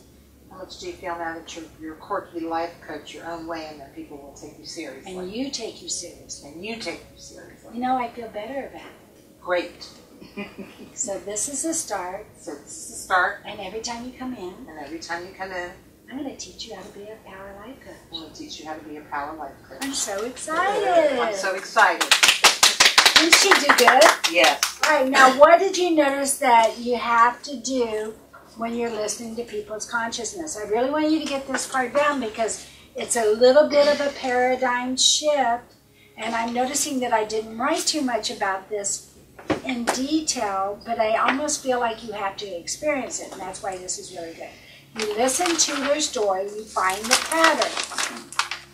Then you ask them questions about their belief about the pattern. Really? Tell me why you think this? Because everybody has said to come and see you, and I don't know if I believe in your stuff. What kind of stuff have you heard? It's just different. I was just raised different. Okay. Yeah. Yeah. I kind of feel like I get nervous about new things. Sure. And tell me, is that something that happens often? You get nervous about new things, or it's only today? No, I'm a wreck all the time. Okay. All right. Well, I'm sure that today we'll be working in a way. I don't want you to feel uncomfortable. If there's anything that I'm doing that makes you feel uncomfortable, you can stop me and we can talk about it. I hope by the end of the session you'll feel more comfortable. You'd probably be with anybody, but I hear you do some different things, and my friends tell me about it, and anything different really just makes me nervous. So anything different makes you nervous. And, So what, other than coming here today, makes you nervous? Can you think of other things that have made you nervous in the past? I'm the type of person that wants to do so much, but I think I'm scared of the unknown. It just keeps me stuck and paralyzed. Mm-hmm. So you're feeling stuck and paralyzed. Okay. And I guess I'm just afraid something bad's going to happen. something bad is going to happen. Okay. So at this point, you're documenting. What is she documenting? I'm Her giving pattern. you tons of clues. What's my pattern? Stuck, fear of the unknown. See, I didn't use the word stuck. Okay, paralyzed. Nervous is the word I used. Okay. You said Try- stuck and paralyzed. You did. Okay, I did. Okay, stuck and paralyzed. Okay. But I'm nervous about what? I said that real About quick. new things and change. And the unknown. Okay. Unknown. It's okay if you don't get the exact words. Don't get me wrong. But if they're hearing their own words, they're going to be much more impressed. I don't know how we keep moving. So can I stop this part for a minute and Yeah. ask you how clients react to you writing while they're talking? They're all about themselves. This is just what I do. Yeah, I'm Most I'm therapists right do. now. Huh? Most therapists do. Yeah, right. I mean they're not critiquing me. Okay. They're there for them. And also it makes you the client feel like she's interested enough to write it down. Okay. You know. Yeah, but life coaches and therapists document everything. Okay. Okay. All right. So Pamela, I'm hearing. Pamela, I'm hearing that change makes you nervous, and that there are things that you would like to be doing, but you haven't been able to do them because you're afraid something bad might happen, I'm scared of the unknown. and that you're scared of the unknown. Okay. So, if you weren't scared of the unknown, what kinds of things would you Stay be where doing? she's at. Okay. Well, that's a good idea. You can ask her that. But she's scared and nervous. Okay. So why are you going to, what do you want to do when we Okay. haven't found out? In other words, instead of saying, why do you want to do that, stay where your client's at. You're always staying where they're at. I used to do that all the time, and I had a good therapist that when I was doing my practicum, I would go and I would do stuff like, don't you think that you want to? And I think you should do this. And she'd say, Pamela, you're telling her the way you think she should be, or you're moving in an area, but you're not staying with your client. Okay. So tell me more. Has this feeling of meeting somebody new and fear of the unknown and kind of moving forward, has it been with you for a while? So, have you been experiencing this feeling of nervousness when you move into a new area or meet somebody for the first time? Is this something that happens to you often? Okay. And how long would you say this has been happening to you? Like ever since I can remember, I guess I do keep myself paralyzed. If it's time for me to talk about me and I don't know what to do and I'm scared about the unknown, I just stay nervous. And it hits my stomach, I can't eat anything, and then, I feel like I can't go out and socialize because my stomach's a wreck and I'm nervous, and That sounds like it must be pretty uncomfortable. And so on a scale of 1 to 10, how are you feeling right now? nervous. Okay. I'm really nervous. Okay. I imagine you must think I'm really crazy. Oh, absolutely not. As a Power Life coach, these are the very situations that we work with individuals, helping to shift the energy, those nervousness. We believe that everything begins with the thought.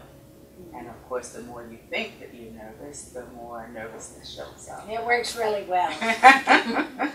So what a powerful manifester you are. See how well you manifested perfectly everything that you've been talking about. I just don't want to do this anymore, and I don't know what to do. Okay. All right. So this is what I would like to help you with. Right now, I'd like to have you feel more relaxed so that we could start to begin the work that would help you shift I would your love consciousness. it. I would love it. Okay, so the work that we're going to do is together is energy work, and I'm going to hold the thought of love, peace, and compassion for you, and you're just going to breathe it in. Okay, that was really good. The only thing you're leaving out is the work we're going to work on with this girl that she comes in the door with. What is her pattern? So Pamela, I'm hearing that the thoughts that you're having is that you feel nervous and paralyzed In in new new situations. situations, and it makes your stomach upset, and you get nervous, and it keeps you stuck. Okay. Right? So I want you to repeat that back to me any way you want. So Pamela, And you can say something like, is it true? Or let me get this straight. Because you're not trying to judge, you're always trying to let them know that you're trying to figure out what is it that's causing you all this stuff in your consciousness. You're no longer, just take deep breaths. No, everything's going to be all right. Just talk to one person at a time. You can do all those things later. That's good. But we got to get to the core issue of this, of the pattern. So what I'm hearing you say, and this is what I'd say, so what I'm hearing you say, Pamela, is that one of the things that you're coming in to talk to me about is how nervous you get. Mm-hmm. And that when you get nervous, it's hard for you to talk. You don't know how people are going to perceive you or the unknown of what's going to happen. And then it starts affecting your stomach. And then you feel like you're paralyzed and stuck. And then this is affecting your life, right? So you've repeated back what I just said. That's what you do in a pattern. You hear the pattern. You realize that that's a conscious core issue that's keeping them stuck. You repeat it back, and then you tell them how you're going to raise that vibration. You were right on it. You just left out that one part. Okay. So let me see if I have this right. I hear you saying that it makes you very nervous when you go into new situations, and that nervousness has a physical symptom where your stomach gets tied up, and that it is affecting your life in a serious way, so that you want to do something differently about that. Is that right? That's right. I just get so scared and my stomach gets so red. Yes. So on a scale of 1 to 10, 10. 10. Okay then. All right. So we certainly want to try to bring that down and shift that a little bit before we begin. So the energy work would allow me to do that, and all I'm going to do is ask you to take some deep breaths while I send you thoughts. Help you shift your own vibration. Help you shift your own vibration into more love, calming, loving, peaceful, compassionate thoughts, and compassionate thoughts about yourself. Yeah. Okay. Would you be open to that? Yes. Okay. All right. So I'm just going to stand. Do I have to down. do anything? You have to breathe. But you're so good at that already. I'll do it with y'all. Make it real easy. It's going to be real easy. It's going to be real easy. Okay. All right. So I'm just going to stand up. Okay. And just start to breathe and relax. So take deep, nice, deep and slow breaths. So you're going to start with, even though I'm feeling. Even though you're feeling. Even though I'm feeling, she's repeating. Okay. So you're going to repeat after me. Even though I'm feeling. Even though I'm feeling. Nervous. Nervous. And my stomach is tied up. My stomach's tied up.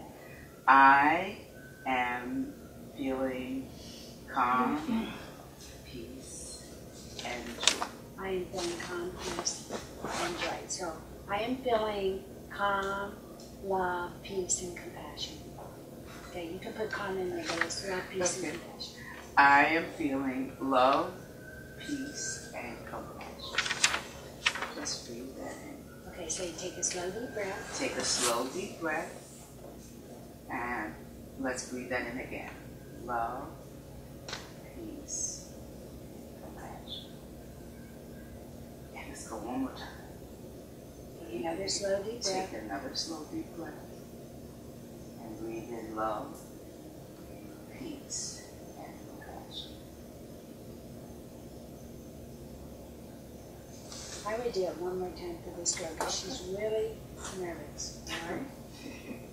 So we're just going to, once again, take a nice, slow, deep breath. Breathe in. And just feel love, peace, compassion.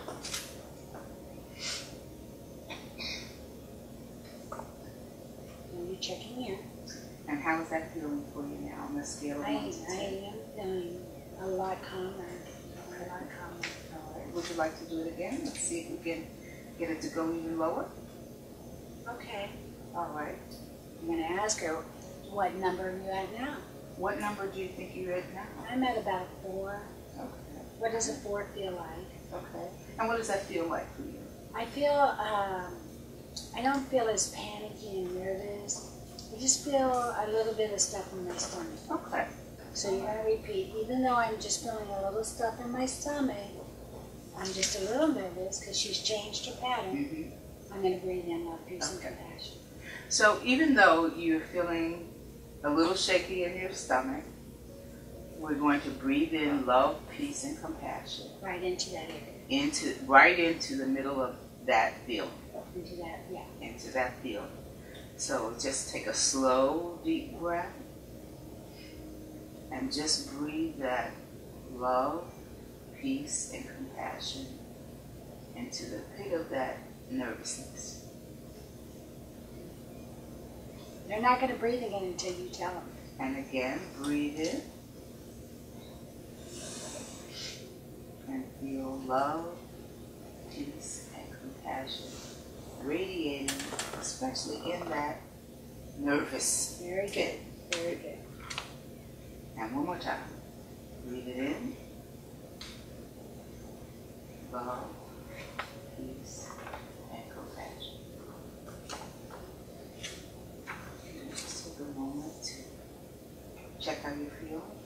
I'm feeling so much better. Thank you. No, you're more I than feel welcome. so much better. Thank you so much. So that wasn't too scary, was it? Now this is where you sit down and you explain to her why this is important. As a Power Life coach, what are you going to say now? So as a Power Life coach, I'm here to work with you on your feelings, Your consciousness. your consciousness, Which is your thoughts and your feelings. And the goal is to shift that consciousness to a place where you're feeling empowered and more confident and less nervous. Yes. So you could see Pamela So you can see Pamela just by doing this simple breathing exercise just by doing this simple breathing and exercise. energy breathing exercise. This energy breathing exercise, You're much calmer, that you are much calmer, aren't you? You're going to ask me. aren't you? Yeah, I do feel calm. See, you're always asking gentle questions. So what would that be? What do you think, this is what you're going to say, so how much do you think that would make a difference in your life if you could just enter into new situations and have the power to keep yourself calm, peaceful, full of love and compassion? So what impact do you think it would have on your ability to enter social situations and new situations if you could carry that feeling of love, peace, and compassion with you all of the time? Feeling calm. Feeling calm Like you do and less nervous like you do now. I can't even imagine. I've never been able to experience this. So you're going to say, well, how do you think it would feel? Well, how do you think it might feel? Oh my gosh, it would save my life. It would save my life. Can you see that us just shifting your consciousness, the thoughts and feelings that you're going to be scared to the point of your stomach is the first step?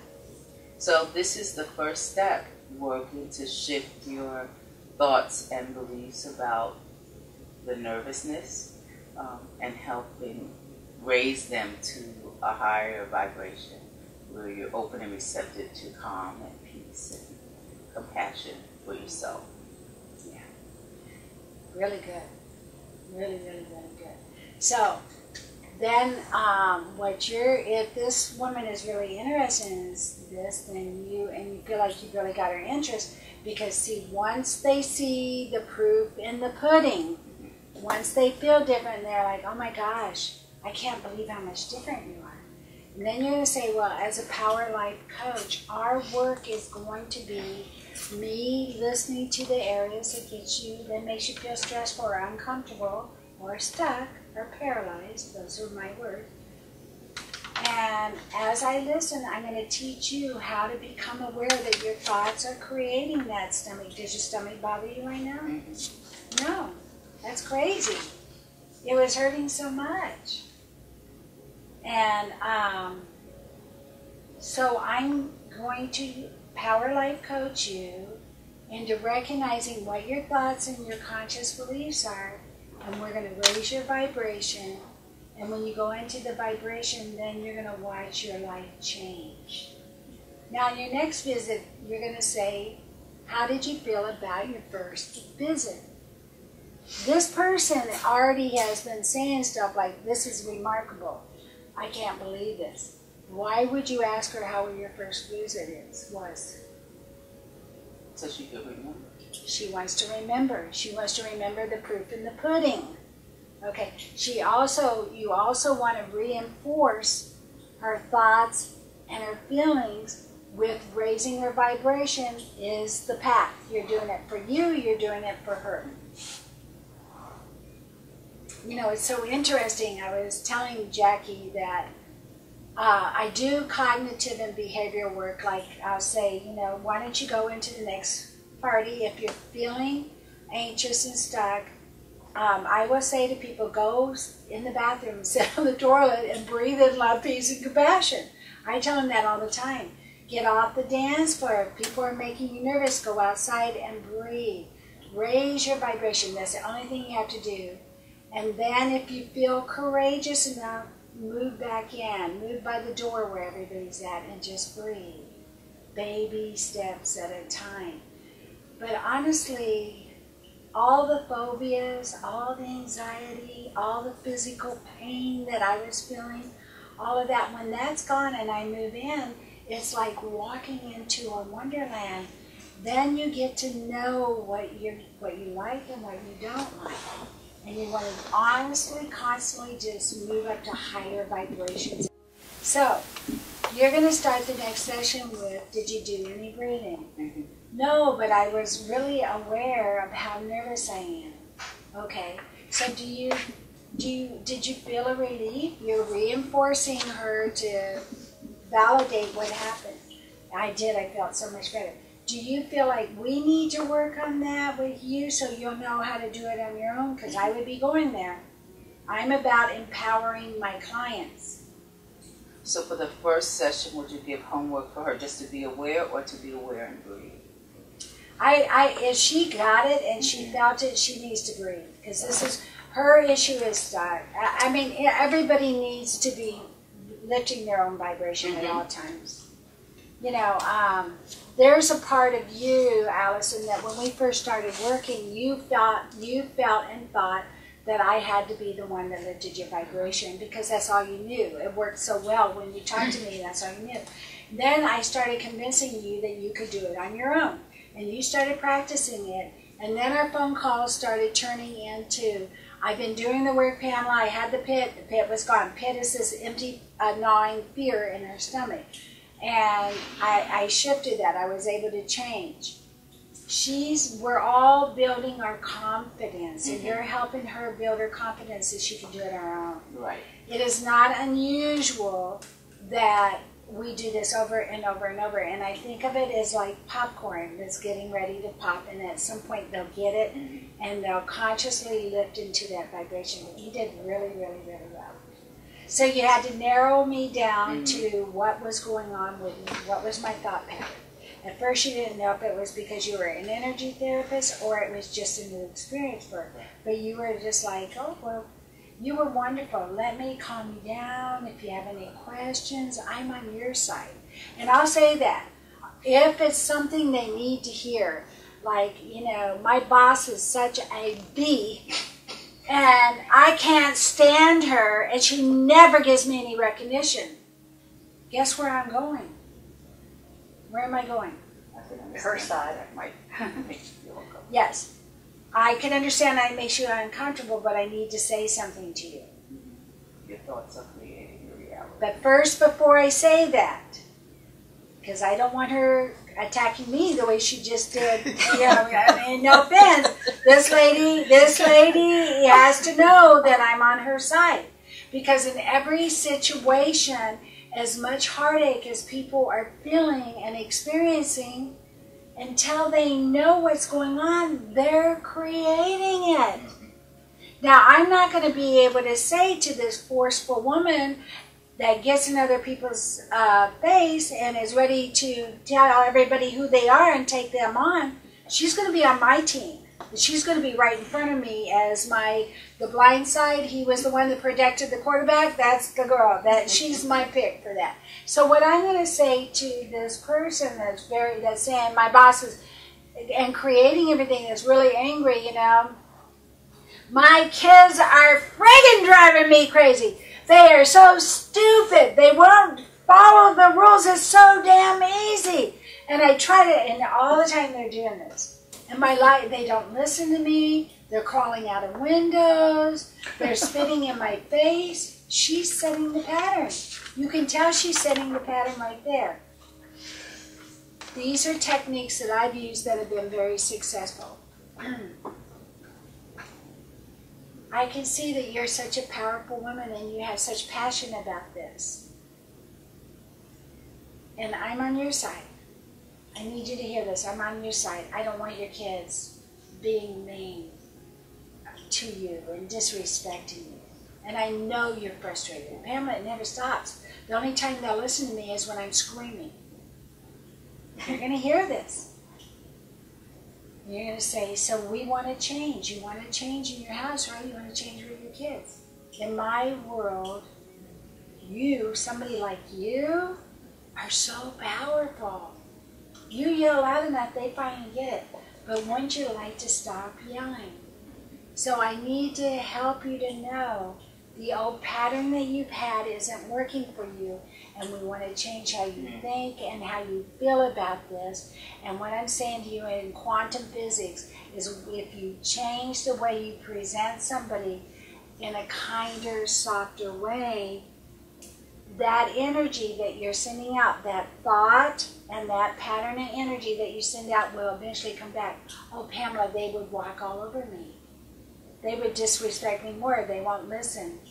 Then I would say, okay, I hear what you're saying, and you're going to say to them, when you're yelling at me and treating me disrespectful, you no longer get what? What are you taking care of theirs?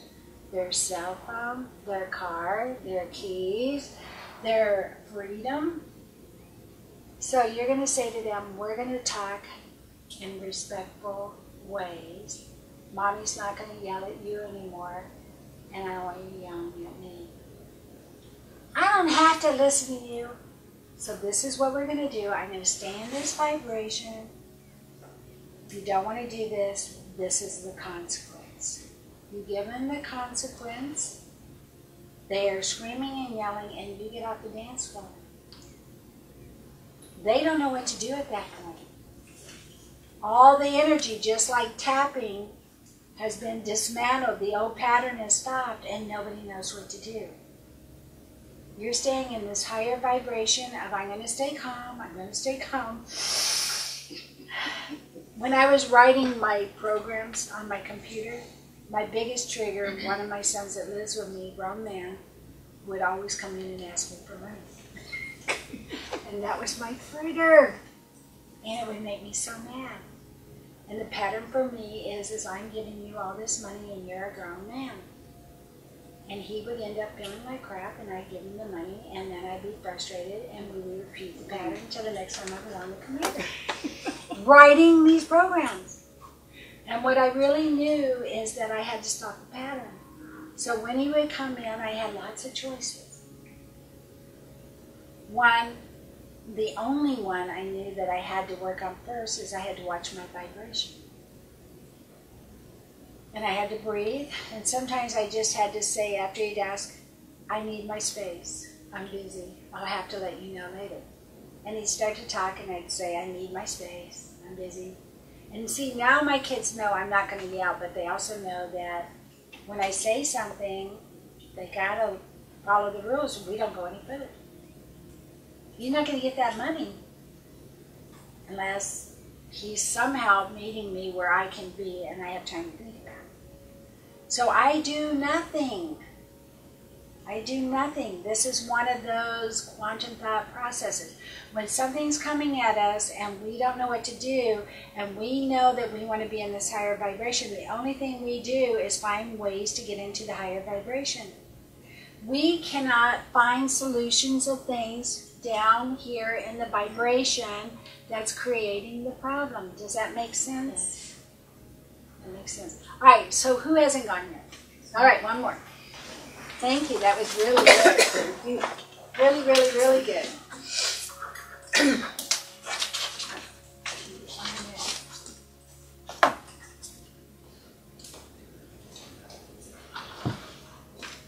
We're going to start tomorrow morning. by asking questions like we did. Remember the last time when I'd ask questions and it was really, really helpful to how to answer questions your clients have as a life coach. And I have to think about who I'm going to be. Okay.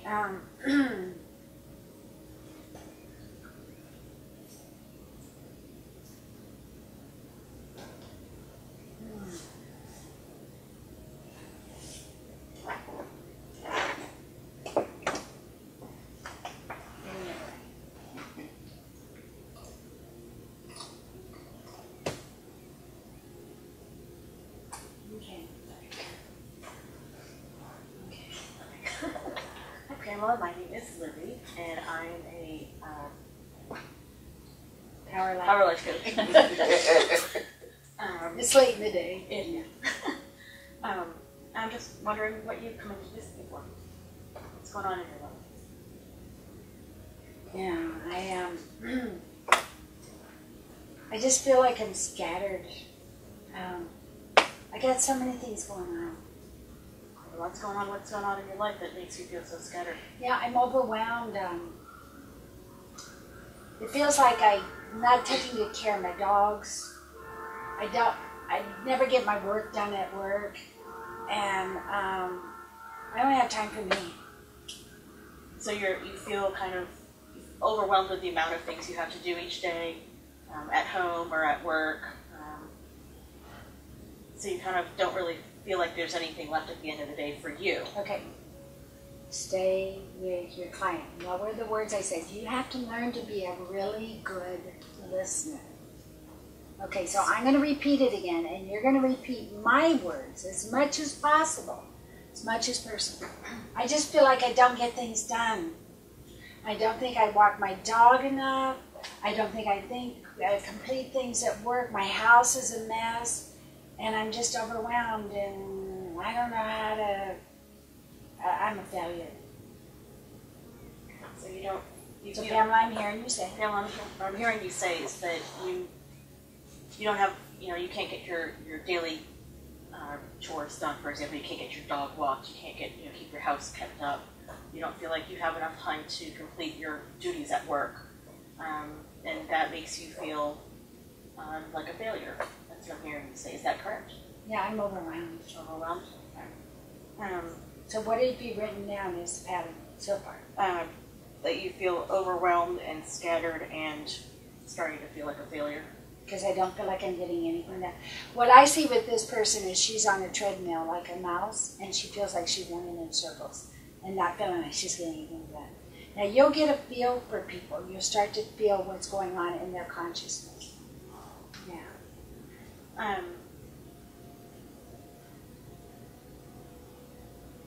So Pamela, when you get to that point in your day when you're feeling overwhelmed and you just kind of want to throw your hands in the air, do you ever stop and think, where did I get to this point? How did I get to the point of not being able to finish, being able to walk my dog or, I don't know if I've ever gotten that far. I just feel like it's going on all the time. your whole life? Yeah. Okay. So don't try to figure out the solution. She's trying to figure out the solution. Are you hearing her? Now, at first I thought she was saying, are you tired of these thoughts? That's why I was kind of going with this. Is she going to conscious thoughts and going to explain that our thoughts are creating our reality? I wasn't sure. But then after I just kind of sit here, I'm hearing you try to think, how can I help her solve her solution? So you're asking gentle questions. Tell me more about this feeling of overwhelmed and not getting everything done. And then she's got to share more of her pattern, her thoughts. Does that make sense? You're investigating to find out more about the pattern. You're not going over here to anything else. You're staying right with the pattern. So tell me more about your feelings of overwhelm and that you can't get things accomplished in the day.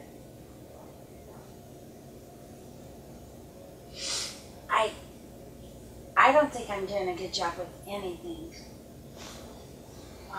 She feels like a failure, not doing a good job with anything. Tell me more. me more about that. I just feel that with everything. My dad, I don't know, I must be picking my dad's too. My dad always told me that, and this is a true story. My dad always told me that a person needs to accomplish things and should never be late, and I don't feel like I never did anything done. So based on your father's feelings, what he's told you or shown you, you know, through your whole life, do you feel that he, you know, he can't get anything accomplished because you can't move forward because he's... Do you think that had anything to do with what's going on with you? So you're on it. So your dad said that. Do you think this has influenced you in any way? Do you think your father's, you know, words have influenced how you feel today about what you... I don't get anything done, and he told me always follow through. How does that make you feel? So how does that make you feel? I feel like a failure. Bingo. I'm sorry you feel that way, Pamela. I know a lot of people can take those feelings on from their parents. How does it feel for you to want to move forward? Do you want to move forward from that? You know, that I don't know how. I want to. I really want to.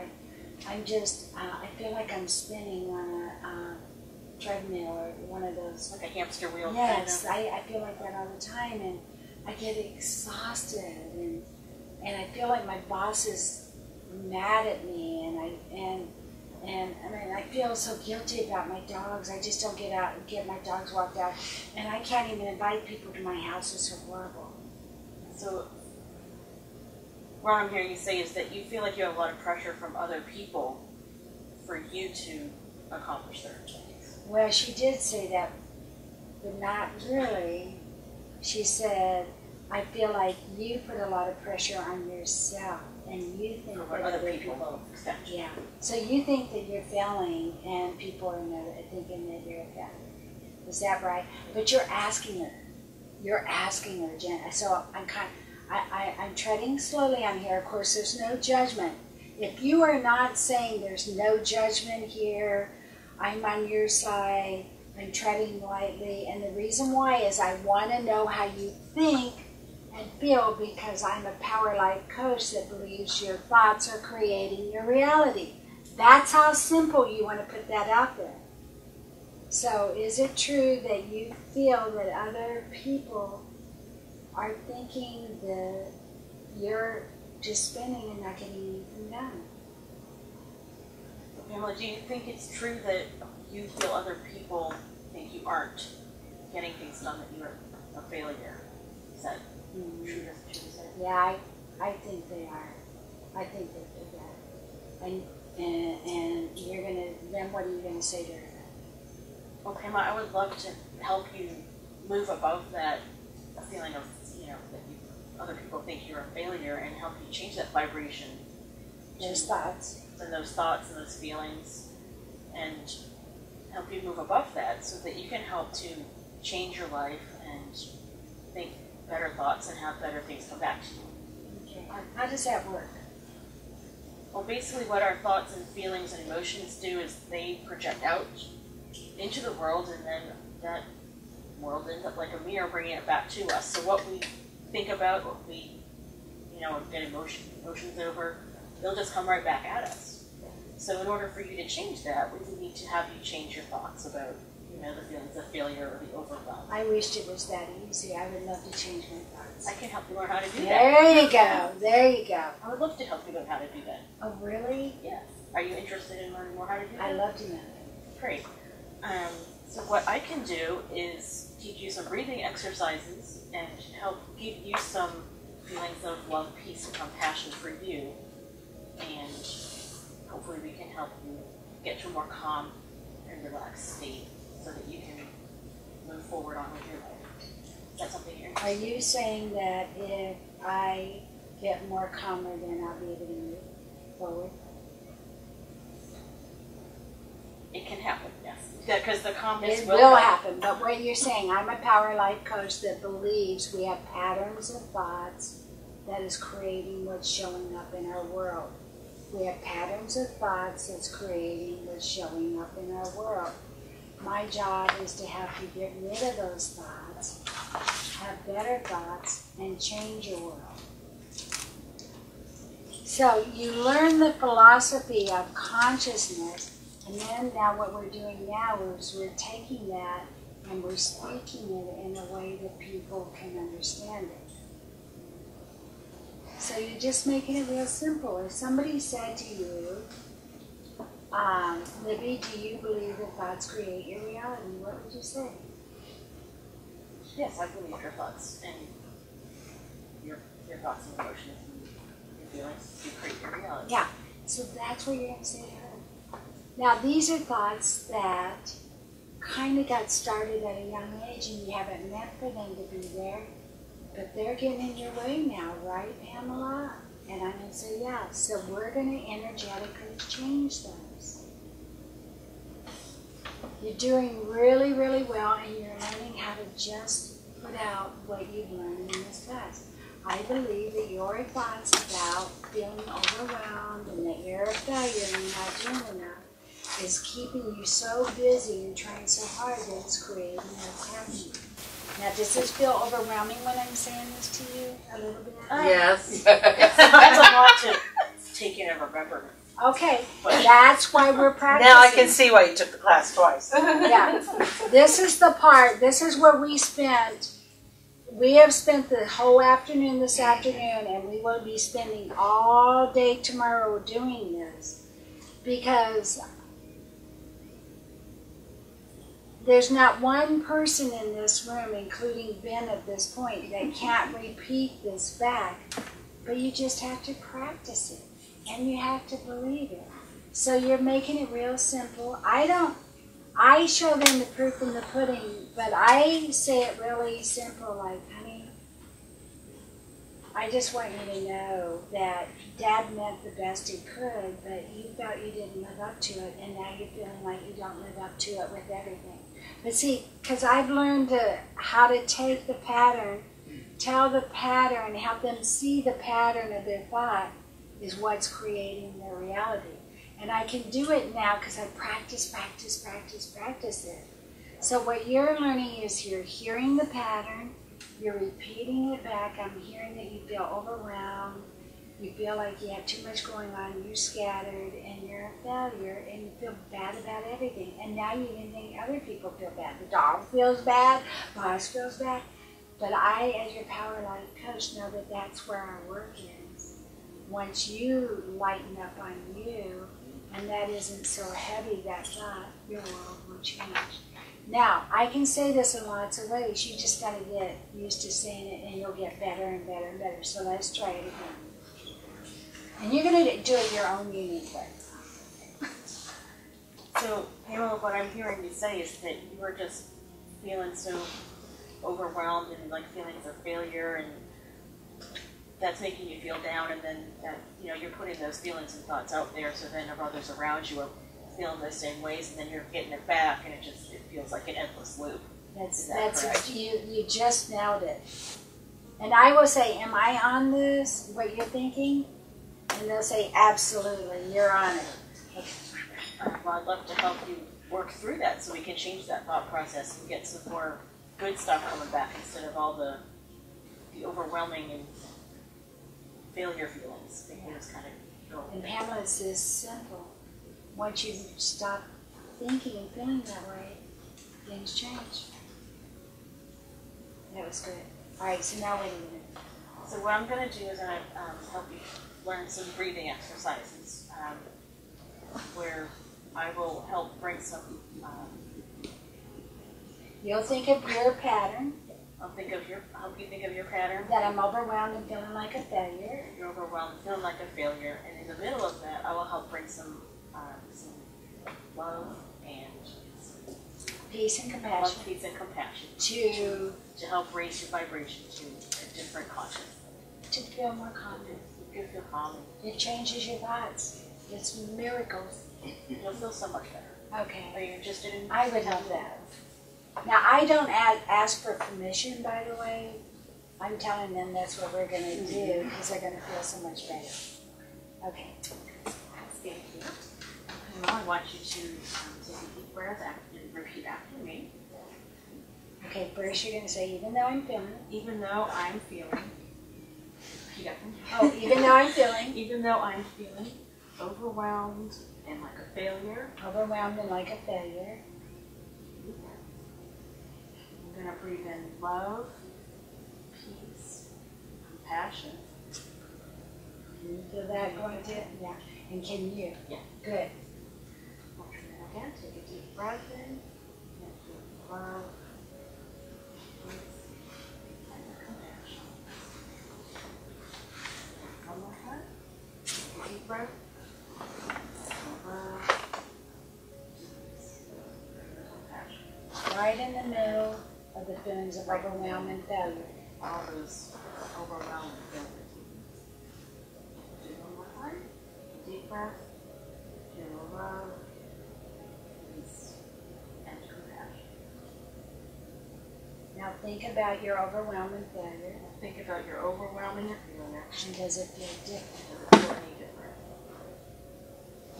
I don't feel as heavy as when I was talking about it a minute ago. What, on a scale of 0 to 10, how would you feel? I don't think I feel it right now. Yeah, so 0? Oh, that's great. That's wonderful. Do you want to try this again, or are you? No, they're 0, they're They're good. good. So Good. now you're going to ingrain in them why that's important. Because it went so fast, you got time to talk that. She's seen the proof in the pudding. So Pamela, do you know why that's important? Pamela, do you know why that's important? When you're not feeling those feelings, To not feel those negative feelings? in my world, and I always use those words, in my world, because I'm not asking them to do anything, but they're listening to me, I'm their power life coach. In my world, I believe our thoughts and our feelings that we learn. Dad was trying to help you, but you felt you never measured up. So now you feel like you never measure up to anything, correct? So we're changing that thought when you feel it, and we're raising it up, and that's the healing. So this week, Pamela, your homework is when you start to say, I'm not doing things right, I see my dog's upset, my boss is upset, or whatever, you're becoming aware of how often you're creating that pattern, and you're just breathing in love and peace and compassion. And you say to yourself, I'm doing the best I can. And that person is going to learn to start doing that. This person that I'm thinking of that did that always came into her session most of the time 30 minutes late. It's an hour session and she's coming in 30 minutes late. And when she's walking in the door, she's like, I'm sorry, I never get there on time. This is her pattern. And what I say is, I am so glad to see you, and you're not allowed to beat up on yourself. Just take a deep breath. We're going to get more done in these 30 minutes than you would have in the whole hour, but you're not allowed to beat up on yourself. And I said, so when you're coming in the door, you're breathing in, I'm not allowed to say I'm a failure, I'm not allowed to do that. So I noticed that she's moved up from 30 minutes to like 10 or 15 minutes. And I'm like, look at you, look at you. The more I can praise my clients and be a cheerleader for the positive movement, the more it motivates them and they see that they're changing. I'm always like, look at what you did. Imagine not feeling like a failure, because in my world that repeated thought keeps sending out the light. I love that, and the vibration, and it keeps showing up. You're doing really well. All Power Life coaching sessions are about looking for the pattern, shifting the pattern, giving them quantum thought processes. What can they do the next week? Notice, become awake and aware that your thoughts are creating your reality. Do not be hard on yourself. Breathe. If somebody is triggering you, your husband or your kids are yelling at you, or you're hearing Dad say that again, I told you to follow through or whatever, in your head or in person, You breathe and get off the dance floor, and you find something that feels better at all times. You're giving them the master thinking. At first, they're not going to believe that this is going to be that powerful, but you're going to be amazed when they come in and start saying, I had a better week. I got to work a little bit faster, and I wasn't hard on myself. And my boss walked over and said, wow, you're doing a good job. What they're doing is they're allowing in this higher vibration the good stuff to come in. The good stuff will start coming in once they stop the pattern that's keeping